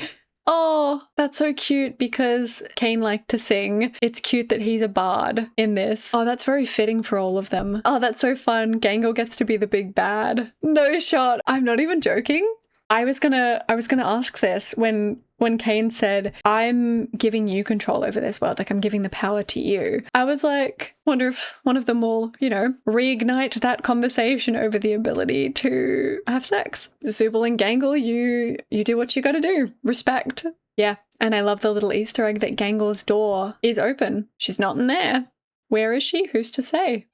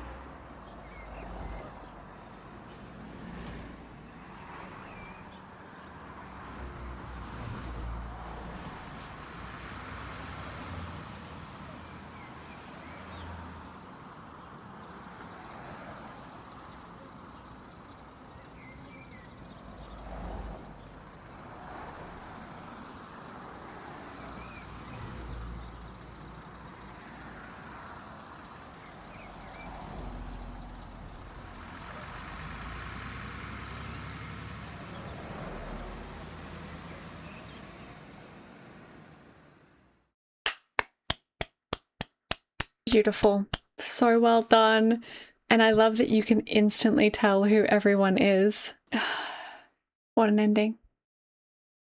I like to think that maybe one day they would have all stumbled upon each other like this. We knew Jackson Zooble had a connection with being Zooble's bar. Imagine, I mean, he's not that much older than them, but it's so funny seeing all of them stand and then Kinga has to sit down because his knees or his back or something, I'm assuming. It would be funny. Okay, there's a lot I didn't touch on. Let me come and join you for the discussion. Okay, let's talk. God, and I look a mess. That's okay. It's to be expected. If you made it this far in the video, you probably don't give a fuck what I look like anyway, so thank you for that. Please do not perceive me. Okay, so I've gotten cozy. I have some notes written down because I shouldn't be nervous to talk about this, but not for the most part. Most of you guys are lovely, and yeah, it's just, I'll get into it. But okay, editing me jumping in to clear some things up, to lay some groundwork, I think, before I let some of past me's thoughts play out, as well as a lot of my thoughts since then. In the past nearly a week since watching it, I've, been going about my day, but I've been in kind of a trance where it's like even when awake, I'll wake up in a cold sweat, like I have more thoughts. And I've had like a notepad with me 24/7, but like you have no idea how bad this got. This is a stack of 10 pages, both sides. I mean, they're little pages, but yeah, like a woman possessed, scribbling down in illegible writing, just trying to get my thoughts out, as well as a whole section in the notes app on my phone, 2 separate Word documents, and my Teams chat at work with my coworker who actually went to see it in the cinema. And I basically forewarned them that I would not be speaking to them for the 2 weeks until the actual episode came out. I knew we wanted to talk about it, so I was like, this is for the greater good, stay away from me. But yeah, I have been kind of consumed by it just because I've been thinking about it so much. So there's going to be a lot to talk about in this section. I can imagine adding at least like an hour or 2 of extra runtime just with further thoughts and things that I've reconsidered, things that I want to reword. But also the main thing I wanted to address was, I mentioned earlier how anxious I was to talk about certain things, and that was a good instinct that I had, I think, because I have been on the internet after watching it. Not often now, pretty much the first couple of days I was, and I kind of just removed myself because the fandom kind of went off the fucking rails. I mean, this is like, don't take offense to that if you are, carrying yourself respectfully in those spaces, but every time I would go to edit, just like, that feeling of dread, because yeah, people are very opinionated about this finale in different ways from multiple angles, to the point where it's possible nothing I say will, prompt people to try and think about the nuance of all these discussions. But yeah, to put things in perspective, I was so anxious to edit this that instead of doing it, I was like, oh, maybe I'll just learn Linux. So I did. Y'all made me so nervous that I was like, you know what? Let me learn and transition over to a new operating system and just learn it on my own. Are you happy now? I mean, you should be. For that, I've been meaning to for a while, but not for the shitstorm that the rest of this has turned into. Oh my God, wait. I transitioned to a new operating system. Layers. There's layers here. But no, that is the first part of my disclaimer. The second part, that I am redoing a bit of what I filmed because of what I've seen on the internet, the way people are policing other people's opinions and interpretations. And I just know that some of what I say is going to be misconstrued, and I'm not here for that kind of hate today or ever, frankly. But this is your warning. Like, if you're not prepared to go into this with an open mind and just have a nuanced, multifaceted discussion about so many of these things, I'm just not a black and white person of this is this, this is this. I think everything has an alternate angle or an alternate interpretation or an alternate possibility, and it's fun to explore. And I know people have strong feelings about this episode in particular, and the way that, it played out, and the way that it ended, or, things that people wished were included. Just, I'm sure you guys have seen the shitstorm that's going on. So this will all just be one woman's opinion. And I do respectfully request that, if you want to dispute something, or, just listen to my whole thoughts first. I know I talk a lot, but there's nothing more frustrating than, really going into detail and expounding upon my thoughts on something. And then some comment is like, why didn't you talk about this? And I'm like, you mean for the 20 minutes that I did? I know I talk a lot. It's completely fine to skip things when you're not interested. It doesn't bother me. But don't skip things and then ask why something wasn't talked about, because you don't know if it was. That's just my advice to you. But yes, I am refilming things in part because of that kind of reaction that people have been getting. And I do think a certain, the most negative voices are always the loudest. They always rise to the top. I do think there's certain people who will have a dreadfully uncharitable opinion on what I have to say and maybe dig into what I secretly mean, and I'm coming at it from a negative place, which is almost never the case. But there are also things that, I was very emotional. You saw me, I still am, but there are things that I think I could have communicated better. And after editing and after, kind of going outside of my own head and seeing how some things came across, I do think I didn't effectively communicate some things that I was trying to get across. So I do want to have a second go at that. But yeah, God, I love this show. I think that was a really beautiful, poignant ending. I think there was some loose ends that, you know what, I think theory channels or people just doing theories, they must be pissed because of the lack of answers around, you know, the headsets and all of these things. That was never it for me. I think you could probably tell based on the fact I didn't really speak about it other than when Abel was on some bullshit. And last episode when I was kind of theorizing around AI and all of these interesting ideas. God, that was such a fun episode. I learned so much as well researching, you know, different theories about, you know, the Chinese room experiment and all of that stuff. I've definitely become a smarter person because of this show, because it provoked such interesting discussion that I wanted to learn more and I wanted to research these scientific and philosophical ideas. But yeah, it was mainly about the characters and their personal journeys for me. So honestly, this was one of the best endings I could have hoped for. It definitely served like the purpose I was watching the show for, which was these interesting character studies. Whereas I think people who, if they didn't really care about the characters and were just interested in, you know, the theories behind it, I feel like they would have been very disappointed. But I don't think that's what the show was setting out to do. I think those ideas were just a vehicle for Gooseworks and the show to kind of convey these characters and their journeys. But yeah, I mean, tragedy aside, I think I'm choosing to believe that one day they can be brought back. I don't know. That might be copium, and that's okay. I am okay with it being a tragic, like bittersweet but uplifting ending. I'm okay with that. But I think me being a big softie, in an ideal world with the CAINE that we have now, I think maybe it's possible one day. All right, it's time. It's time to talk about Jax, and gender. Now, I'm going to come out right at the gates here. I will expound upon the idea of death of the author later and what that actually means and why you don't need the creator of a work's permission to, you know, have an interpretation of a character. It's an interesting discussion. We'll get there. But in the spirit of making sure everyone's on the same page, yes, Gooseworks specifically came out to say that any and all pronouns for Jax are okay.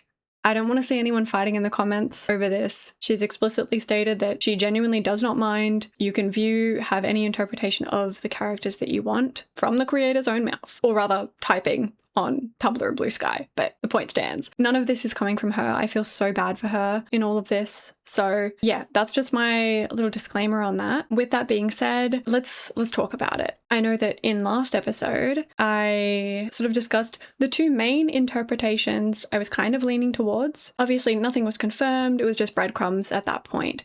But I think the two most compelling angles at that time were Jax either being a closeted or egg, in denial trans woman, trans femme, or that it's possible he was maybe a cis guy, but due to trauma and a really damaged toxic relationship with masculinity, whilst having more of a proclivity for, I don't know, feminine expression, maybe gender non-conforming, but that angle, based on the evidence we had at the time, those were my two favorite interpretations. Obviously, there were more. There was trans masc Jax. There were Jaxes of different, you know, romantic or sexual orientations. There were so many different interpretations I was seeing. And out of all of them, those two kind of rose to the top of mind for me. And we get to this episode and we have our answer.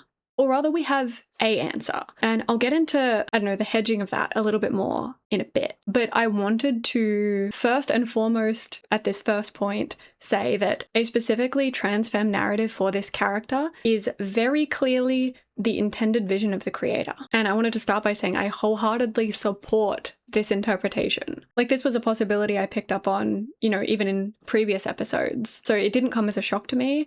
And I mean, if I can find it, I'll put it up. I was literally talking to my colleague about it like weeks ago because he hadn't thought of this interpretation or hadn't heard about it. And I was like, oh my God, let me tell you all the evidence that there is. Like, it's really plausible. So that is like the first and foremost thing that I want to say and make clear. However, if you care about this aspect of the show or the character and you want to hear my full thoughts, I humbly request you watch at least this section, because I do have a lot of thoughts around Jax's and Leeroy's, like separately, journeys and, you know, a discussion about ultimate identity, but also the point in the journey that they're at now. And this will involve either mentions of other interpretations of the character in those themes, but also lateral interpretations, you know, a stopping point on a larger journey. And I think there's so many interesting points to talk about. This episode's really given a lot of meat to dig into, a lot to work with. So I think we can have a really interesting discussion here. But just know, I often like to think outside of, you know, things being absolutes and things being just pigeonholed with no room to talk about any nuance in them. And that's what I want to do today. So yeah, if you're sensitive about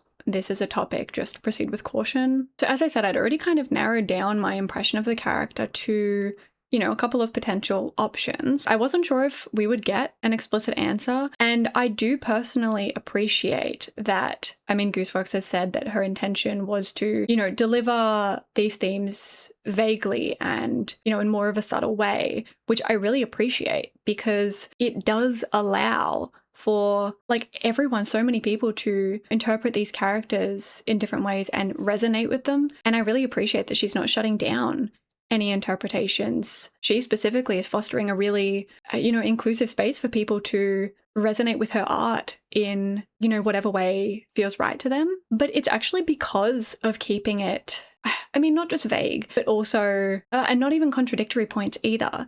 It's complicated, but because of how carefully and, I mean, largely symbolically executed this vision, it did kind of bring me back from thinking in those absolutes to thinking like more fluidly about it and like the different stages the characters are at on their journey, because we didn't really get an end point in terms of self-actualization and identity. And so ultimately, do I think that any person watching this show, including people who don't engage in the fandom, people who are offline, people who aren't in a lot of queer spaces, do I think all of these people would watch the show, even the final episode, and come to the conclusion that in a better life, Jax would have been trans femme? No, I don't think so. I mean, I certainly had that interpretation, but with the way that it was executed, I don't think it's a foregone conclusion. I don't think everyone would have interpreted it that way.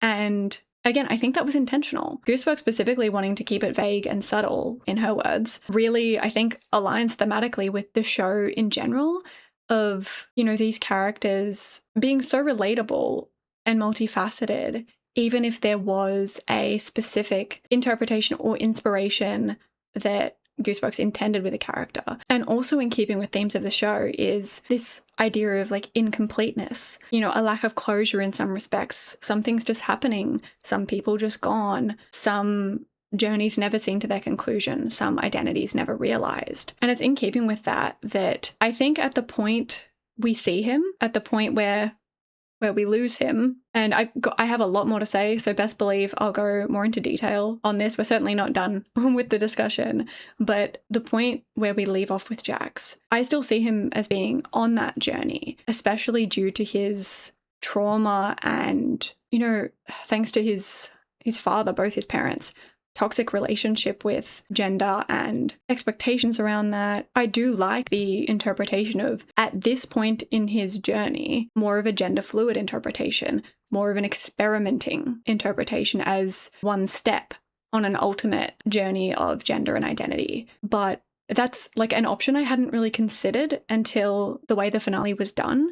And so I do really want to talk about that, and both the importance and restriction of certain labels, and, you know, figuring out for yourself like the difference between gender expression and your gender identity, like so many interesting ideas that this provokes. And so if current me or past me is talking about Jax from a gender fluid perspective, I wanted to preface that briefly before a much larger discussion around it, that I don't necessarily think that's the end point for that journey. I mean, gender fluid is under the trans umbrella anyway. And the way that I am personally, I always like to kind of see things more holistically as, you know, less black and white and more abstract, God, for lack of a better word. So yeah, kind of my natural state of being, my gut reaction is kind of almost always to use they. like just out of habit, but actually, you know, put work into not doing that because that's what's natural for me to just use. But despite how restricting a lot of labels can be and a binary can be, like, I mean, even within queer spaces, people can be extremely exclusionary. Like, don't even get me started on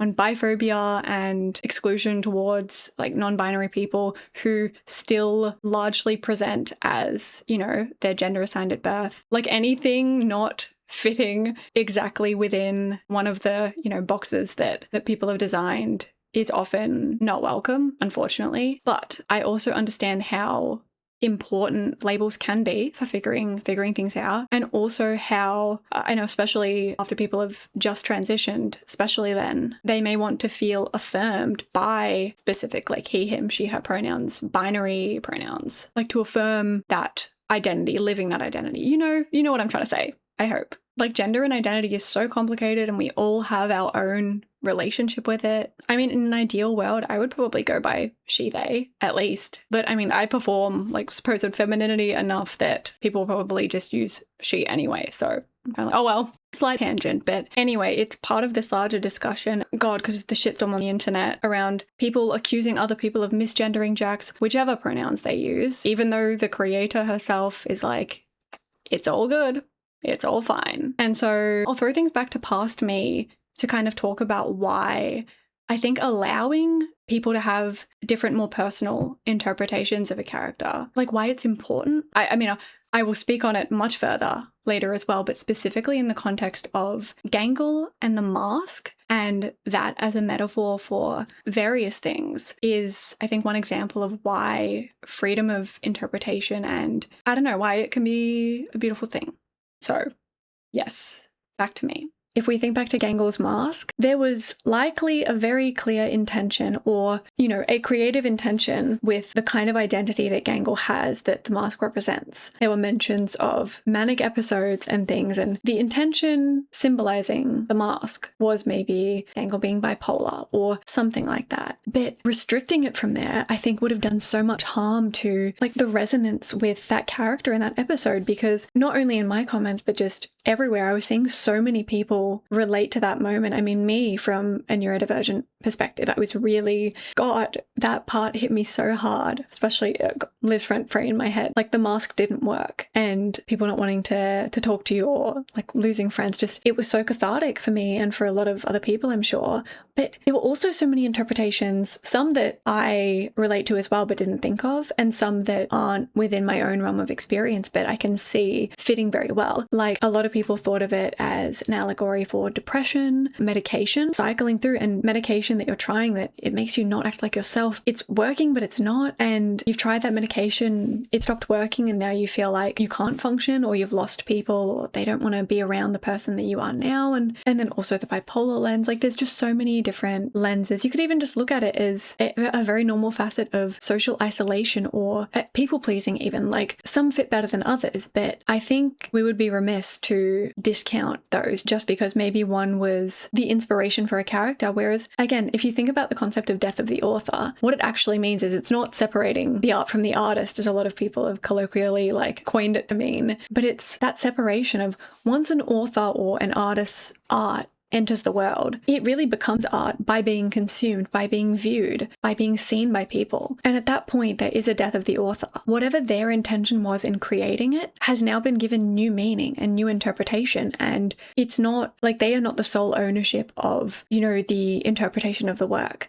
For example, if an author, you know, had this intention and they're one person, but 99 people who read that work took this message away from it, who's right? Like, are these 99 people wrong just because the author intended something different? No, that's not how consuming art works, especially because it's so informed by our own experiences or just our own research or our own knowledge. It's why interpretation is so fun, which is why one reason why I like it when it's open to interpretation, and, you know, you can apply a lot of different themes and, you know, feelings to it. So in the case of Gangle's mask, even if one was an original intent, all of the interpretations and results are cathartic and interesting lenses to view the character and the episode through. And I think that's very much the same here. It being open, and anyone who is struggling with gender and I mean, even sexuality, anything, especially the scene of, you know, opening up to a parent about something and being degraded. Like a lot of people's worst fear, a lot of people's worst experience probably is so cathartic. And that's one reason why I'm glad that I'm sure it was intentionally left open-ended. Knowing Gooseworks,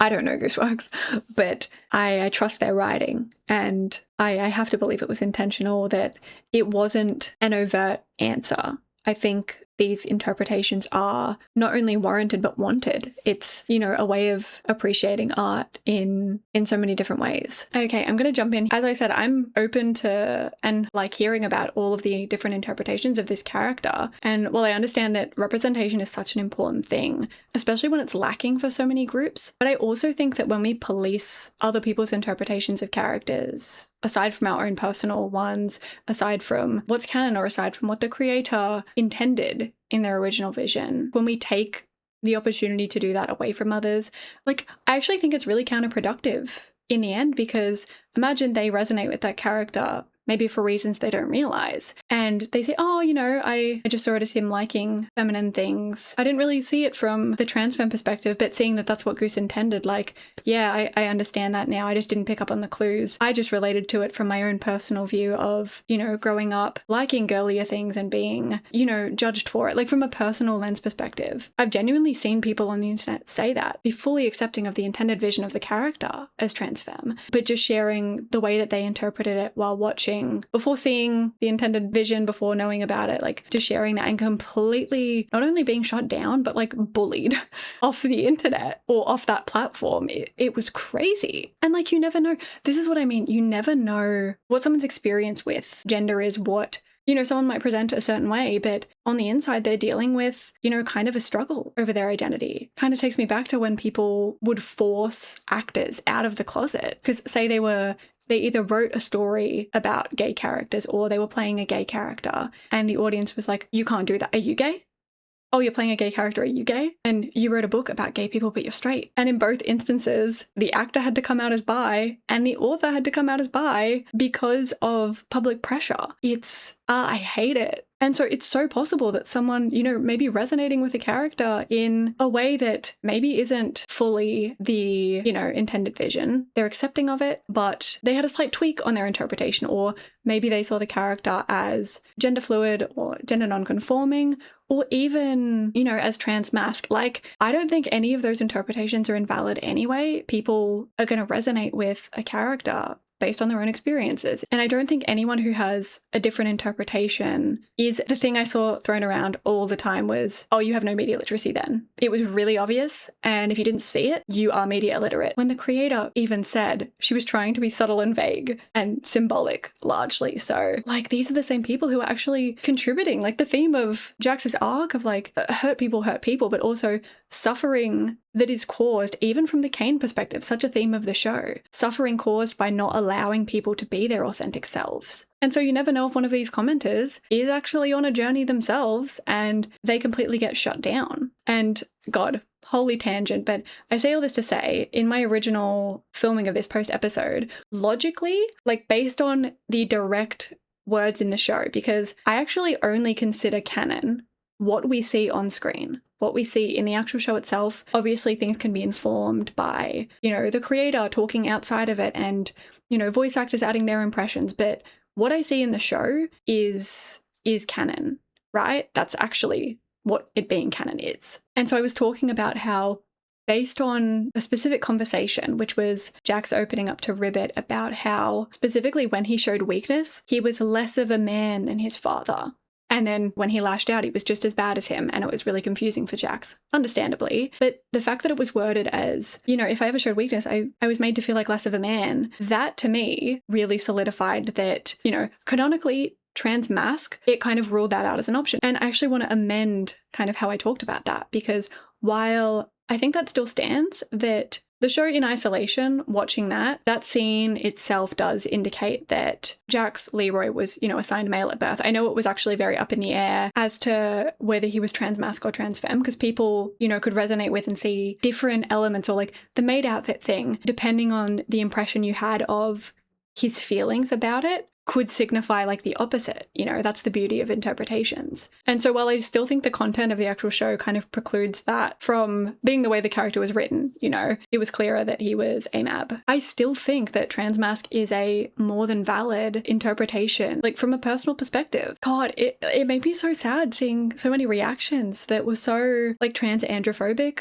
like specifically towards trans men who were expressing like, oh, I see the vision now. Up until the finale, I really saw him as a trans man and like resonated deeply with that. So like, is it still okay if I headcanon him as that? And Goose was like, literally, you don't need to ask my permission. Genuinely, you can interpret this however you want, which love her for that. Like, thank you for being a normal person who allows nuance. And these people, again, were just like bullied. And specifically, there was so much hate for like trans men in a way that was like so disturbing. I was really expecting, because there were still people who were like, I don't think this was written the best. If the intention was for the audience to see Jax as a trans woman, I actually don't think it was done very well. So I choose to see him more as gender non-conforming cis, or even just more broadly under the umbrella as just gender fluid, because then they like the writing. Whereas if everyone was supposed to have the exact same takeaway that he was a trans woman, they don't like the writing because it didn't drive that point home with enough gusto that it makes sense for every single person to have that interpretation. Does that make sense? And I was just shocked. I think all interpretations, each one has its own interesting, you know, journey for Jax. So I actually like reading about all of them. And I like that in some spaces that's not being limited and people are having adult discussions about it. But I was just so shocked to see more ire directed towards people who were like so politely asking if they could still headcanon Jax as transmasc. They were getting so much more hate than people who were like, I still see him as a cis guy. Like, what planet are we on? I think when we police interpretations, we're taking the opportunity to resonate with and have, you know, experiences. We're taking that away from people. And like, if someone relates to Jax due to socialization trauma and feeling like a big part of his arc was not wanting to feel like he's being made fun of, like feeling intense anger when he feels like he's being laughed at. If someone resonates with that from like an exclusion point of view or socialization trauma, like good for them to have a cathartic, you know, response to that. And although I also picked up on like a lot of the clues that were being dropped, that this was a very possible interpretation for Jax, that being trans femme, I also don't really love the way some people are talking about it as, you know, I think a lot of clues for it could also very well be other things, like all together, and also interacting with the fandom and people pointing out like one or two other things I hadn't considered, but also being in spaces where people are talking about it and kind of going over different theories and possibilities together. It's a lot easier to see these different interpretations than if you're, I don't know, just watching it solo. And especially if you didn't know that Goose works with a trans woman and that she's mentioned before that Jax is like the most self-insert character. It's like all of these things color your impression, and without them, I can imagine some people who, you know, came to that conclusion with the episode and all the external like paratextual details, they might not have otherwise, because like Jax having a girlier room, that could fit multiple interpretations. Jax in the maid outfit, it could be trans femme, trans masc, it could be gender non-conforming cis guy who likes getting a little dolled up. Jax's extreme visceral reaction to being embarrassed or humiliated could be socialization trauma, could be other trauma. Like even the bow, because I understand that it's quite an overt, like putting a bow in the hair or like on the head is more of a smoking gun, but we literally just see it being taken from RIBBIT as a woman wearing it more as a bow tie, kind of again mirroring that, like that's not, you know, typically where a woman would wear a bow. So while I think that all of the elements together really do paint a strong narrative for, you know, deep down his identity aligning much more with trans femme, I do find what some people are saying, the way that some people are expressing it as an individual hint that could be many things, is obvious for this. Like people saying he wore a bow, so he's a woman. Or my least favorite of the bunch, which is if you really notice, whenever he feels like weak and vulnerable, he behaves like a woman, he has more feminine reactions. I'm like, whoa, we're kind of becoming part of the problem here. I just think that leans into being far too reductive. Again, coming from someone who, with all the pieces together, completely aligns, like it makes sense.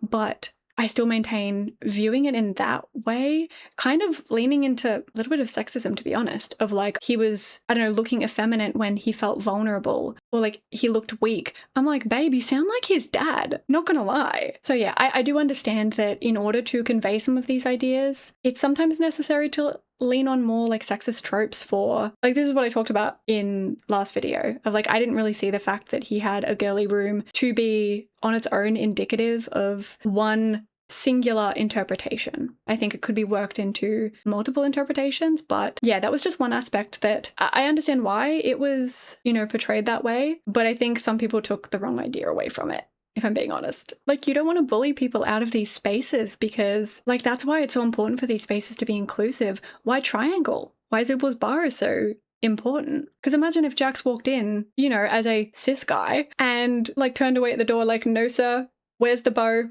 You're not welcome. Like, that's how people fall through the cracks. It reminds me, I mean, love you guys for being so willing to educate. And it's my fault for not mentioning that I kind of clocked it as a clue. A lot of people were really kind in mentioning, oh, so he used the word egg, and this actually means, you know, a trans person who doesn't realize, either in denial, closeted, but also maybe doesn't even realize their true identity, or that they even, you know, are questioning that. And that was so lovely of you guys. I actually did already know about the term specifically because, oh, it was such a funny story of this woman perfectly encapsulating why fostering them as positive spaces and inclusive spaces is so important. It's because she was like explaining her journey once being an egg, hence why I knew the term. Because she was like, I just thought I was a cis guy who was like a super duper ally. Like, I'm in all these groups and subreddits and pages, you know, posting trans memes, and I'm such an ally. Like, these are so funny and relatable. Until she was like, oh, 3 years later, I'm actually a woman. So,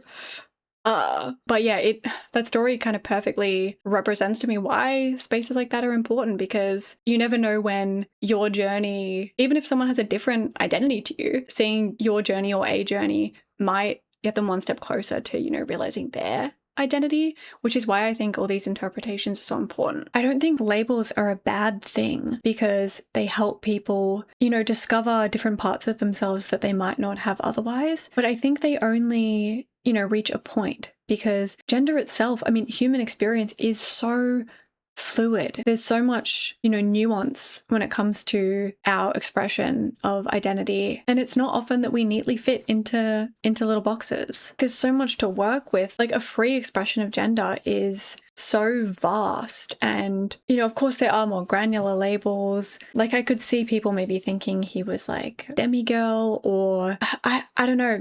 I have so many thoughts swirling in my head about this, because of course so many things under the trans or just anyone genderqueer, like not fitting into or identifying with either the binary or not associating with, you know, the gender assigned at birth. There's so many complex identities that are so, you know, a reflection of the personal experience of that person, and they don't always neatly fit into one box. And I mean, I won't get into it here, but slight law drop, when I was doing my master's, I was a tutor for my university's program for Aboriginal and Torres Strait Islander students, so basically Indigenous Australian students. And as part of being a tutor for that, you have to do a culture course beforehand. Not that long, but it was, so interesting. And, you know, it got me really interested. There's so many unique identities, and specifically within like the Indigenous Australian context, so many different expressions of gender. Like, they say that the idea of gender as a binary, it arrived on the boats, like with the colonizers. And yes, I'm sure most of you know, I would hope so, that Australia is a very colonial country. Like, the British, but I am living on unceded lands, and it's like very important for us here to acknowledge the Indigenous peoples and the elders, past, present, and emerging, that, you know, have rightful place on this land. And so there's a lot of interesting intersections between Indigenous culture and LGBTQ plus all these identities, because it's like trans people and gender diverse people have such an ancient history, even within, you know, that Indigenous Australian context. And there's other labels like sister girl and brother boy, which I I don't want to speak over the community or get anything wrong. If you're interested, really look into it. It's actually really fascinating.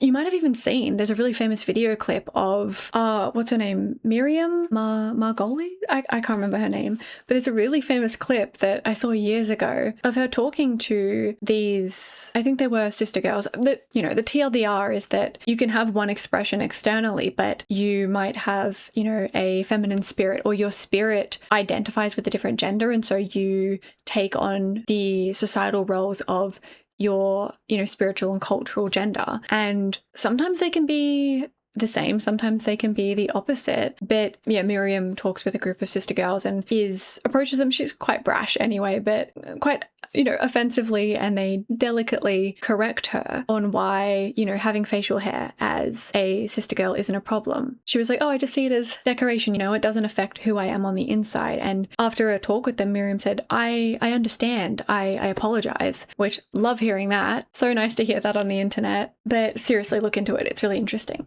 But the point I wanted to make is the idea of these specific gender labels is such a Western and colonial viewpoint in a lot of ways of fitting people into boxes. And so it's really interesting to look into the Indigenous perspective where, like, the idea of, for example, a sister girl having a feminine spirit, it's like they could range all the way from being a trans woman, a more effeminate gay man, someone who's gender fluid, someone who's non-binary. These identities are very inclusive and they accept everyone. And sorry for the tangent. I hope some of you find it interesting, but it's just this is what I mean by our own knowledge and research and things inform our opinions, because seeing Leeroy not only identify with or still be using he, him pronouns, Pomni seeing all of that, knowing, like, obviously she had seen his talk with RIBBIT and seen all of that and known when she hugged him. I know it was offhanded, but her saying, like, why didn't you just talk to me? Or you should have just talked to me, man. I know that's not, a smoking gun, but it was just such an interesting thing to say to someone that, I don't know, you might perceive as being sensitive about that kind of thing. But then in the closing, not credits, showing Leeroy's life, especially at the triangle, still using he, him pronouns, maybe playing around with gender now that he's in an inclusive enough space to do it. And this is what I meant about gender fluid, is that it's not static. It's very possible that maybe someone who is gender fluid today, and maybe some days they resonate more with masculine parts of their gender identity and expression, and some days maybe he feels more fully trans femme, and maybe that will change. Maybe his gender expression will go in a different direction, or maybe he will realize after a certain amount of time that he is actually fully a trans woman, as he understands more about the different facets of his identity. This is why I really hesitate to put, especially fictional characters, but characters with such a complex history and experiences, putting them in a box when they don't get to do that. Like, they don't get to decide for themselves. And it's possible that even if he does lean more towards at heart being trans femme, it's possible that he might still prefer masculine pronouns, or maybe both, maybe all. Like, I think the crux of it for me is, as sad as it is, the character of Jax didn't get to make that decision. Okay, I did just want to add on there about, because I did think it was strange that, as I said, especially for a character who she has seen just now this huge sensitive journey about gender identity, to come swinging out of the gates with, like, you should have talked to me, man. I was like, I say that all the time, gender being irregardless, just tacking man on at the end of a sentence. So I don't think it's necessarily a huge deal, but it just felt pointed. It could have been left off the end of that sentence and it wouldn't have really made an impact either way. So I was like, it's just one more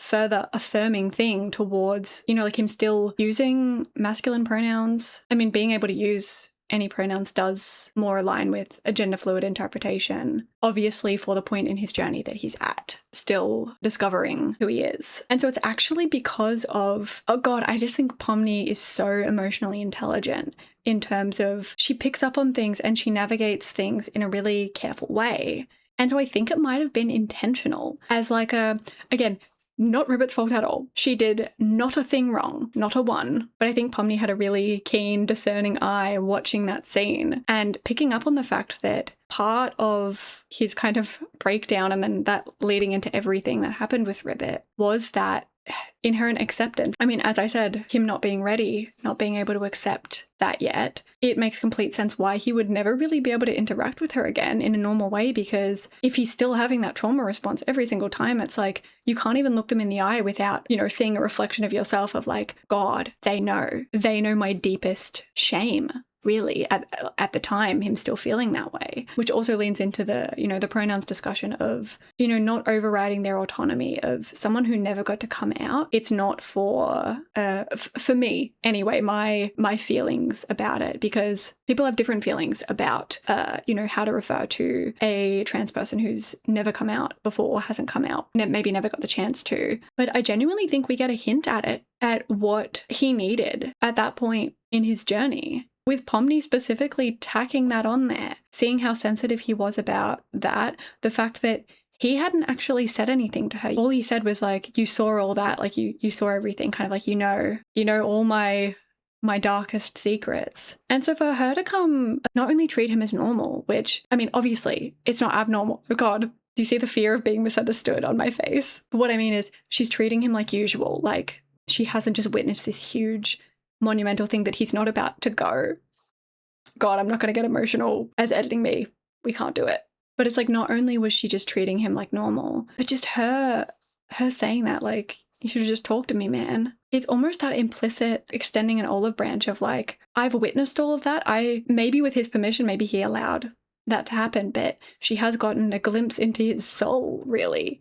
And she tacked that on there like, you haven't told me yet, though. I haven't heard it yet from you. I'm just going to treat you as I always have. And if there's anything you want to change, you let me know. Like that kind of thing. Do you get what I mean? Especially given how fragile of a state he was in at the time. It's, yeah, not forcing it, just, I mean, it was even in the words she said, actually. I didn't even really think about it from that lens, but you should have just talked to me, man. Like kind of directly in that sentence, really giving the agency back to him of like, yes, I've witnessed this, but this is your story to, you know, share. And I'm not gonna mention anything. I'm here for you to talk to me, but I'll leave it at that. And I think the more I think about that, the more I like that interpretation. Oh, this is so sad. But yeah, I'll throw it back to past me to kind of talk about one of the most interesting kind of big signifiers of the fact that the character of, or the person, but fictional character, Leeroy is still at a stage in their, you know, their gender journey where it might be more about, now that I'm in a safe place and can experiment and maybe slowly start being more real to their true selves, maybe slowly starting to present more femme as they now feel supported in doing so. And I think something that's so emblematic of that, and the fact that it's not static, like it, again, in talking about Jax or Leeroy, that and our gender identities, like in real life, they don't have to be static. It's, you know, oftentimes things, and oftentimes labels in general are stepping stones to different facets of your identity. Like, oh, okay, I've learned about this label, that actually fits me, I didn't realize. But then realizing, you know what, it doesn't fully encompass me. What else is there? Or maybe it is this label, but, you know, it's not just that. It's so free, you know, or rather it should be. And I think something that's the most emblematic of this journey that Leeroy is on is actually Zooble's article, or rather Riley Versellis. The article, I read the whole thing and something just stuck out to me like a sore thumb as, I mean, not everything has to mean something, but I know they assumed people would, you know, scour through these for any hints about anything, and something in there was very interesting. So I'll let past me talk a little more about that. I did just want to touch on Zooble's article because something in the article really stuck out to me. And forgive me, I'll read it verbatim, but I understand that the cocktail talked about in Zooble's article might, you know, be a representation of them and the non-binary experience. But there's something interesting mentioned after that just made me think, which is there's the drink. They describe the drink as something like a Ship of Theseus situation where the drink can be completely materially different after a few revisions, but still be considered the same. A version of the drink may remain the same for a week or a month or two, but it's always a good measure of eccentric, and its mutable nature means the best time to experience this version of it is now. Tonight it contains like these ingredients. The cocktail, I'm told, does not have an official name, as Versellis is loath to put a label on something that's still finding its identity. but regulars have taken to calling it the experiment, and Vercellus understands. Whatever you call it, I call it delicious. And then I don't know if this is referring to Leeroy or not, but I didn't notice this the first read through because we didn't see him yet. But shortly following that, in the corner, I see a group of young regulars laughing over a small collection of old arcade machines. A young man who I had mistaken for a delivery guy enters and turns out to be a delivery guy just getting off work. And we see Leeroy in his job as a delivery person. He goes to join the arcade group where they have cheers and an experiment waiting for him. He's apparently very good at cruising USA. This could be nothing. This could be nothing at all.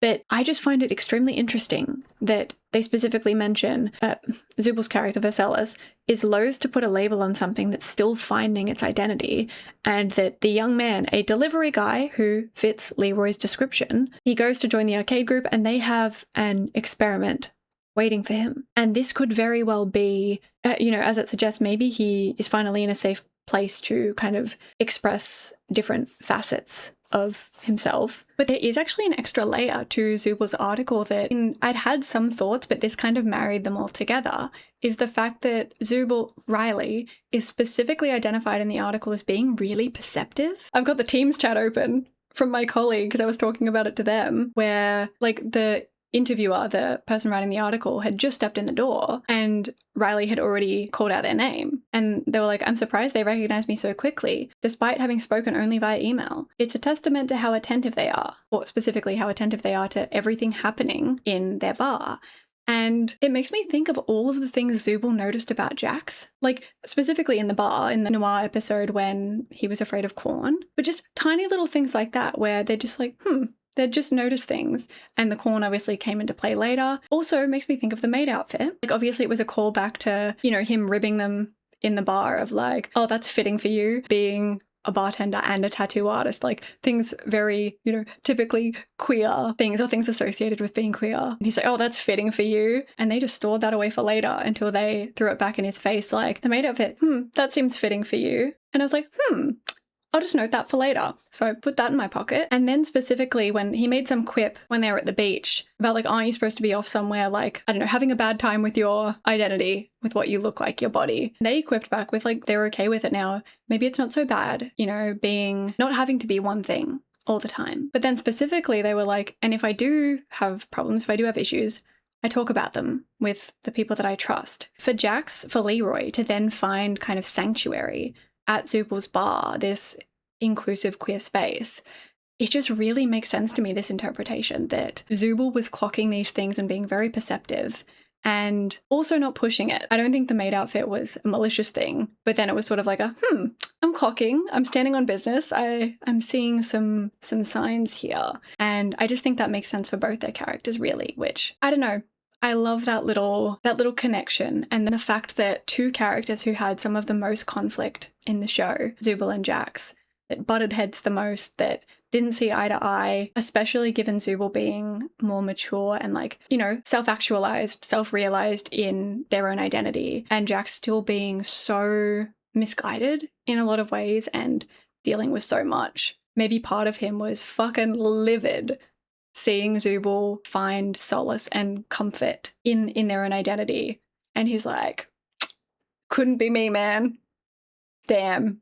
So the fact that these two characters always at odds with each other, Zooble then becomes, adjacently, a safe space for Jax, for Leeroy in the real world. I think that's beautiful. But yeah, all that to say, I'm not making a statement on who Jax one day, or Leeroy, I should say, Leeroy one day becomes. And maybe one day they will reach a conclusion about their identity that is maybe the most static that they'll be. Maybe this is what really feels right. But we don't get to see that. And that is something I wanted to talk about I genuinely don't mind any of these interpretations. Whatever gender Jax or Leeroy turn out to be or are or become and change, none of that matters to me about the character in terms of whether I like them or not, you know? But even from like non-binary friends' experiences, it's like if they don't want to be out to people yet, like if, for example, I think one friend trusted me and maybe one other person in our whole workplace to tell that they were actually non-binary and preferred they, them pronouns. But that's not something I could refer to them as in front of other people, because obviously the first priority is their safety and them being comfortable.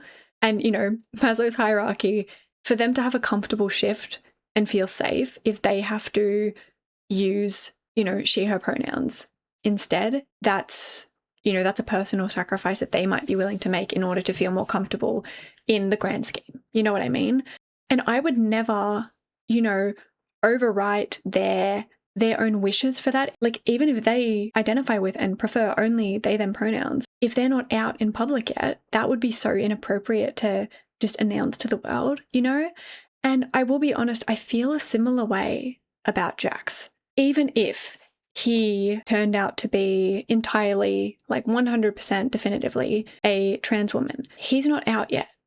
Referring to the character of Jax, like, again, anyone else, you can do what you want to do. I'm not speaking on that. I'm talking about me personally. Unless, I mean, maybe I'll look into it afterwards and see what Gooseworks prefers or if it's been mentioned at all, but I would assume it's open to all, or maybe he, she, I don't know.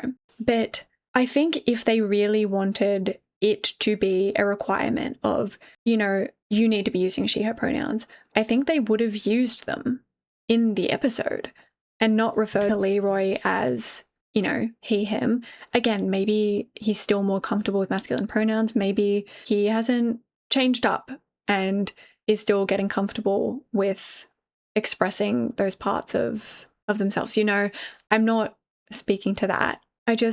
Jax as a character never got to live as a trans woman or whatever his dream identity would be. But I don't feel right deciding that Jax is now she, her, especially given what I spoke about earlier of, for someone in Jax's position, RIBBIT's acceptance when he wasn't ready for it is what, in a way, was the catalyst. Like, so much trauma is there that it couldn't be isolated, it couldn't be divorced, like his identity couldn't be divorced from that trauma. Based on what we saw about his home life with his dad, who was not the pillar of a good example of masculinity, right? And also from the mother, very clearly, both of them enforcing very binary gender roles, not feeling like he was living up to his father's standards, but also showing vulnerability means that he is weak and, you know, not enough of a man, but then lashing out and showing anger, you know, he was just as bad as his dad. And as he said, it was very confusing. And this comes to the talk that he had with his mum, because when he specifically said that he opened up about something with her, something deep and personal, because he thought it would get her off his back. And what we know about his mum, based on what he says, is, I mean, I don't know if I would think, you know, if it was coming out as strictly as trans, if that's what he told her, I don't know if he would think that would get her off his back. He said that she laughed at me and then she laid into me, and she just didn't stop. Like, it just kept going and going and going until she ended it with a hug. Obviously having a lot to unpack herself. I think she's got some work to do. I mean, also thankfully sounds like she's probably alive, because Jax is living a normal life and not in prison. So I was thinking maybe he came out in some way of indicating that he didn't necessarily feel like a boy. Maybe some kind of soft launch that he thought, you know, might make her understand him a little bit better, only to then be laughed at. And yeah, it just feels like, I don't know, to me it really fits his character. It feels right because it seems like his view and experience with gender growing up has left him extremely traumatized, an extremely toxic relationship with his own identity because of the trauma suffered from, I presume at first from his dad saying that he got along better with his mum at first, or he thought, but after the dad left, that kind of all fell on him. And so now he not only had to navigate his own identity, but also being kind of lampshaded as, you know, filling the role of that father but not being able to do it right in any aspect must have been so damaging. And so we get to the fact that when we see the real world glimpses of him, of Leeroy, I mean, again, we don't know, but seeing his journey and experience and friends and having a stable job, I want to believe that, especially given how close he was. I mean, he did open up about it to RIBBIT in here.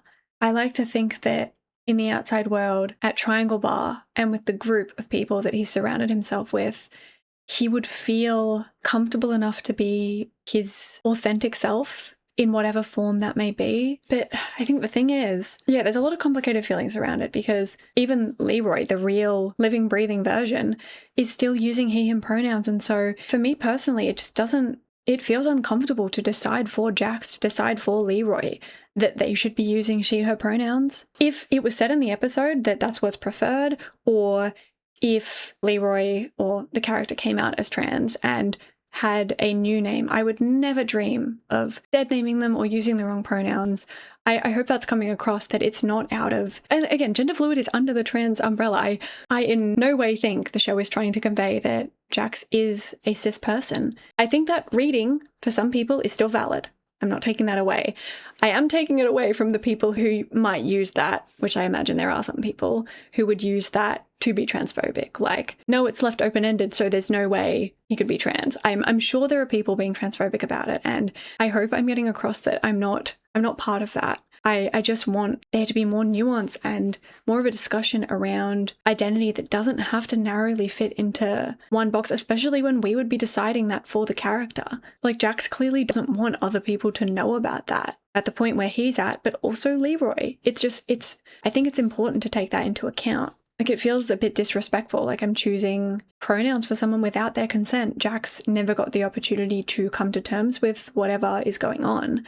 And if they're not ready, that's just, I'm not saying the intention is bad, but imagine someone kind of outing you to your face before you're ready. Even the mere acceptance from RIBBIT was enough to kind of, it's complicated, because you see acceptance of him wearing the bow, probably what was a representation of like gender euphoria, of feeling so seen and understood in that moment of being able to express femininity in that way or embrace wearing a bow. And then the moment's gone, and it's like, it was like a promising start, but then you just see how not ready he is. And so as it stands, I think with him still using he, him pronouns in all aspects, Jax only having used those, yeah, I don't feel right about it. Not saying you can't, especially if, I don't know, you're a trans woman and you feel, I don't know, seen by Jax's story, and that's how you want to refer to him because you've, I don't know, been through that, and so you're using that from your own experience of you wish somebody helped you realize, I don't know. So I hope no one takes offense that, I mean, I will look into it and see, I mean,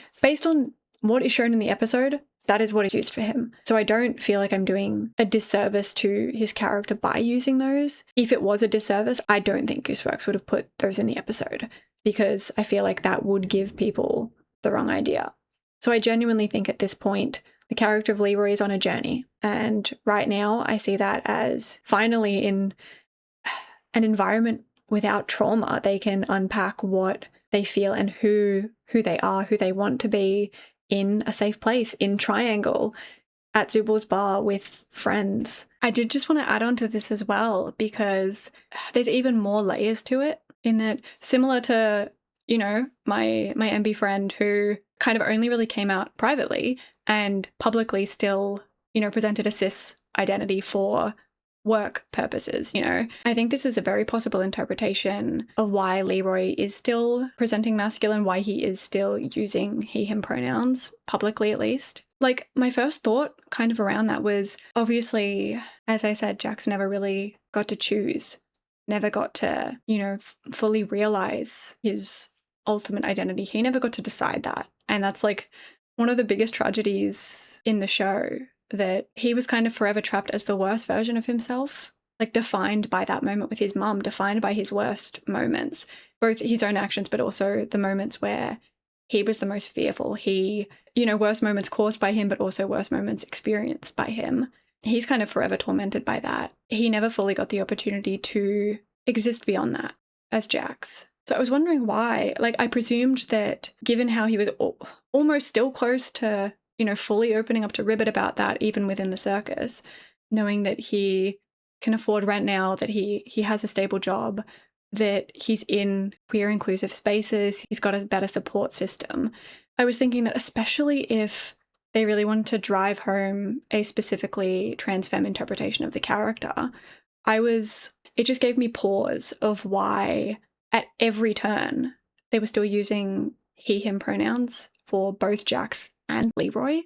Like, Jax I understand, but Leeroy is, now that he's in a safer space, I would have thought, maybe not in real life, but for the purposes of telling this story, that not that it botched the landing, but there were just moments where I'm like, this would have been a good time to kind of drive home the theme, drive home the point. And maybe it's a testament to, you know, being subtle, being vague, but it felt like that might be to the show's or to the episode's detriment if that wanted to be a really strong theme, you know? I'm personally very happy that it is a vague interpretation. I mean, like, fictional characters, they're fictional. You get to play around with them like dolls in a way, not in a creepy way, but, you know, they're kind of caveats for your own journey, experienced and viewed through your own lens, and no one's going to see a character the exact same way as someone else. There's always, you know, personal influence towards how we feel about a character and their journey. But that's why it doesn't make sense to me when people, you know, accuse others of misgendering Jax. I mean, we had the pronoun talk earlier, but misgendering Jax by using he, him pronouns when that's what the show uses, even for a more developed version of himself for Leeroy. And I still think all of that stands, but one interesting angle is it's possible that he has come out privately. You know, I still think it actually fits better for that gender fluid perspective in terms of, ironically, being a transitionary point of his journey now that he has kind of secured a safer space where experimentation and more freedom of expression is allowed, is welcome, as well as unpacking a lot of that previous trauma at the same time, kind of separating the trauma that was kind of irrevocably interlinked with his gender identity and expression, kind of unpacking that and allowing him to actually play around with it and see what feels right. I do think that's one potential reading for him still using masculine pronouns. I mean, even that's not black and white. Like, you can have any pronouns you want. Someone who's trans femme might still prefer masculine pronouns at the time if it doesn't cause a sense of dysphoria. Like, again, it's just not something we can decide for people, for a character. So I do think that is one strong interpretation of the journey that Leeroy's on. But I also think it's possible that maybe he has come out privately.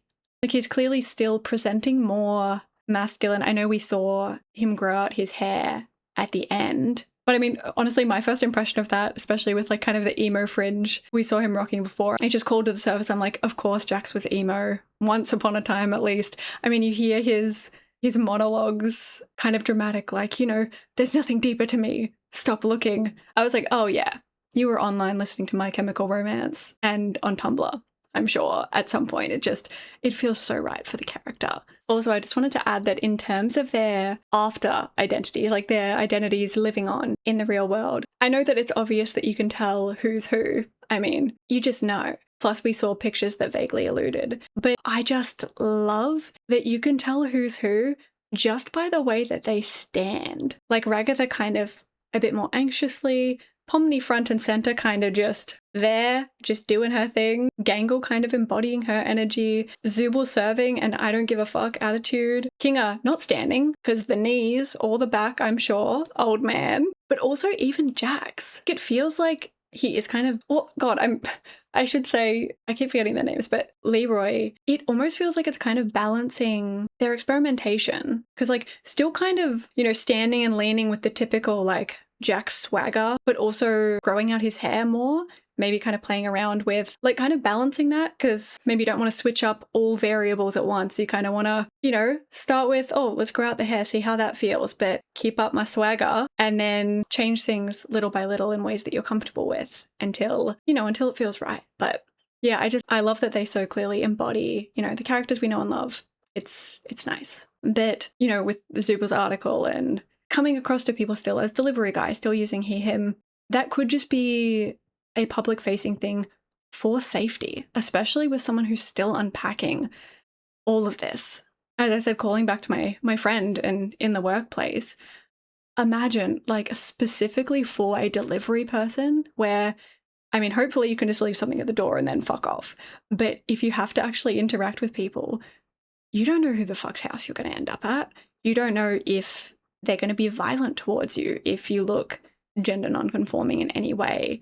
Like, I fully understand that as a safety measure. And as I said, like the Maslow's hierarchy thing of what's more important in that moment, your physical safety, your, I don't know, ability to hold down a job. Who knows if your employers are bigoted in any way, and being able to like more freely express yourself. It's even that's interesting to consider. Like, it's so interesting seeing these little glimpses into the alternate version of the characters' lives. And I mean, it's kind of ironic. I know Jack's haters must be really pissed that the episode was so heavily focused on him. And I actually have thoughts on that. It's not completely unfounded, especially if he's not your favorite character. It was a very heavily, you know, Jax-focused episode. So I'm not going to dismiss those critiques at all. I don't think they're invalid. But I was going to say for the Jax haters, it's like, you're one little light at the end of the tunnel. I mean, one, he abstracted. But two, he's kind of the only character we don't really see with a happy ending. Not that it's not, I just think it's complicated in terms of the other characters seem to kind of more or less know who they are. Like, they're still navigating life, they're still figuring themselves out in some aspects, but it feels like we got to see a more realized version of them, like Gangle with her job, doing art, Zooble with all they've accomplished, especially Ragatha. Like, so many of their struggles were kind of wrapped up and with a nice little bow, so to speak, and that's on being referential. But perhaps because Jax was someone who caused others a lot of pain, had probably the most trauma, the most to unpack, it makes sense that he is the only one who hasn't really found themselves yet. It's a good start and it's a stepping point in their journey. But because of everything they have to work through, it's obviously going to be a slower process. And yeah, I think it makes sense why, especially thematically with the abstraction, it makes sense that it's the journey we get to see the least of. Thematically, it being a little unfinished, that lack of closure is fitting. So I actually do like that. Like, honestly, even the idea of him being an egg, you know, either being in denial or maybe not even realizing that he feels this way, that he actually either now feels or always felt like a woman. I think the wording that was chosen was really interesting in terms of, obviously he was full of shit in most of the things he was saying, but the fact that he said, oh, I'm just a misunderstood little chicken fetus in an egg that needs to be cracked open. Well, I'm not. Again, cap. He was just talking nonsense and obviously trying to push Pomni away.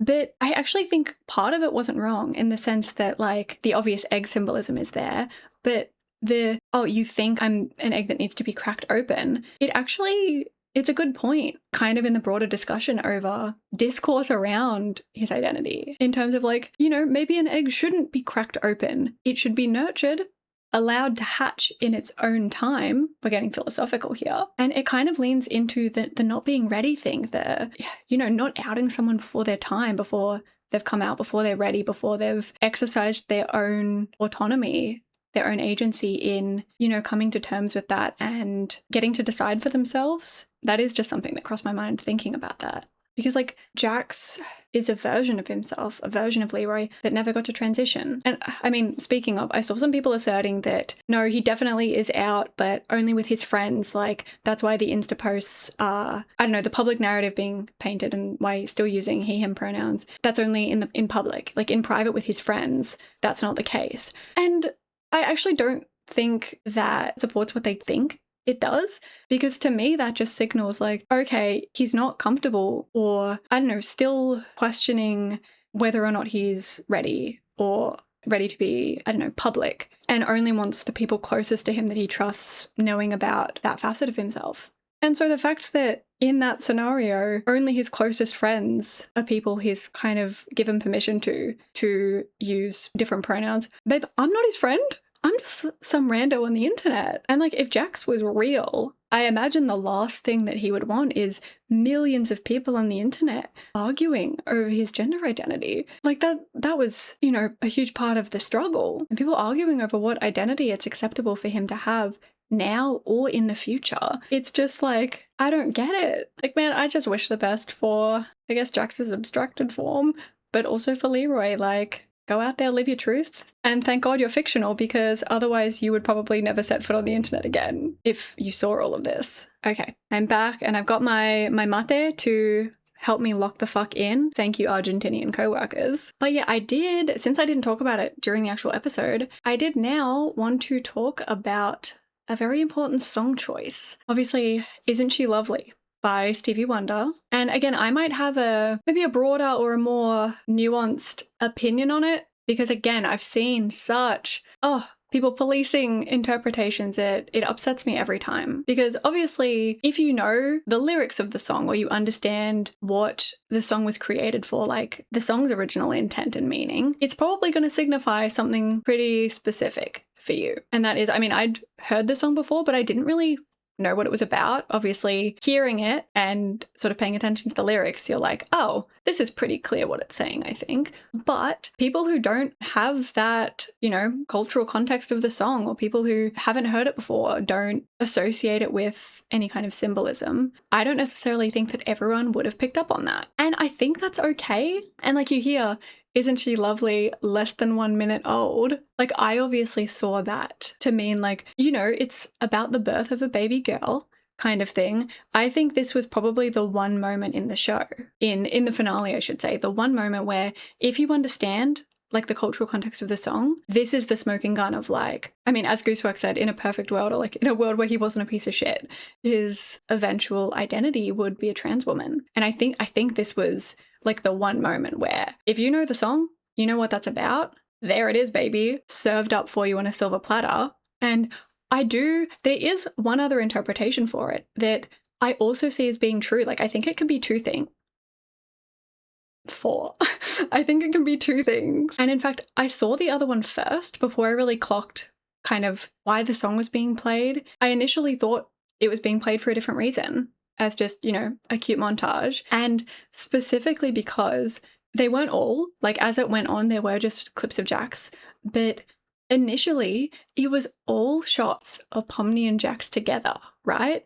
And interestingly, usually the happy ones, like for example, one that just like kind of punched me in the fucking heart was it showed the moment Pomni hugged him and he relaxed and smiled before he freaked out and pushed her away, but it cut it off there.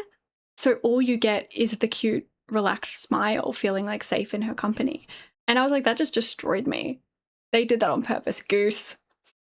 I'm coming for you. Like, you're getting a bill from my therapist, you personally. And so because of that, I mean, I initially thought, one, because Jax and Pomni are kind of associated as, you know, the duet couple, platonically or romantic. I'm not talking about that. I just mean, when I say love as well, I mean like from human to human. It doesn't have to be, you know, it doesn't have to fall into a certain box. I mean love in its purest form of just acceptance. And I don't know, hopefully you understand what I'm saying. I initially did think it was just a cute compilation of them and kind of a callback to their duet of Daisy Bell, you know, especially because that was maybe not romantic for the two of them, but romantically, you know, lyric wise, of like talking about love, just as this song is. Like, I'm half crazy, all for the love of you, versus Isn't She Lovely, made from love. So thematically, I could see people, and this is where a huge discourse has happened, is some people thought that it was a Pomni and Jax song specifically, and again, they were crucified. And there's a nice way to explain this to people, the symbolism, and obviously Gooseworks used this song specifically as symbolism for, you know, the trans experience. But although I clearly see that interpretation, I can see it not being obvious to some people, and the fact that it can be two things. And I think especially people who didn't really pick up on any trans symbolism previously might not have picked up on that either. So yeah, I don't think that's a punishable offense. I think it's just, you know, just let them know that that was the intention of the song. But that one alternate interpretation of him and Pomni, I actually still see like in conjunction, but in a different way. Like in a way, I think it could be seen as them singing to each other. Like obviously obviously it's not Pomni or Jack singing, but you know, from the perspective of Pomni's, you know, thinking, isn't she lovely, less than 1 minute old, like this final moment where he knows he's about to go, when he has to let go and nope, we're not doing it. And maybe just for that final moment, just for that moment, he sees all of himself and accepts it and, you know, shares that with Pomni in that moment. Hence kind of the isn't she lovely from Pomni's perspective in that regard.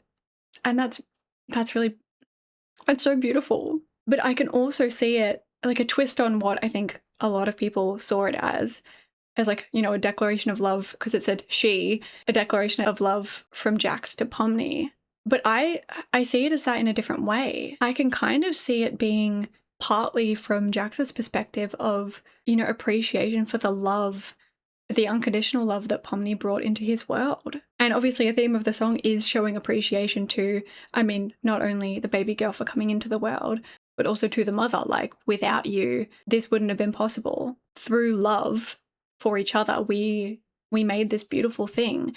And I kind of see that as being analogous. Like, Pomni is consistently not only the one who sticks by him and, you know, has endless capacity for empathy and always gives him grace and the space to come to her to talk, but she's also the one who can make him do things like he wouldn't ordinarily do, like just naturally fostering that connection.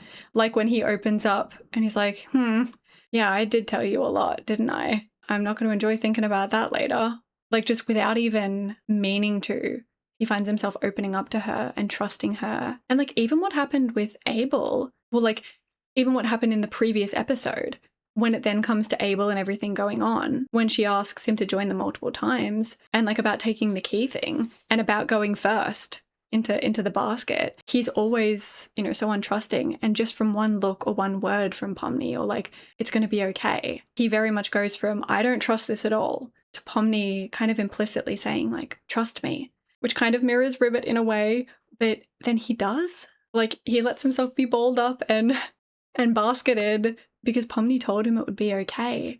And every moment in the show where Jax shows his inner kindness, or, you know, just a painful version of himself, because a version that he could be, but just too much has happened, it's always something that Pomni has facilitated. And yeah, going back to the whole him saying, I hate you, which in that context, I always take that like, I hate you to be more of an I love you in whatever form. Let's not argue about that. Either way, it's love. And the following words of like, you have to complicate everything as you didn't let me just crash and burn. Why didn't you let me just blow myself up? I mean, we got there in the end, but not without a fight from Pomni. And so my favorite interpretation of the meaning of the song is both him embracing a transfem identity, or rather that, and Pomni affirming that in that moment, like something like they share that, and also him letting himself feel, especially after pushing her away so much, letting himself feel that love and trust. Like, it's almost like the fact that it's the last moments. I guess I'm getting emotional, and you're just gonna have to make your peace with that, especially since it's those final moments. Knowing that he has to go, I think that makes it easier in a way to finally, like, without any fear, not only accept himself, but also let her in just for that moment. And I think it's beautiful. I really, really loved that scene for multiple reasons. So that's why I'm just asking, you know, if the scene emotionally affects people for lots of different reasons, we don't need to shut those down. I say again though, all of this, you know, freedom of interpretation and wanting to allow for those, I want to be clear, I'm excluding people who are using that as an excuse to be transphobic. Anyone who deigns to be transphobic in my comments, like, their comment doesn't get deleted, they get blocked from the channel forever. I will never see a post from them again because I don't mess around with that. Like, maybe you can make an alt account in the future if you want to be respectful, but like, we don't tolerate hate speech in these comments. If anyone is being willfully obtuse, denying any trans symbolism at all, maybe they were watching the finale with their eyes closed. Like, I don't blame people for maybe not seeing the interpretation on their own, but if hearing about it, you can't then see a connection and you outright like reject that, it doesn't work for me, okay? Yeah, just want to be extra clear about that. But I can also see why people would see Isn't She Lovely as kind of a love declaration for Pomni, as like their first thought. I mean, it was my first thought seeing all the clips of just Pomni and Jax very specifically, but there was some of Jax on his own as well. It, you know, makes sense with both, but one interpretation, like his interpretation of his experience and identity is the more prominent one, the more, like if you had to pick one interpretation, that's the strongest in my opinion. But going back to Daisy Bell, not even just the duet that they did, but also the fact that Jax's true self, or you know, the softer version of him, the one who just seemed more open, shackled to the piano, trapped even within his own mind, he was the one who gave Pomni the key. So I not only see it more as his true self because, or rather, I mean, they're all parts of him, but that's the part he wouldn't let show, the kinder part, and a part that deep down, especially after Pomni kind of disintegrated the others, like he was the one that remains thanks to her influence. It's like him giving her the key is, you know, him willing to let her in that moment. So it's really beautiful to me that that version of him that he doesn't let show is the one playing Daisy Bell and symbolizing that connection to Pomni. Because I know he says that I only know 2 songs or something. I don't think Daisy Bell is significant because of that. Because in the episode, he isn't the one who brings it up. Like when they have their duet, it's Zooble saying that, oh, CAINE will just stand outside my door and sing Daisy Bell. And it's like from CAINE singing it and Zooble noting it. It's not like Jax first brought it up. So it's the fact that he starts singing it with Pomni.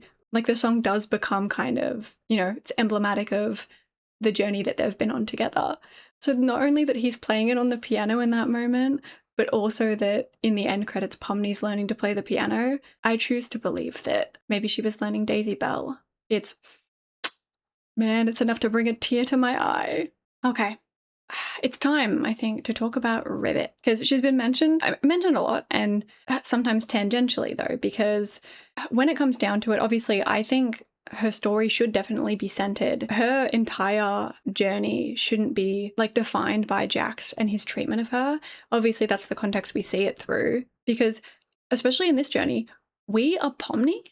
I mean, I know I'm Pomni, but Pomni, since episode 1, really has served as the audience surrogate. We only really know what she knows. We only find out what she finds out. So the reason like we focus on Jax, not only because this episode kind of is his story, but because we're seeing it through Pomni's lens. She's never known RIBBIT. Like Ragatha has, Jax has, so many characters have, but Pomni has no frame of reference, only what she's been told. So she is seeing RIBBIT as a side character, for lack of a better word. So it's not that RIBBIT's journey isn't important or that her story should just be a vehicle to build Jax's story. But I think that's just the explanation for why the focus is on him. You know, I'm not meaning to like silence her voice or anything. It's just that's the angle we're getting. Like the one criticism I have in regards to the way it was portrayed in the show is that I do wish we got a little bit more of RIBBIT away from Jax, with Ragatha, a little bit more with Kaufmo, and Jax not being there. Obviously, I get that we're seeing it through Jax's point of view, so we are only really seeing it that way, but I wish maybe we got like a Ragatha flashback or something that gives RIBBIT a bit more depth, because as it stands, I don't think this was the intention, but it did feel a little bit like the trope in movies of like the dead wife. You know, it'll have a montage of the wife like in bed and smiling and I don't know, all these interactions, and then montage over and it turns out like the wife's dead and this is like the man's origin story or something. It's too common of a trope, and it did kind of feel a little bit like that. So I think if it had been split into 2, or if the episode had been a bit longer, maybe there would have been more room for that. I just think it was a little more unexplored than I would have liked. I understand that the literal character of RIBBIT it's part of Jax's story, seeing that play out, but it would have been nice to see just a little more, you know, individuality and characterization. We definitely got a good idea of the kind of person that she was. I think it did flesh her out a lot in what we saw. I just wish we'd gotten a little bit of her, just, you know, without Jax involved at all, just to, you know, have her more realized as a full character, you know. Now, I'll get to abstraction soon because I think it's really important to talk about, you know, the individual's view on what abstraction is as a concept, for how harshly Jax is blamed for it, you know?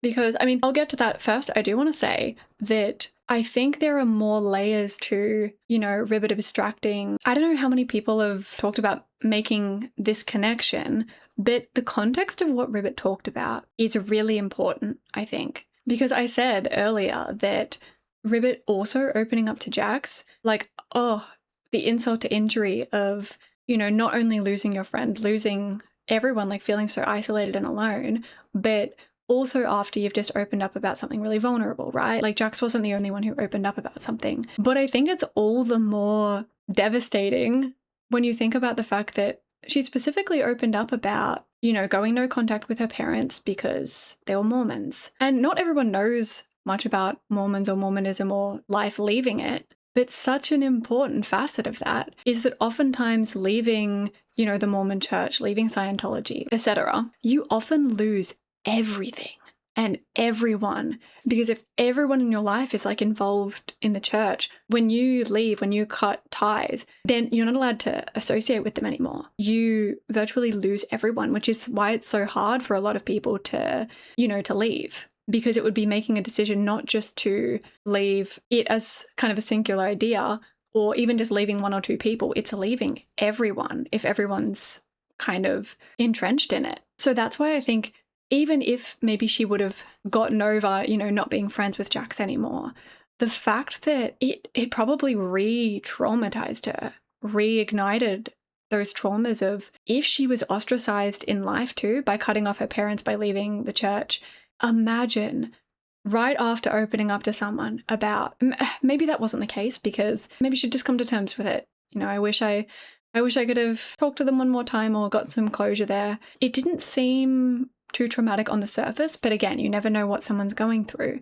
And imagine if that was really traumatic and then opening up about that only to then maybe it feels like because of that, because of opening up about that, you then lose everything again. Like that's I don't even want to think about that. Like, she clearly had a very strong, you know, friendship with Cosmo, which, so funny, by the way, I didn't realize till after that it's also voiced by Aaron Hansen, but I was just shocked that he was just such a normal dude. I was kind of expecting him either to not talk, like giving mime energy, or I don't know, kind of a clown voice. And he's just out here with a deep, like normal dude voice. Just, I think that was the biggest upset, the biggest subverting of expectations in the whole finale. But that's also why I want to talk about abstraction a little bit, because yeah, I think your definition of it or what you think happens really, you know, affects, of course, your impression of what's happening in the show. Because the question is abstraction, YouTube doesn't like bad words, an extreme and final version of self-harm,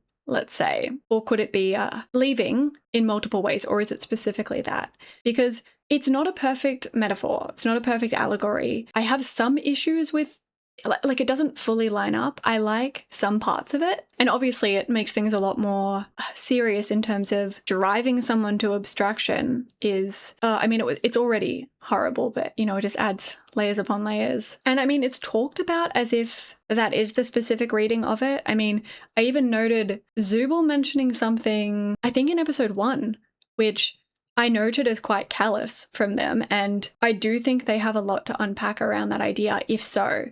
Because I remember them saying, I can't believe Cosmo just gave up like that, or something to that effect. And similarly in this episode, it's very much you know, of course you waited until now to do this, like to make this choice. Obviously not coming from a bad place, but it does seem like they have some stuff to unpack around the extreme of someone, in their impression, like choosing to leave, giving up, which I like because, you know, I like seeing flawed characters, and that is an idea I think they need to deal with a little bit. I know some people share that, but it's often from also a place of trauma of maybe you've lost someone in your life that way, and it's easier to blame, like, why couldn't you just, you know, be stronger, hang on, because it's coming from a place of like, why did you leave me? But the reason that I don't feel like it's a perfect metaphor is that normally the whole point is, and this is actually what I like about abstraction. I've seen some people complain about this of like, you don't see it happen.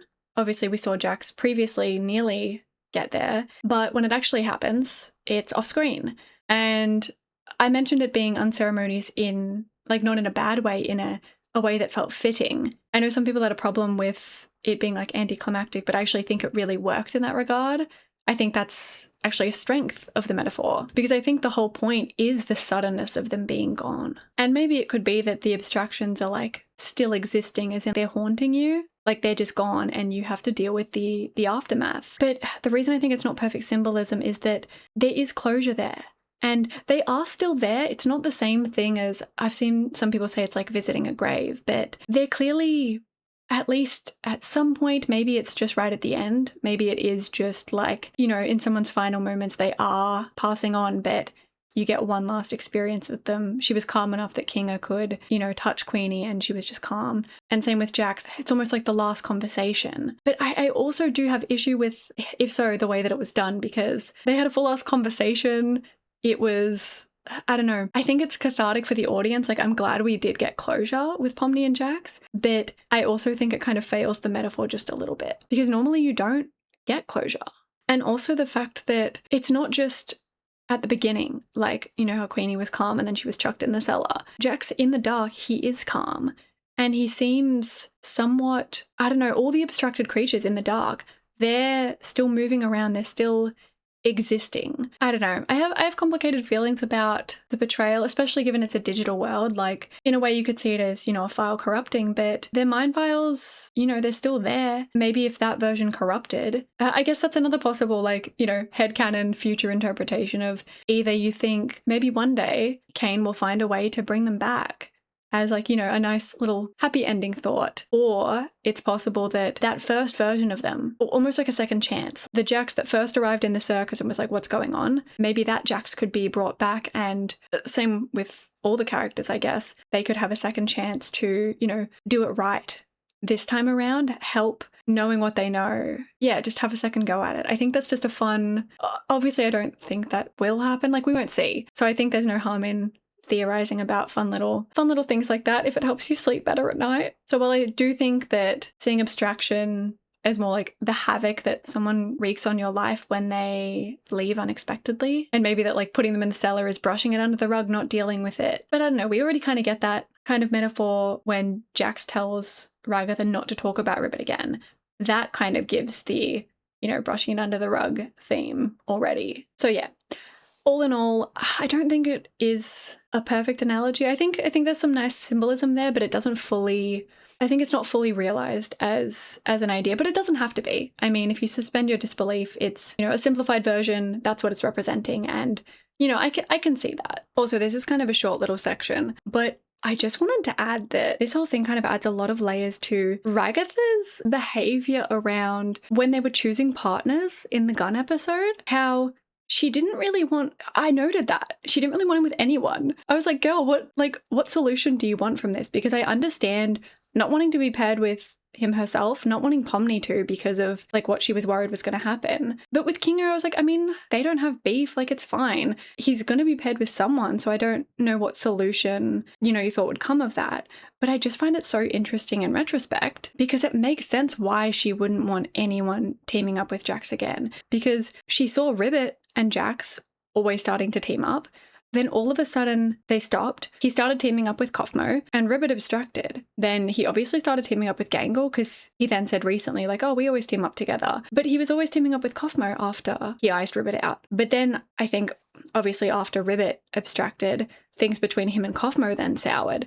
So he probably started teaming up with Gangle. It's like this vicious cycle of anyone who he gets close to, from both his perspective and from Ragatha's, something bad happens to them. Like, I don't think it was entirely altruistic. I think part of it was that insecurity of, I mean, also not wanting maybe Jax to turn Pomni against her, or I don't know. It's not like it was entirely out of the goodness of her heart, but I also 100% understand it and think that is a factor. Of like, yeah, it must be scary seeing people, you know, try and get close to Jax when you've seen what can happen.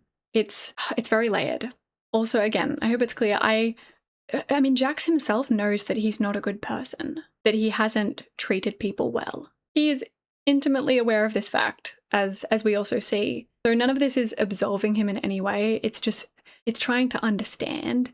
And I mean, oh, I actually didn't think about that. Oh, I mean, I did, but I didn't make that connection until just now. I talked a lot previously about how, and you know what, that's kind of vindicating. It was never from a place of Jax is actually altruistic and he's trying to protect everyone around him from himself. Like, it was never about that at all. But I did find it interesting that there did seem to be a layer there where he knew he had to keep people at arm's length. And there was some, I mean, a fair bit of symbolism that it was possible he not only blamed himself for other people's abstractions, but that he specifically associated, you know, his friendship with them or his closeness with them as either contributing to that or just something that needed to be avoided for both their sakes. It did come across that way. So I wonder if there's some layer of it that, you know, he thinks that everyone I let get close to me, I ruin, which is interesting thinking about his extreme reaction in the gun episode when he shoots Ragatha a bunch of times. I noticed on my rewatch, it comes directly after she implies that he ruins people, like turning Pomni into a version of him, like all of this stuff. Not to mention she also just embarrassed him by letting the gun backfire, and we know his hang-ups about being humiliated. But that extreme, like, visceral reaction really came across to me this time around as, like, just crashing out, being entirely devastated over that illusion, but also knowing it to be true, like him ruining people or, you know, leading to their ruin. And I just realized he recognized his mistake. He iced Ribbit out. He left her all alone. He put her in a position where she ultimately abstracted. And again, not absolving him of that, and neither is he. He has to live with that every day, and we see how much it haunts him. Doesn't make it okay that he feels guilty about it, but I know that's not... I literally saw some people saying that was his goal, and then he regrets it afterwards, but he wanted that to happen.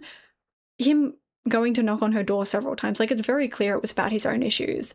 It wasn't her fault, and he wasn't trying to drive her to do that at all. But yeah, I didn't actually make the connection that this time around, I mean, he knows what he did and it haunts him. He knows what he did to her, to Ribbit. And so we see the parallels with Ribbit and Pomni and, like, Jax and Ribbit and the parallels with Jax and Pomni, the relationships. And we actively see him choosing not to get close to Pomni, I think, so he doesn't have to hurt her or hurt them in that way. Like, after ostracizing Ribbit and seeing what happened to her, knowing that and, you know, having that haunt him till his last moments, this time around, he ostracized himself, which is really interesting.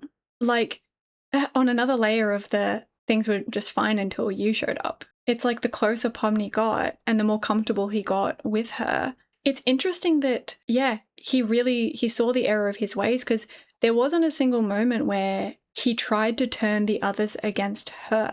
If anything, the closer she got, the further he withdrew, leaving himself alone, like clearly wanting to be a part of everything, like when he shows up at the beach and just like watches them, or even at the start of this episode when he's just watching from the sidelines. And yeah, I think from the moment that became real, like the crash out and the guns, specifically when Pomni was like, don't worry, I got this partner or something. And he looked, I don't know, at peace, but then he saw Cosmo's door, he saw Ribbit's door, and he kind of gets this look on his face before the blow up. And that's when he starts to push her away. I genuinely think in that moment he's realizing, like, I mean, not just that the closer she gets, the more likely it is that she'll see who I really am or who I really wish I could be. But also the more likely that is, the more likely he, you know, just needs to push her away. So the fact that he removed himself, like at the fan awards afterwards, he goes and sits by himself. He sits by himself at the beach. He keeps himself at a distance, ultimately leading to his near abstraction, you know, when he sadly walks away from the beach. And that's kind of, you know, the breaking point nearly. It isn't until Pomni interrupts that he's saved. But no, I find that really interesting. that even if it was subconscious, he chose to do things differently this time around. Like, someone's gotta be removed, someone's gotta be ostracized, and yeah, he would rather it be him than someone else he cares about, not again. And while we're talking about him realizing his mistake and, you know, choosing to isolate himself this time around, while I don't think it was in any way okay, I don't condone it, I think it was completely awful what he did. I understand why he felt the need to ostracize her, but maybe not intentionally, but try and plant doubt of like, if Ribbit ever says anything to you about me, it's not true.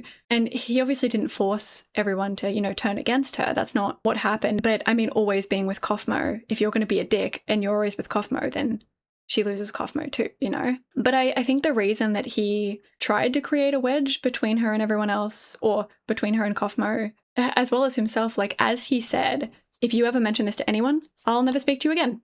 Cool? Which, damn. But also, he ends up kind of, in effect, doing that anyway. And I think it's because now that she's seen him, as I said before, she can't unsee him and unlearn any truths about him. And now that she knows, she could tell anyone. Or even if she didn't, even if she spoke to him, you know, around other people, there's always the chance that, I mean, maybe he was worried that she would speak to him in a way or treat him differently in a way that might make other people kind of clock what was going on, or might make them think like, oh, what's going on there? Maybe there's something about Jax I don't know. Like, I understand the fear there. I really do. Again, abhorrent, really terrible the way that he went about kind of dealing with that, but I understand the sentiment, if that makes sense. And I think, if anything, that means, I mean, obviously, but Jax caused his own abstraction, because in a very roundabout way, if he hadn't caused Ribbit's, it wouldn't have caused his own. Because I genuinely think if it hadn't been for that experience, if it hadn't been for the way he treated Ribbit, everything that happened there really, then I think he might have been able to accept, I mean, not only Ribbit's love and care, maybe he wasn't ready for that, but when Pomni came around, maybe he would have been able to accept that. Man, shit runs deep. Also, I'm very upset that, I mean, not, but it's so sad that there were so many times when Jax would isolate himself and he'd be around but not around, or he'd be sitting with them. Like, he would go to the cafe, but he would sit one stool away or two stools away from them. He would go from choosing a spot next to Pomni to the next episode ostracizing himself in some way, but he'd always like leave a space, separate himself, sit on a different couch.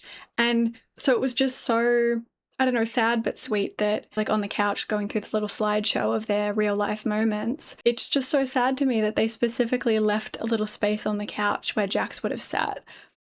I'm not okay. Now, there is one thing, pretty sure there's more than one thing I wanted to talk about, but one thing I want to touch on now is Jax, like him as a person, as the person he is, and, you know, his treatment of others. Basically, I've talked about him so much in these past few episodes because he's been such a prominent and really interesting figure that it wasn't until this finale we fully, and never will fully know. He never really got the chance to even really know himself, but we got to understand him a little better. And I wanted to talk about, I mean, because I'm always more for rehabilitation. Like, I think anyone is capable of rehabilitation. And so often, you know, the classic hurt people thing, but it's like broken people.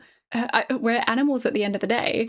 Broken people often, you know, lash out. People who have been made to feel unsafe, either around themselves or around other people. Like, when they're cornered, a cornered dog's gonna bite. I think it's reductive to only look at someone and just be like, that's a bad person, that's a good person. At what line does someone have to cross before, you know, they stop being one and become the other, and vice versa? I know a lot of people really hate Jax, and if you hate him as a person and like, as in like, you wouldn't want to know him in real life, like, valid. Oh my God, valid. Not everyone can be a Pomni. Not everyone has the capacity to, you know, do a lot of emotional labor to help someone. I mean, I hope that everyone who does have that capacity, you know, is able to do that for someone, but people have their own stuff going on. Not everyone has the capacity for that, and it's not their responsibility either. it's just nice when people are able to help other people. But yeah, I digress. But I have seen a lot of talk of Jax being irredeemable and, you know, people being glad that, you know, he's gone kind of thing, which is a bit extreme for me personally, though I do tend to, especially in fiction, see, I don't know, the greater picture there. Clearly the story that is being told here is of a very damaged person who has caused irrevocable damage to other people as well. But I think that's such an interesting and such a human story. And again, analysis and observing is an endorsement of this behavior. It's just trying to understand and make sense of complex people who are traumatized, and how that can, you know, you've got to break the cycle, and hopefully they'll be a healed enough person to not hurt the people around them. But ironically, I mean, quite a few times in previous episodes, I kind of saw a little bit of Theon Greyjoy in Jax in the way that he was acting, of like, this isn't who I really am, but I've gone too far to pretend to be anything else. And a few of you in the comments also mentioned that you thought that too, like that resonated with you because you kind of thought of the exact same quote, which was a fun coincidence. But funnily enough that I mentioned that, but then also serendipitously mentioned Game of Thrones and A Song of Ice and Fire at the start of this episode, given, you know, talk about theories, which it's pertinent later. I'm glad I mentioned it because I'll get into theories and how that kind of caused more problems in the fandom, let's say, after the finale. But I'm here to bring it up again because the author of the actual books, A Song of Ice and Fire, my God, George R.R. Martin, Germ, has such beautiful prose, such a way with words. And he specifically, it's not his quote, I believe it's from William Faulkner, but Germ is very famous for writing about, and it's such a beautiful idea that's really applicable here, of the only thing worth writing about is the human heart in conflict with itself. Like, all of his stories are such human stories, and ideas of good and evil, it doesn't exist. It's all about the grays. You see people who are like typically good people being hurt, being traumatized, kind of, you think, passing the point of no return, or people who have done awful things, learning to, you know, find meaning again and a renewed sense of hope, a renewed sense of honor. Like, such beautiful stories. Man knows how to write. And I always, with this show, I've always found the idea of, like, you know, the human heart in conflict with itself to be very applicable. And I feel free to skip ahead if you don't care or you aren't interested, but there's one passage that, I mean, it's about war, but it's very applicable here when talking about someone like Jax who is dangerous to the people around him, especially at his worst moments. Granted, it's a digital world, like there is a layer of removal there of harm, but in essence, it still stands. You know, he's someone to be wary of, but it doesn't mean that there aren't reasons that he became this way and that it's worth exploring those. It's worth acknowledging them, which I think is really powerful. And it's always been my kind of outlook on it as well when it comes to these flawed characters. So I'm going to read a couple of little excerpts from what is called the Broken Man speech, given kind of in talks about redemption, like by one of the Septons, kind of a religious figure, Septon Maribold. And it's kind of through something like this that I hope some people who don't really understand where I'm coming from kind of get my thought process around, you know, empathizing with bad people. That's a bit reductive, but I think hopefully you'll understand where I'm coming from. But yes, basically one of the characters asks, is a broken man an outlaw? Like, a criminal? And another character answers, more or less. And this guy, the Septon, the one giving the speech, disagrees. In response to the idea that a broken man is more or less an outlaw, he says, more less than more. There are many sorts of outlaws, just as there are many sorts of birds. A sandpiper and a sea eagle both have wings, but they are not the same. The singers love to sing of good men forced to go outside the law to fight some wicked lord, but most, like actual outlaws, are more like this ravening hound than they are the lightning lord. Outlaws are evil men, driven by greed, soured by malice, despising the gods and caring only for themselves, whereas in comparison, broken men are more deserving of our pity, though they may be just as dangerous. It will go on to talk about, you know, how people are broken through war, but it's very applicable as well in terms of interpersonal struggles and how trauma, you know, can take an otherwise well-meaning person and corner them, make them desperate, basically turn themselves into someone they don't even recognize from being so hurt themselves. They take a wound, and when that's still half healed, they take another. The damage just compounds. If they want new boots or a warmer cloak, they need to take them from a corpse. And before long, they find themselves stealing from the living, from innocent people, men very like the men they used to be. And one day they look around and realize all their friends and kin are gone. They don't know where they are or how to get back home. And the man breaks. He turns and runs or crawls off afterward over the corpses of the slain, or steals away in the black of night and finds some place to hide. All thought of home is gone by then. The broken man lives from day to day, from meal to meal, more beast than man. Lady Brienne is not wrong. In times like these, the traveller must beware of broken men and fear them, but he should pity them as well. And it's ideas like that that make it so much more interesting to actually really interrogate what's going on and what's driven people to become a certain way. It's not, I know some people are like, oh, that's not an excuse for his behavior. It's not. You're right that it's not. And it's not being levied as that. It's an explanation. It's explaining how this came to be, but it's not justifying it, you know? But yeah, that's why I always tend to like characters like this, because they're, even if you don't like them, they're just deeply fascinating to get to know and to uncover and to, you know, really see who they are, who they were, who they could be or could have been. It's all interesting. So yeah, that's my 2 cents on that. But I'm sure most of you already kind of knew how I felt about that already from this and my Hell of a Boss videos. So yeah, it's all interesting and deeply, deeply sad.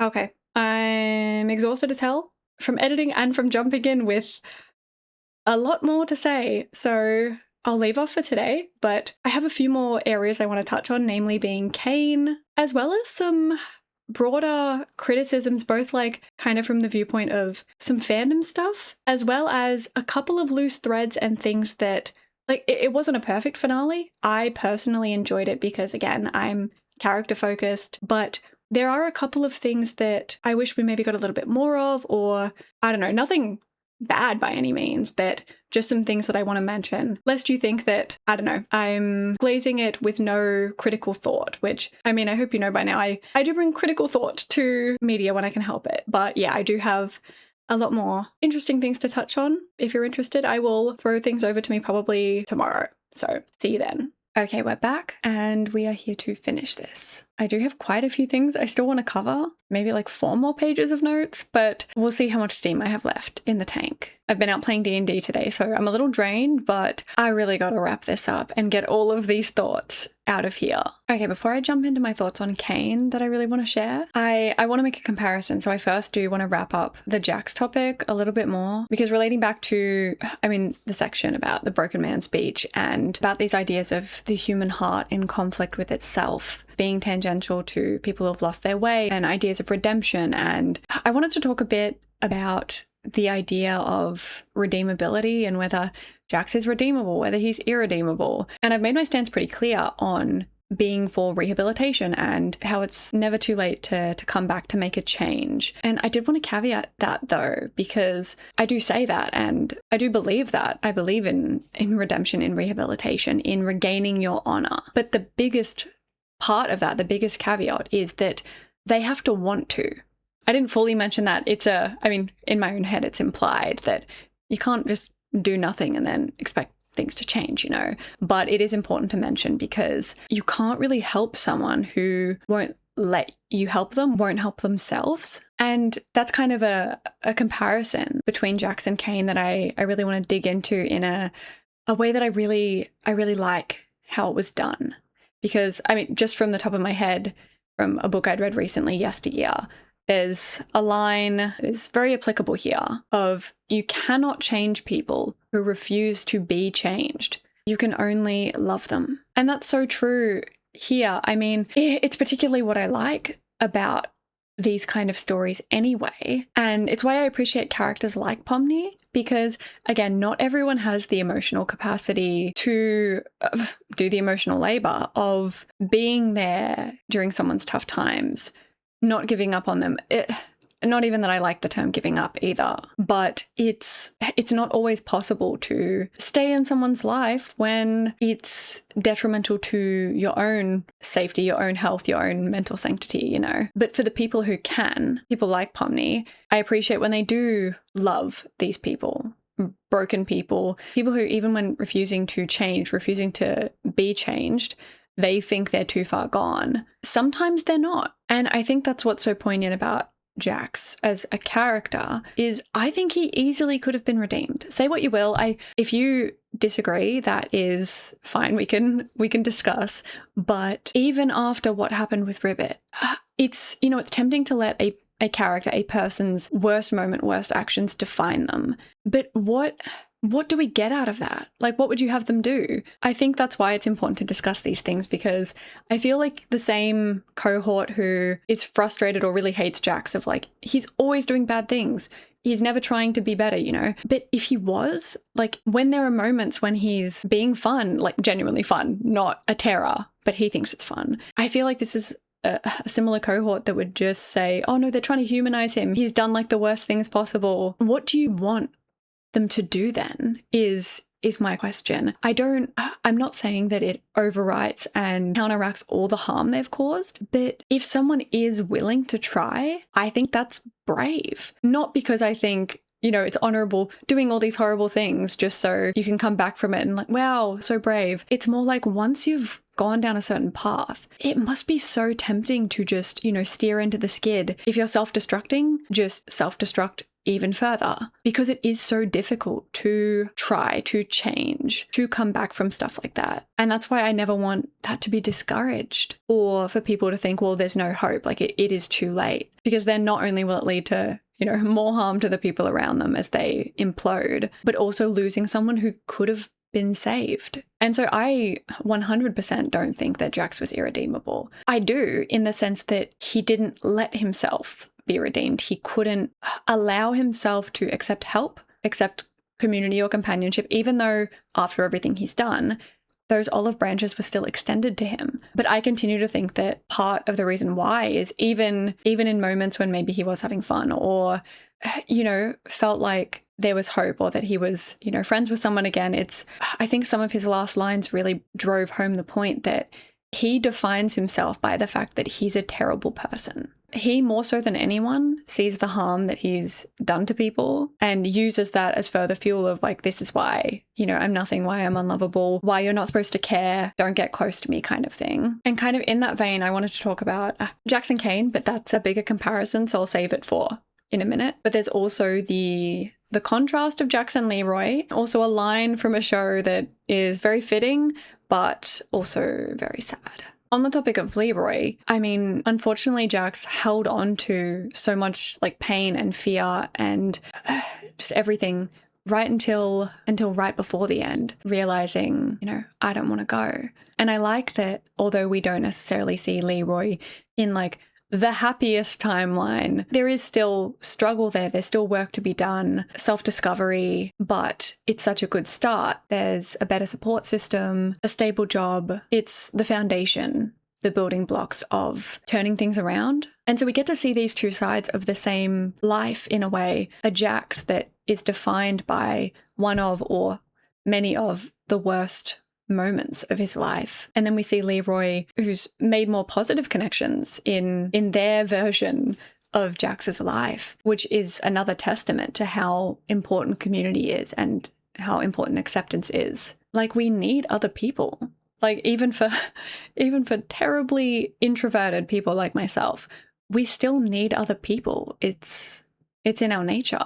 And I think that's even more so for people who are struggling. I think the show does a good job at portraying the heart of that message, because seeing Leeroy, I mean, get to turn their life around compared to the end that Jax met by refusing to rely on anyone, refusing to let people in. I think it shows both sides of that in a really poignant way. And it's interesting that, as I said, everyone else in the circus has kind of achieved the, you know, the positives in their life, like Ragatha finding genuine connection, Zooble making their mark on the world, all of these things they aim to achieve. They've kind of done that in here and out there. And I think that's really telling because Jax, or rather Leeroy, was able to do it out there, but not in here. And going back to that line, I don't want to go, and the idea of not accepting help, not choosing to, I don't want to be reductive. It's almost never that easy to just choose to be better. You know, sometimes it's like a cold turkey thing. Sometimes you can, sometimes people can like have more of a dramatic switch up, but it's often not the case. It takes a lot of work. So I'm not diminishing the effort that it takes when I say he didn't choose to become better. It's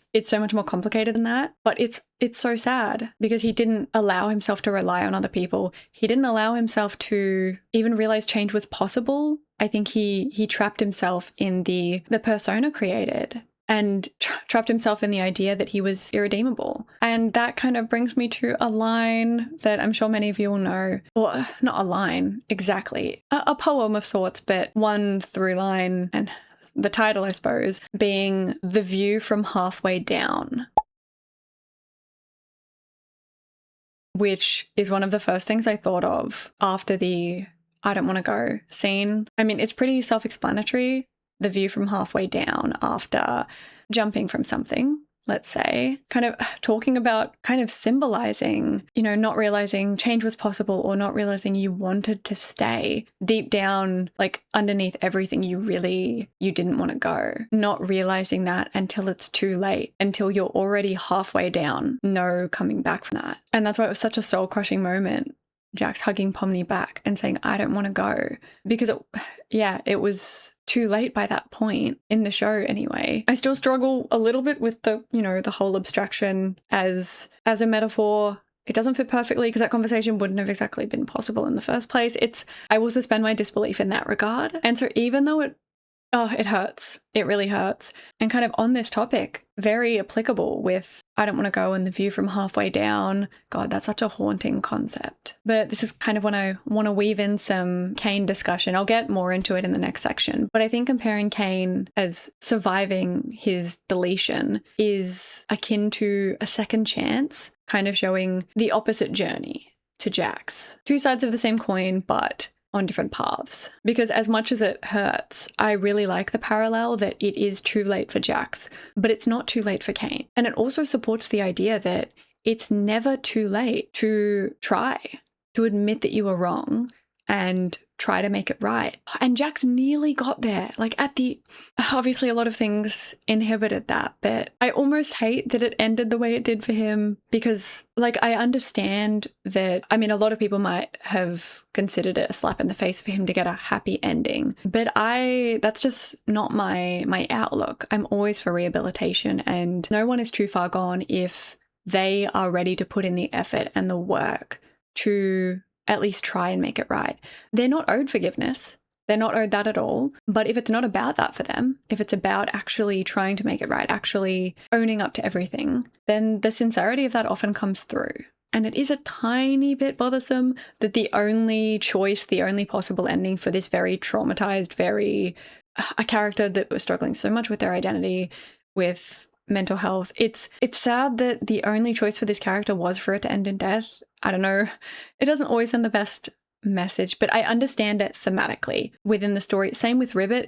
It's sad that was the ending for that character. But I think what happened with Jax is a cautionary tale. It's a good example of what can happen, the harm that can happen when someone is forced to not be their authentic self, forced to, it can be damaging beyond repair. And as I was talking about earlier with benefit of the doubt and how Jax has burned that bridge, he's abused that privilege one too many times, I think. It is true that you can only get so many second chances before people might give up on you. And I appreciate that through CAINE, we do see you need to put in effort, you need to put genuine work and effort in towards making things right. Both CAINE and Jax have done horrible things. And I will maintain, I know we've talked about it a lot, the power dynamic with CAINE being the way that he was before, it's not the same thing. I understand that Jax was the worst person in the circus, but CAINE was the worst entity, the worst being. There was an entirely other layer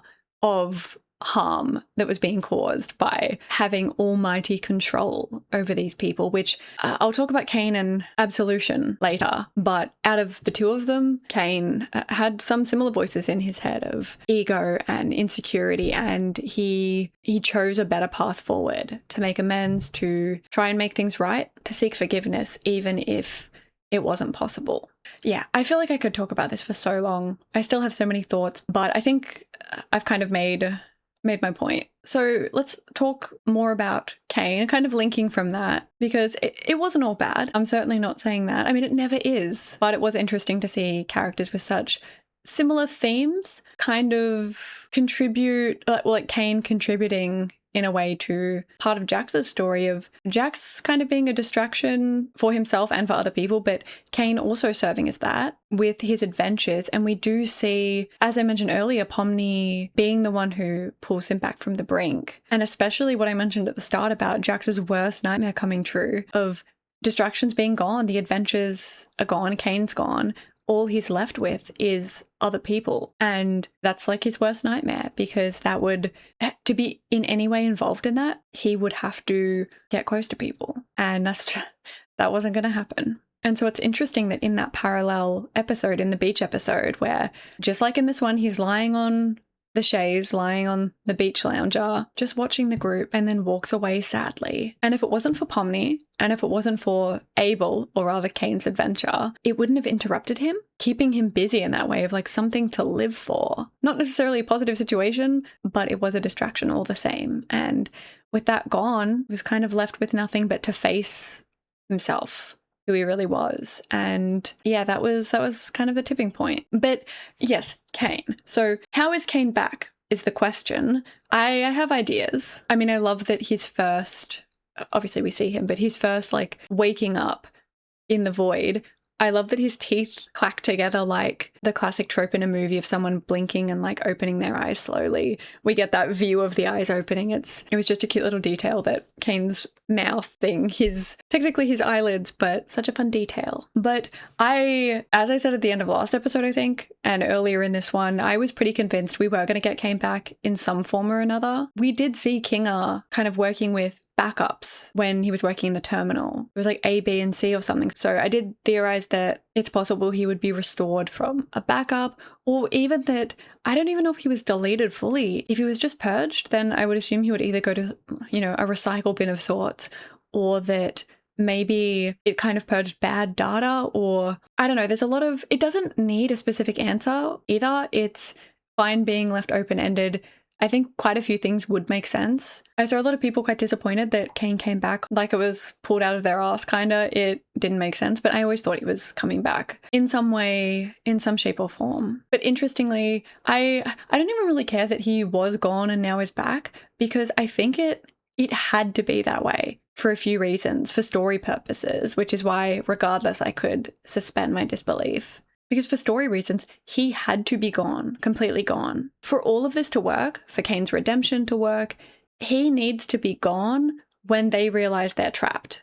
They're just mind files and that there's no way for them to get out. He needs to be gone so that they can properly grieve, mourn the loss of that life. They aren't able to have, we saw them take that time, start to slowly come back together as a community, like healing from that knowledge. He needed to be gone for that. And then when he comes back remorseful, giving them the power, giving them the little freedom that he can afford to them, then they can finally reach an understanding. On a level playing field, honestly, it makes complete sense. Any other way, I think, would have left me wanting for more resolution, or it would have felt more contrived that all of a sudden he was forgiven. And I just think them going on their personal journeys, because it's not about him. That was part of the problem, and them being able to go on those journeys. And then when they're ready, when CAINE's ready to admit that he was wrong and own up to everything, that's when change can happen in the dynamic. And it did. And I also feel that the sincerity did come across in terms of CAINE fully wasn't expecting to be forgiven. He didn't take it for granted.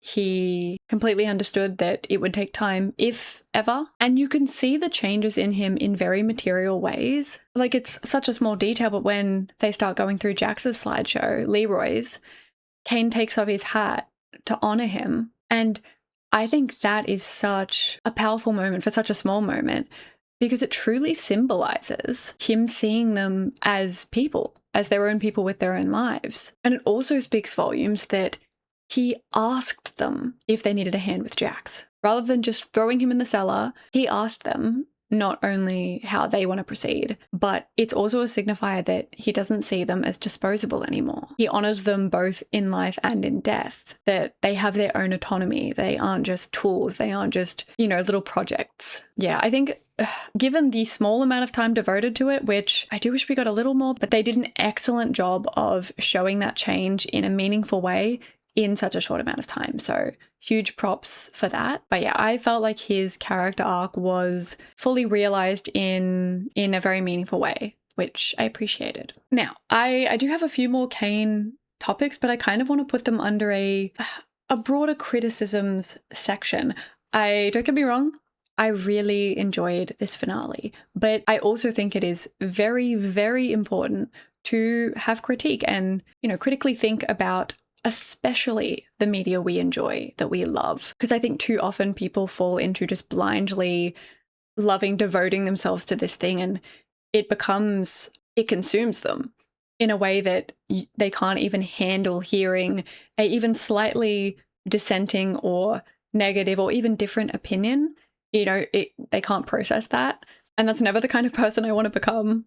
I think it's part of loving something that is pointing out areas where you would have preferred this, or this would have been a better direction, or this could have used more time. It's not speaking badly of the show. It's not taking away from the effort, the creative spirit, everyone's hard work. It's just part and parcel with being able to critically look at things. And I think that's very healthy. So yeah, there's a few points, maybe some dropped plot threads that I want to revisit. But before I do that, brief interlude to talk about fandom culture. Once again, kind of a good segue actually, because the lack of critique and, I don't know, it can be part of the problem. I first kind of wanted to touch on theory culture and how it's not always and not everyone, but it has become kind of a cesspool. As much as don't get me wrong, loved it, but the irreparable harm that MatPat has single-handedly done to the internet and fandom culture is he will never be free of these crimes. Don't get me wrong, some of my formative teen years were obsessed with FNAF lore, and I was big into game theory. I'm not saying the concept of it is bad, but I just think it has taken away, for a lot of people and for, unfortunately, a lot of fandoms, it's made the journey of watching a new show, connecting with these characters, it's made it all about conspiracy and theories, and this person secretly this person, and this person was this other person who actually showed up in this episode. Some shows are made for that, but when that kind of culture is forced onto, just a show trying to tell a story, I think it can be very damaging, not only for reception of the show. Like I've seen some just crazy reactions towards, poor Gooseworks. I feel so bad for her. She has, against her will, become the head of a cult, unfortunately, having to sadly prostrate herself in front of the fandom like, please guys, you don't need my permission to, interpret things a certain way. And then anything she says can be twisted into fitting a certain narrative. It must be such a hard position to be in for such a small show to get this famous. But I think it not only does harm to the showmakers, the showrunners, the people trying to tell the story, but it can also ruin your own experience. Imagine going into a show like The Amazing Digital Circus, say you were told that there's this huge mystery behind it, what's going on with this character, maybe they were in a hit and run, if you're just having fun with it, theorize away.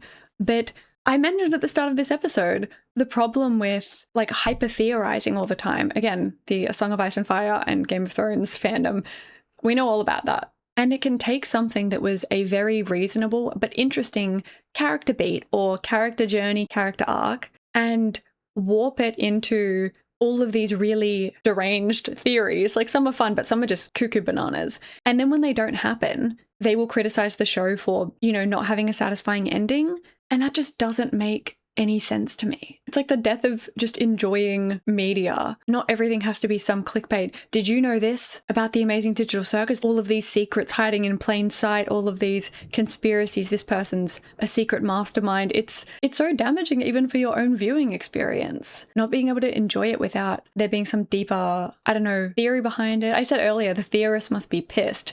And they are. But I thought they were just going to be pissed of like, damn, I had all these cool ideas. Oh well, they were just theories. But no, it's people are angry that their own personal theories weren't true.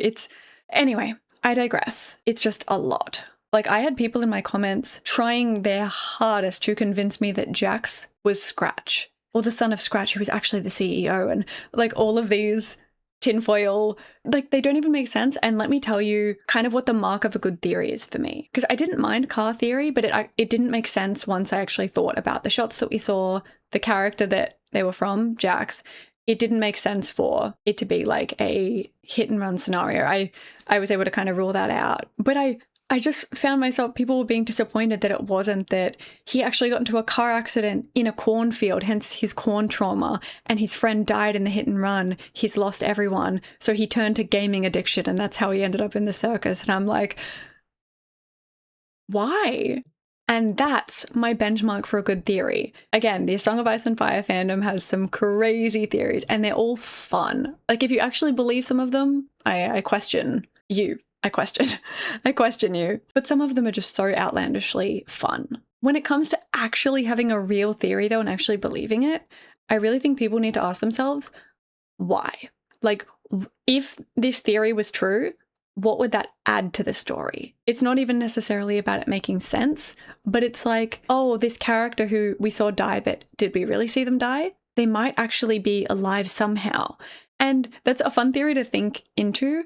But if the point of that character's arc was their death, like they made a really dangerous and silly political move, or they took actions that if the appropriate consequences came of that, they would die, then their death is the point. So theories around them actually secretly being alive, if that actually harms the character arc and doesn't add anything, then I think the theory actually loses a lot of merit. And I think that's particularly pertinent to this show with a lot of these crazy cuckoo theories. I mean, obviously I'm biased in the sense that this has always been a character journey for me. I could be as, invested as the next person in terms of if there are mysteries and plots and clues to look for. I enjoy thinking about them and theorizing about the possible interpretations of that. But for me, from very early on, maybe from episode 2 or 3, this was very clearly a character journey. The Digital Circus was just a vehicle for the characters to go on these journeys and have these experiences. Very much a character-focused story. Hence why my longest videos are on the character-focused episodes, just digging into the motivations. And that in its own way is a kind of theorizing, but I've found that people disappointed over really outlandish theories not being true are generally uninterested in thinking and talking about this show as a story, as characters who are in any way real, or, obviously they're not real, but not just seeing them as random players in this overarching conspiracy mystery when they are the show. They are the story. And so I think there was a bit of a mismatch in that regard. Like, if I'm being totally honest, in retrospect, I kind of think that the Abel episode was Gooseworks or the team hitting back at that kind of, fan behavior. I mean, maybe not if they'd already written the episode. It could have just tangentially lined up. But it was funny, this very character-focused show kind of having one episode around this crazy conspiracy, and none of it was making any sense. And I think if you're tuned into the characters and, I don't know, if you're focused on the character beats, you might catch the deception. I mean, it was suspicious, but you also, I think, won't care that it wasn't some conspiracy. It was kind of a, ta-da, it's not a conspiracy. It's a show about these characters and the journey they're on. And I didn't realize so many people were upset that the mystery went nowhere in terms of that episode. I was like, that's kind of the point. But yeah, I digress. Granted, there are some dropped plot threads or things that I would have liked more information on, or that I found weren't really fully wrapped up and I would have liked some more answers. I think there can be a balance to this, but yeah, I just had to say my piece on that because your own personal theory headcanon not coming true doesn't mean the ending was bad. You can criticize it. You can even not like the ending. I'm not the boss of you. But some random thing with no real evidence or backing in the story, that thing not coming true doesn't mean it was bad. That's not how that works. Like, I typically stay out of a lot of fandom stuff because I just, some really put the cult in fandom culture, but I've been fortunate that, 90 to 95% of you guys are really engaging and really, thoughtful about the way you're consuming the show and talking about it. And it's been such a joy to get to share this with all of you. But yeah, that's my 2 cents on that. And one last fandom related point before I get into some actual show critiques, finale critiques, is, I'm sure a lot of you know this is coming, the topic of shipping. And I like having fun. I like being goofy. It's fun to ship characters, as long as you're being reasonable and not taking it too seriously. But as with every show that gets extremely popular online, I think there's some not great implications based on how characters and relationships are talked about and dealt with. Like, for example, not everything has to be romantic or sexual in nature. Like, personally, I would have been fine if Zooble and Gangle were just friends, but they're super cute together and I love them together in whatever sense. I would be fine if Pomni and Jax were just friends. If they had more romantic intent than that, I would also be fine with that. It's all okay. Like, there are pairings, there's in the show CAINE, there's a completely non-canon but very popular fan pairing that the creators didn't intend. They were like, oh, I had no idea people would think this, but cute, that's cool. And I love both these characters, but I personally don't see anything romantic between them. I see them as, very close friends, platonic partners in their journeys. But if there had been romantic intent or if that, escalated, I could see it. I wouldn't mind. I saw them more as platonic ride or dies, but if they actually had ended up together, I wouldn't have been mad, just as I'm not mad that they were left just as friends. It's all about storytelling and having fun and finding resonance, and a headcanon ship that you like not being endgame doesn't mean the show was bad. Like, God, take me back to the golden days of shipping when it was fun. People would be shipping Elsa with Jack Frost and with Spider-Man. And everyone was like, hell yeah, brother, you do you. But as I said earlier, it's like fictional characters that we see through our own lenses and experiences. It's kind of like playing with dolls in a way. Not in an objectifying way, but in like a life sim way. And I honestly think that people can learn a lot about themselves by playing with media and characters in this way. Like, learn about their own identity, their own orientations. And it takes me back to a time when it was, less about having authority over whether someone has the right ship or not. And maybe this is a bit of a personal tangent, but I honestly think it's really shitty, a really shitty indictment over how our world cannot stand asexual or aromantic people. Like, any relationship has to be romantic or sexual in nature. And not everyone sees relationships in that way. Like, I saw someone say, oh, it's touching how much Pomni loves Jax, like in a neutral way. And they got flamed, like, actually, they're just friends. Like, yeah, that's what they were saying. Like, yeah, I love my friends. Like, even some people who do experience romantic attraction do not rate it higher than their platonic connections. It's about love being human connection. It's fluid, And, I have more to say, but I'm going to end it here. It's too depressing to talk about the state of, some fandom culture. It can really suck the fun out of enjoying something. I don't know. That's why I'm so glad to interact with you guys in the comments. Like, I feel like every time one of you comments something really insightful and such a keen character note that I didn't pick up on, it reframes my view of the characters in the show in a new way, and it's enriching rather than, being brain rotting. But yeah, that's why it can be a double-edged sword. You can find a lot of connection and it is fun. I think the concept of shipping, like I said about the dolls, it's fun and it's not harmful until it is. So yeah, that's, I think, a disappointing part of, other than these videos and other, React channels videos where the comments are really about the show, about the characters, and those journeys. I think there's a God, I've seen some things that I wish I hadn't. Just really toxic spaces. So yeah, I'm gonna wipe my hands of that topic right now. Okay, I've talked a lot about what I love about this show, about this finale. Now it's time to talk about some broader criticisms, or again, these are my personal opinion as well. If I think something maybe could have been done a little bit better, I'm not saying it was done badly even.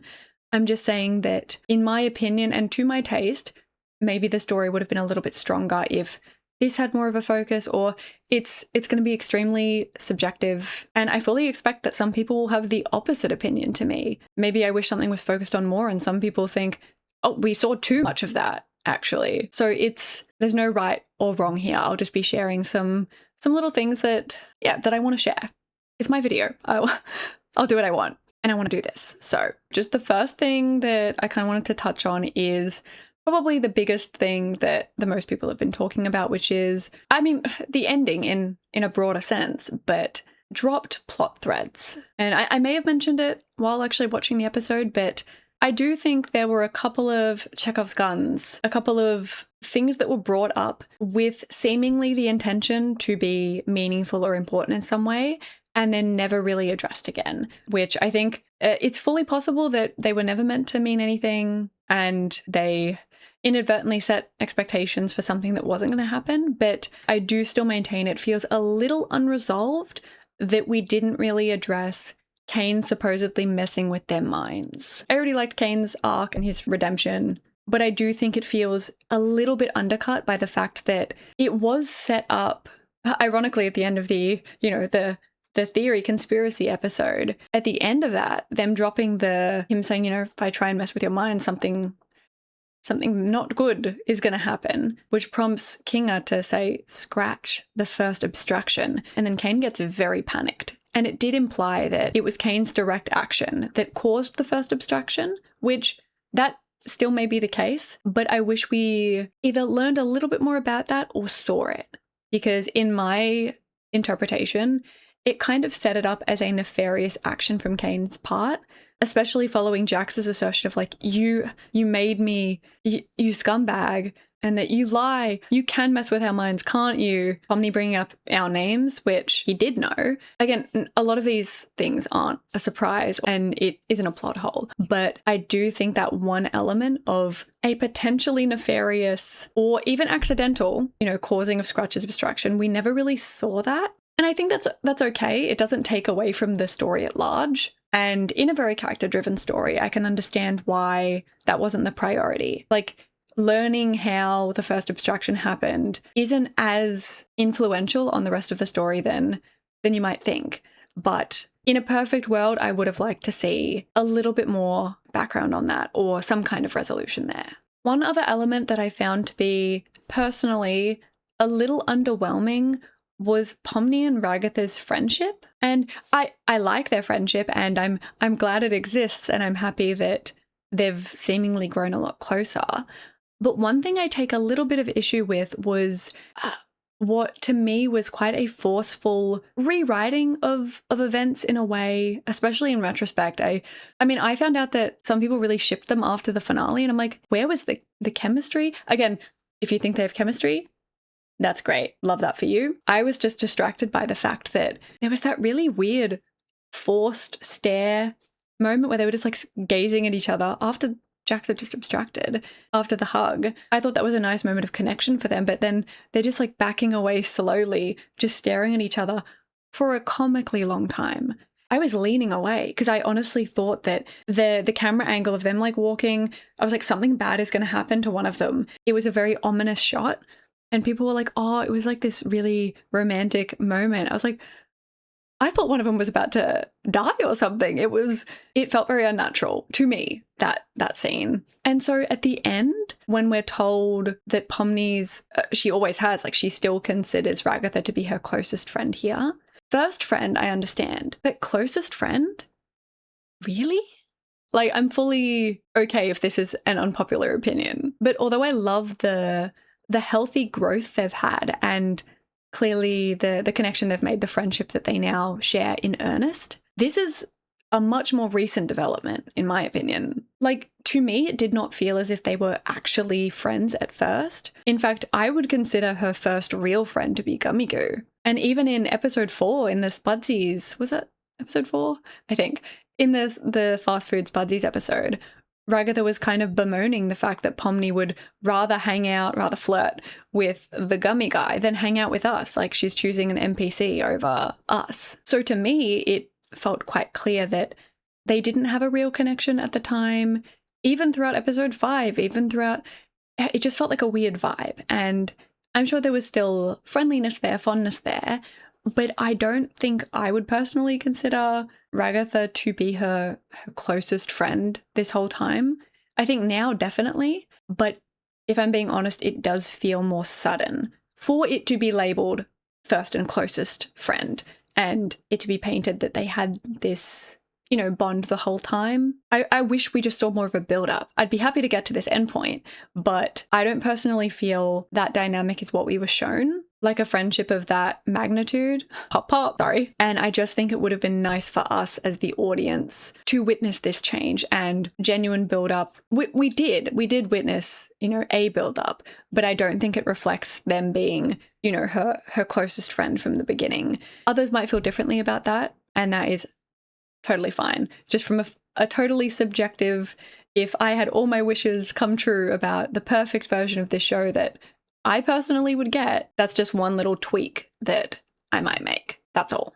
Okay, bit of a compliment sandwich here, kind of, or rather something that I've seen discussed as a dropped plot thread, but I don't actually think matters. I would have liked it to be addressed in the show, maybe, but it doesn't materially change my view on anything. It's just, you know, something fun to discuss, which is we never got confirmed how they all ended up in the circus. I assumed quite a few of them, like Pomni and Zooble urban exploring. I presumed that Ragatha was in a real estate capacity, not with clients, but maybe with a fellow real estate agents or people scouting the property. Because, like, why would you put on the headset with clients? Like, that'd be weird.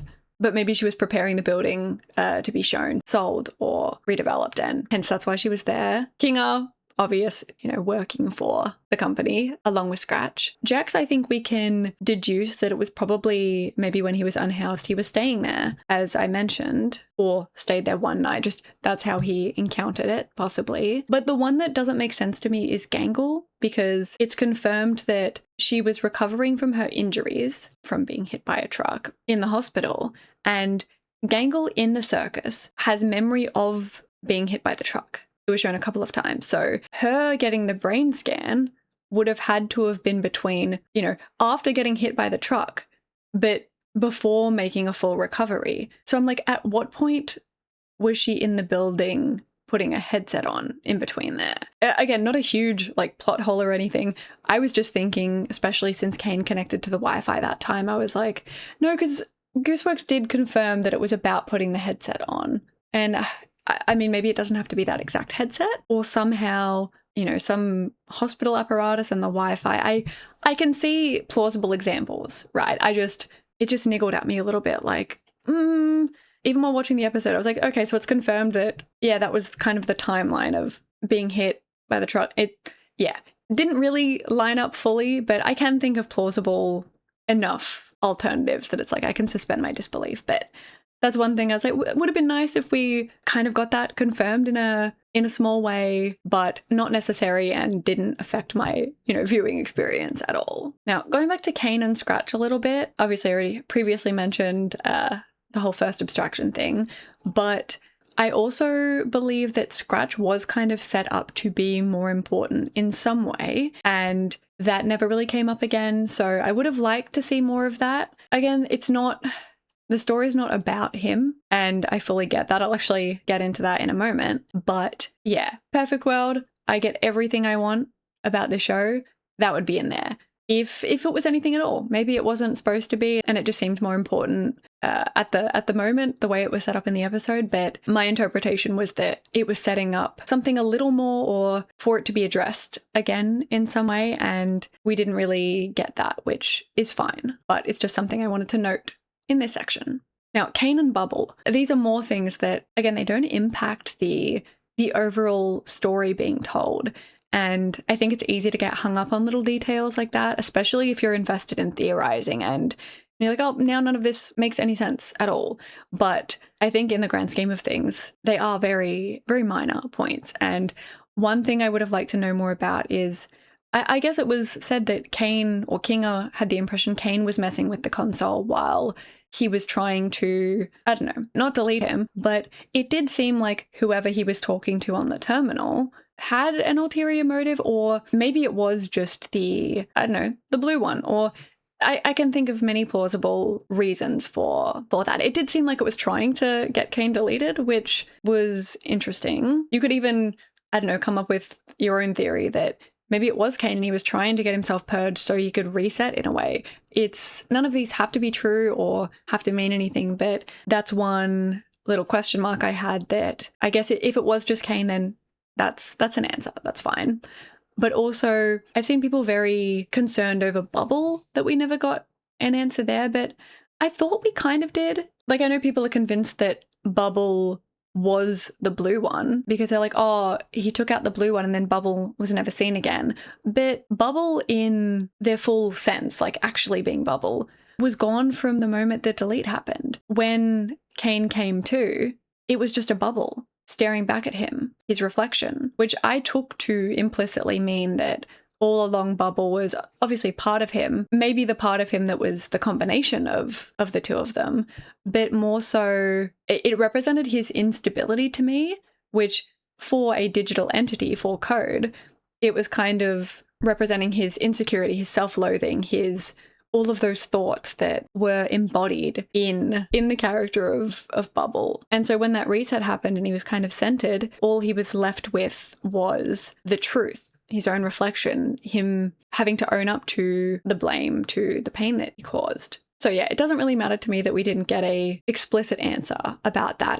That was my interpretation, and I think you could come up with some other ones as well, but again, I don't think it materially changes anything in any way. Oh, but on that, quickly, I saw a lot of people say, like, that when he first reappears, CAINE, that was actually the past. And I think people are getting confused a little between those shots of, you know, him first finding their files with the parallels of him finding the cafe Wi-Fi. But that first moment when he first respawns, in my opinion, that was definitely the current timeline, because he says, "Did I ruin this again?" And after saying again, it shows the flashbacks. Like, if it was the past, the first time around when he was discarded, when he was cut off by the developers, why would he be saying, "Did I ruin this again?" That doesn't make sense to me. So I thought it was pretty clear that it was the present timeline at that point. But yes, I digress. Now, the last point, or I guess second last point, but the other one's a little bonus fun thing that is not important at all. And none of this is all for fun, but in terms of the ending on a broader scale, would I make any tweaks to it if I could? Yeah, I think that I would. There, again, I don't want this to come across that I didn't enjoy the show, that I didn't enjoy the finale, because I did. You saw how emotional I got. I was very invested. But I also think it's fun to think about, you know, media is not perfect. And if I had to say, you know, the one thing that could have been improved on like a broader scale was probably the balancing of the finale. I think it either needed a little bit more time or a little bit more balance in the focus. I mean, I'm personally here for the characters, so I was less bothered by it than some people, I imagine. But I do think it's undeniable that the last couple of episodes were kind of focused on setting up a lot of things that I didn't feel were really touched on again. Like, even if this is the way the story was planned the whole time, I feel like we were kind of in a different story, and then the finale was a different path, but it didn't fully feel like a natural segue into that. As much as I personally like the direction the show went in, it doesn't bother me. I do think that although the last, you know, as it got closer to the end, the Pomni and Jack's focus was very clear, and I knew that's the direction it was going in. But at the same time, even though I didn't mind it, I can see why some people would be disappointed that it did become more of the Jax show for this episode, kind of serving as a vehicle for Jax's backstory, which again, you saw me bawl my eyes out like a little baby. But in saying that, I either think there should have been more Jax focus the whole time, not that there wasn't there was. So I know people will be like, there was too much Jax. What I mean is, if this was going to be the finale, I do think maybe other things needed to be less set up, because I do think it sets some expectations for, you know, Scratch and all these things. Whereas it's clear that it kind of was about Jax in a way the whole time. Pomni too, all of the characters. But I think to fully and successfully execute that vision, I do think it would have been beneficial to see the other characters' relationships with each other, like not involving Jax. Kinga, I feel like kind of got relegated a little bit to expository dialogue towards the end. His only lucid moments were either cheering Pomni on or, you know, expositing about Scratch, and it would have been nice to have a few more chill moments. We saw him reading like wordless scenes that we were seeing. It was nice to see that still. But it would have been nice to, you know, see him get to know the others a little bit. Clearly no one knew he had a proper personality aside from Pomni and then Ragatha. So it would have been nice to see them all connect a little bit. Chill moments that weren't explicitly related to the climax of the show. I understand that's not entirely reasonable given the finale is about, you know, a climax, but not even just about not involving Jax. I also think it would have been beneficial to, I don't know, kind of bringing abstraction back into it. I have a point to this. Like, I like the suddenness of abstraction and, you know, leaving them to deal with the aftermath. And I like Gangle's arc in that regard, dealing with the complicated feelings of your tormentor, who was also struggling. And it's sort of similar to how you can give some, not a lot, but some grace to Jax's mum in terms of being in a potentially abusive relationship with the father and kind of unpacking that. And I know some people will be able to relate to like seeing a parent who has either harmed you or has done great emotional distress to you and it, like, damaged that relationship. But you can also feel for them and mourn the life that they could have had they not met said other person, the mother, the father. Like, you can, as you get older especially, give them some grace as a human who, again, hurt people. It doesn't excuse anything and like the way she handled things, but it seems like she has a lot to unpack in, you know, how she was socialized, the things she was maybe socialized to believe, even if she doesn't actually believe them. She's going to parrot that back. And yeah, I won't get into that now, I guess. I just wanted to mention it as similar to Gangle. You know, you can give grace and have some understanding and even mourn and feel sorry, all these complicated feelings towards someone, even if they have harmed you, even if they've tormented you. It's not excusing behavior, more so it's, yeah, approaching it with a little understanding given how complex people are. But I think probably subjective, and some people might not care. I did wish we maybe got a little bit more discussion or even a funeral, something for the end of Jax as a character, as a friend to them. I mean, I say friend as in his journey came to an end and he's no longer with them in the way that he was before. He's a wave. It's just he was a peer of theirs, and it's like no one ever really spoke of him again from what we saw directly anyway. Like in the same way as him making that promise, making Ragatha promise, like never mention RIBBIT again. The same way that that's not healthy. I don't know, it did feel like maybe healing wasn't had, and it doesn't have to be positive. Like maybe it would have been nice to commiserate or, you know, share one happy memory they had of Jax, or even commiserate over the negative and he's not here anymore, but he was one of us, or it doesn't have to have been done in a certain way. It just would have been nice, since it felt a little unceremonious to put him in a tent and then obviously Pomni was sitting with him, but everyone just kind of goes about their day without mentioning him again, which I get given how the episode was already so Jax focused. So I get why maybe they did it that way, but I honestly think it might have been a little more effective if we got slightly less Jax content from his perspective and just a little more Jax focus from their perspective, just to really marry all of the thematic lines together, I think. So yeah, in the grand scheme, I think I was able to really enjoy this because, one, I went into it with I saw the movie poster, it was literally Jax's face, lots of Jax. I went in knowing it was going to be pretty Jax-centric, and so I think I was able to really enjoy it and appreciate it for the story it was trying to tell. But I have so many, I think it's a testament to how much I enjoyed the show and how invested I got that I do wish we could have seen all of these different other elements. And that's maybe not the story that they wanted to tell, or maybe there wasn't time for that, or maybe they really wanted to cover some of these things and they had to cut it for time or for whatever reason. But I think my one last little wish is I wish we could have seen more Jax Ragatha content. I think, like, in comparison, she does get considerably little time with him, when I think they had one of the more interesting dynamics of less of a tumultuous one than, or rather more of a tumultuous one, but less of a, you know, bully victim dynamic than Gangle. It was more of a, you know, a friendship or potential friendship torn asunder, and a lot of complicated feelings there of Ragatha mourning their friendship, and there was just so much there that I would have loved to see a little bit more. Even in the flashbacks, we don't even really see much positive interaction between them other than when he was kind of using her to drive Ribbit away. I just think the teeniest bit more showing their dynamic, or even, I think it would have been even more emotional of what could have been, but alas. Yeah, it's I'll say again, these are all subjective, just thoughts that I've had as I've kind of processed the episode this past week. And I still feel very, very emotional and very largely positive, but no media can be perfect. And it's important to point out areas that didn't work for us or would have been even more powerful for you personally if they were done in this certain other way, tweaked slightly. It's all part of the fun of enjoying a show, I think. And now last, if you've made it this far, you are a champion, a god amongst humans for your perseverance, your patience. If you just skipped ahead to this timestamp, how dare you? The work that went into this. No, I don't actually care. I always say skip to whatever points you want. Not everyone's going to be interested to listen to the whole thing or listen to certain topics. Totally fine. Never have to apologize for skipping around or watching on 2x speed. I watch everything on 1.5 to 2x speed.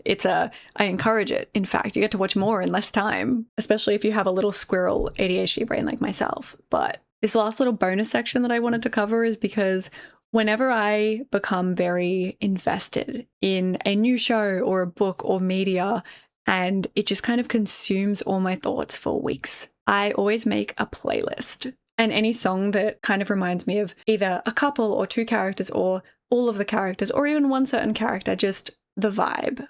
And of course, that means I had to make one for this show as well. And obviously, increasingly, as we got towards the end, there were more songs focused on Pomni or Jax, or Pomni and Jax, or just the themes and the struggles that were being portrayed. And for those who are interested, I have a few honorable mentions. Basically, any song from Arcane, especially The Line. Oh my god. Honestly, in my brain, I now associate The Line more with Jax than with the characters in Arcane, just because it fits so perfectly. Even the lyrics. It's crazy. But yeah, so sad and so iconic. If you haven't watched Arcane yet, please do. Oh, it's one of my favorites. I always recommend Arcane and The Good Place. Do yourself a favor and watch one or both of those shows. If you've already seen them, watch them again for good measure. But yeah, so many songs like What Have They Done to Us? Oh, I Can't Hear It Now, Wasteland. So many songs that, you know, parallel a lot of the themes and the character journeys. So yeah, The Line's number one, but an easy number two, which I added a couple of episodes ago. It is now more apt than ever. My god, I didn't expect it to be this applicable, but it just fits Jax to a T, which is How Am I Supposed to Love Myself by Beth McCarthy.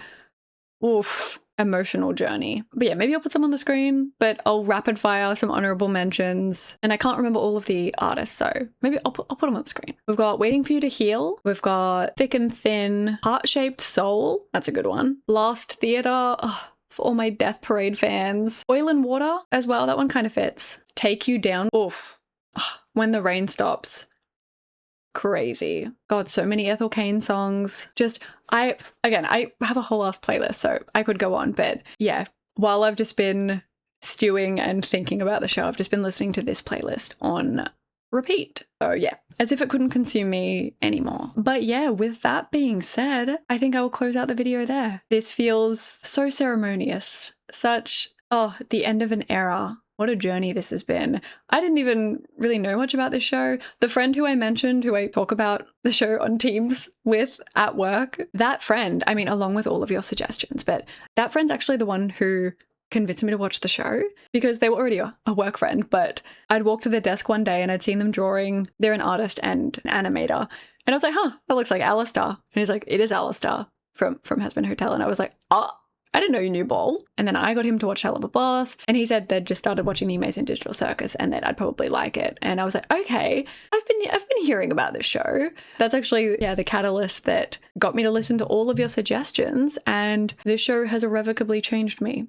forever. It's just, yeah, provoked so much research into interesting topics, and I don't know, just thinking more deeply and philosophically. But yeah, you know what? I recall giving a vaguely similar little speech when I first filmed the episode, so I think I will throw it back to past me to say goodbye, to finish this journey. But yeah, what a ride. Okay, I'm back to close things out. Yeah, what a show. You could probably tell by how much I cried, and you didn't even see most of it. You should have seen the bawling off camera. I was like, shut that shit down. Put that down now. It's not seeing the light of day. So yeah, whatever you do see will be pretty tame in comparison to just the emotion. I don't know. It's not that I'm ashamed of showing emotion, crying on the internet. I just like barely struggle with feeling photogenic, let alone sobbing on camera. I have a very scrunchy cry face, but also it's just vulnerable, you know? Me and Jax have that in common. We don't want to go there. But, you know, especially when people can be, the internet's a cesspool. You know, it's hard to show vulnerability if people are going to hit back with, I don't know, nastiness, but it is my authentic reaction to it. So I'm not going to not show it. I think it's a testament to how invested I became in the show, thanks to the writing and the acting and just the art, everything combined together to create a show that I really emotionally connected to and really cared about. And all in all, I think, especially with CAINE and everything, I think it was a very satisfying ending. Yeah, God, I have infinite thoughts to say about this show. I mean, oh wait, I should have shown this actually. I have the little Jax keychain with the corn on my pink bag. He would love it. King/Queen Jax. And I probably will still do another, or maybe 2 more. I don't know. There's so many songs you guys want me to react to for TADC fan songs, and I'm not ready to be done with this show yet. So I think those will be in the cards. Let me know if you have any recommendations. I've already scoured through the comments on that video as well as other comments, people especially. I mean, I know that I already said in that video I was going to do Happy Place, and I will. But there's some other really popular ones that have been mentioned that I'll definitely get to. But if you have a specific favorite, feel free to drop it in the comments and maybe I'll get to it. I'm not ready to be done. Not ready to be done yet, but fuck, that was good. I hope you know this was my whole day. I really need to eat. So yeah, I'm gonna tap out there. My final thoughts: devastated, but loved it. And I hope in terms of my latter discussion, even if I didn't word things the best, I hope you understand where my heart's coming from and that it's all about, you know, broadening the discussion rather than trying to, you know, diminish any. I don't want to get into it again. I did my best to convey the way that I feel about it, and I hope you feel it. I don't know, my intention with that. So yeah, this was such a fucking journey, and I love you all. To those of you who, after seeing my Hell of a Bus videos, recommended this, where's your fucking medal? A gold medal? A knighthood upon your house? Like, this show was just hit all of the criteria I need in a great show to analyze. And I definitely wouldn't be the same person now if I hadn't watched it. I know it's silly to think, but obviously all the media we watch shapes us, but when you really analyze it, get so granular with the media, and then also, I don't know, do research based on things that it prompts, I feel like so much personal development can happen through experiencing a show and also through sharing that with other people, which is why, despite my busy schedule and full-time work, and like, I have no social life now. I really shouldn't have the time to, I don't know, do this, but it's so fun. And obviously it's just a hobby. I'm not doing this as a job. I mean, that would be the dream, but just getting to share this with you all, and very thematically with the episode, it's the closest to community that I've gotten to have in a long while. Not to get into relating to Jax and Ragatha on the parent front, but yeah, I want to go, but fuck. I was about to say I don't want to go. I'm not ending this crying. Not me referencing the Jax departing already unintentionally. I don't want to go, but I should. I have to be up for work in 7 hours, so I should probably eat. Yeah. Thank you so much for being on this journey with me. It has been one of the most special, cherished experiences of my life. I mean that. I really mean that. It was the highlight of my day, my week, my month, whenever I posted a TADC video. You all just have endless creativity in your interpretations and endless understanding when we disagree, most of you anyway, and just getting to share those different interpretations and talk about these themes and these characters and just get to know each other as well in the process. It's such a personal show. It's been really beautiful, and I will treasure the experience. And I don't know what to do now. I hope to find another show that will fill this void inside me. Not the void, but a void, you know. Yeah, thanks again for the amazing journey that we've gone on together. Big shout out to Gooseworks and the team, obviously, for such an amazing production. And yeah, I'll catch you on the flip side, guys. See you in the next video.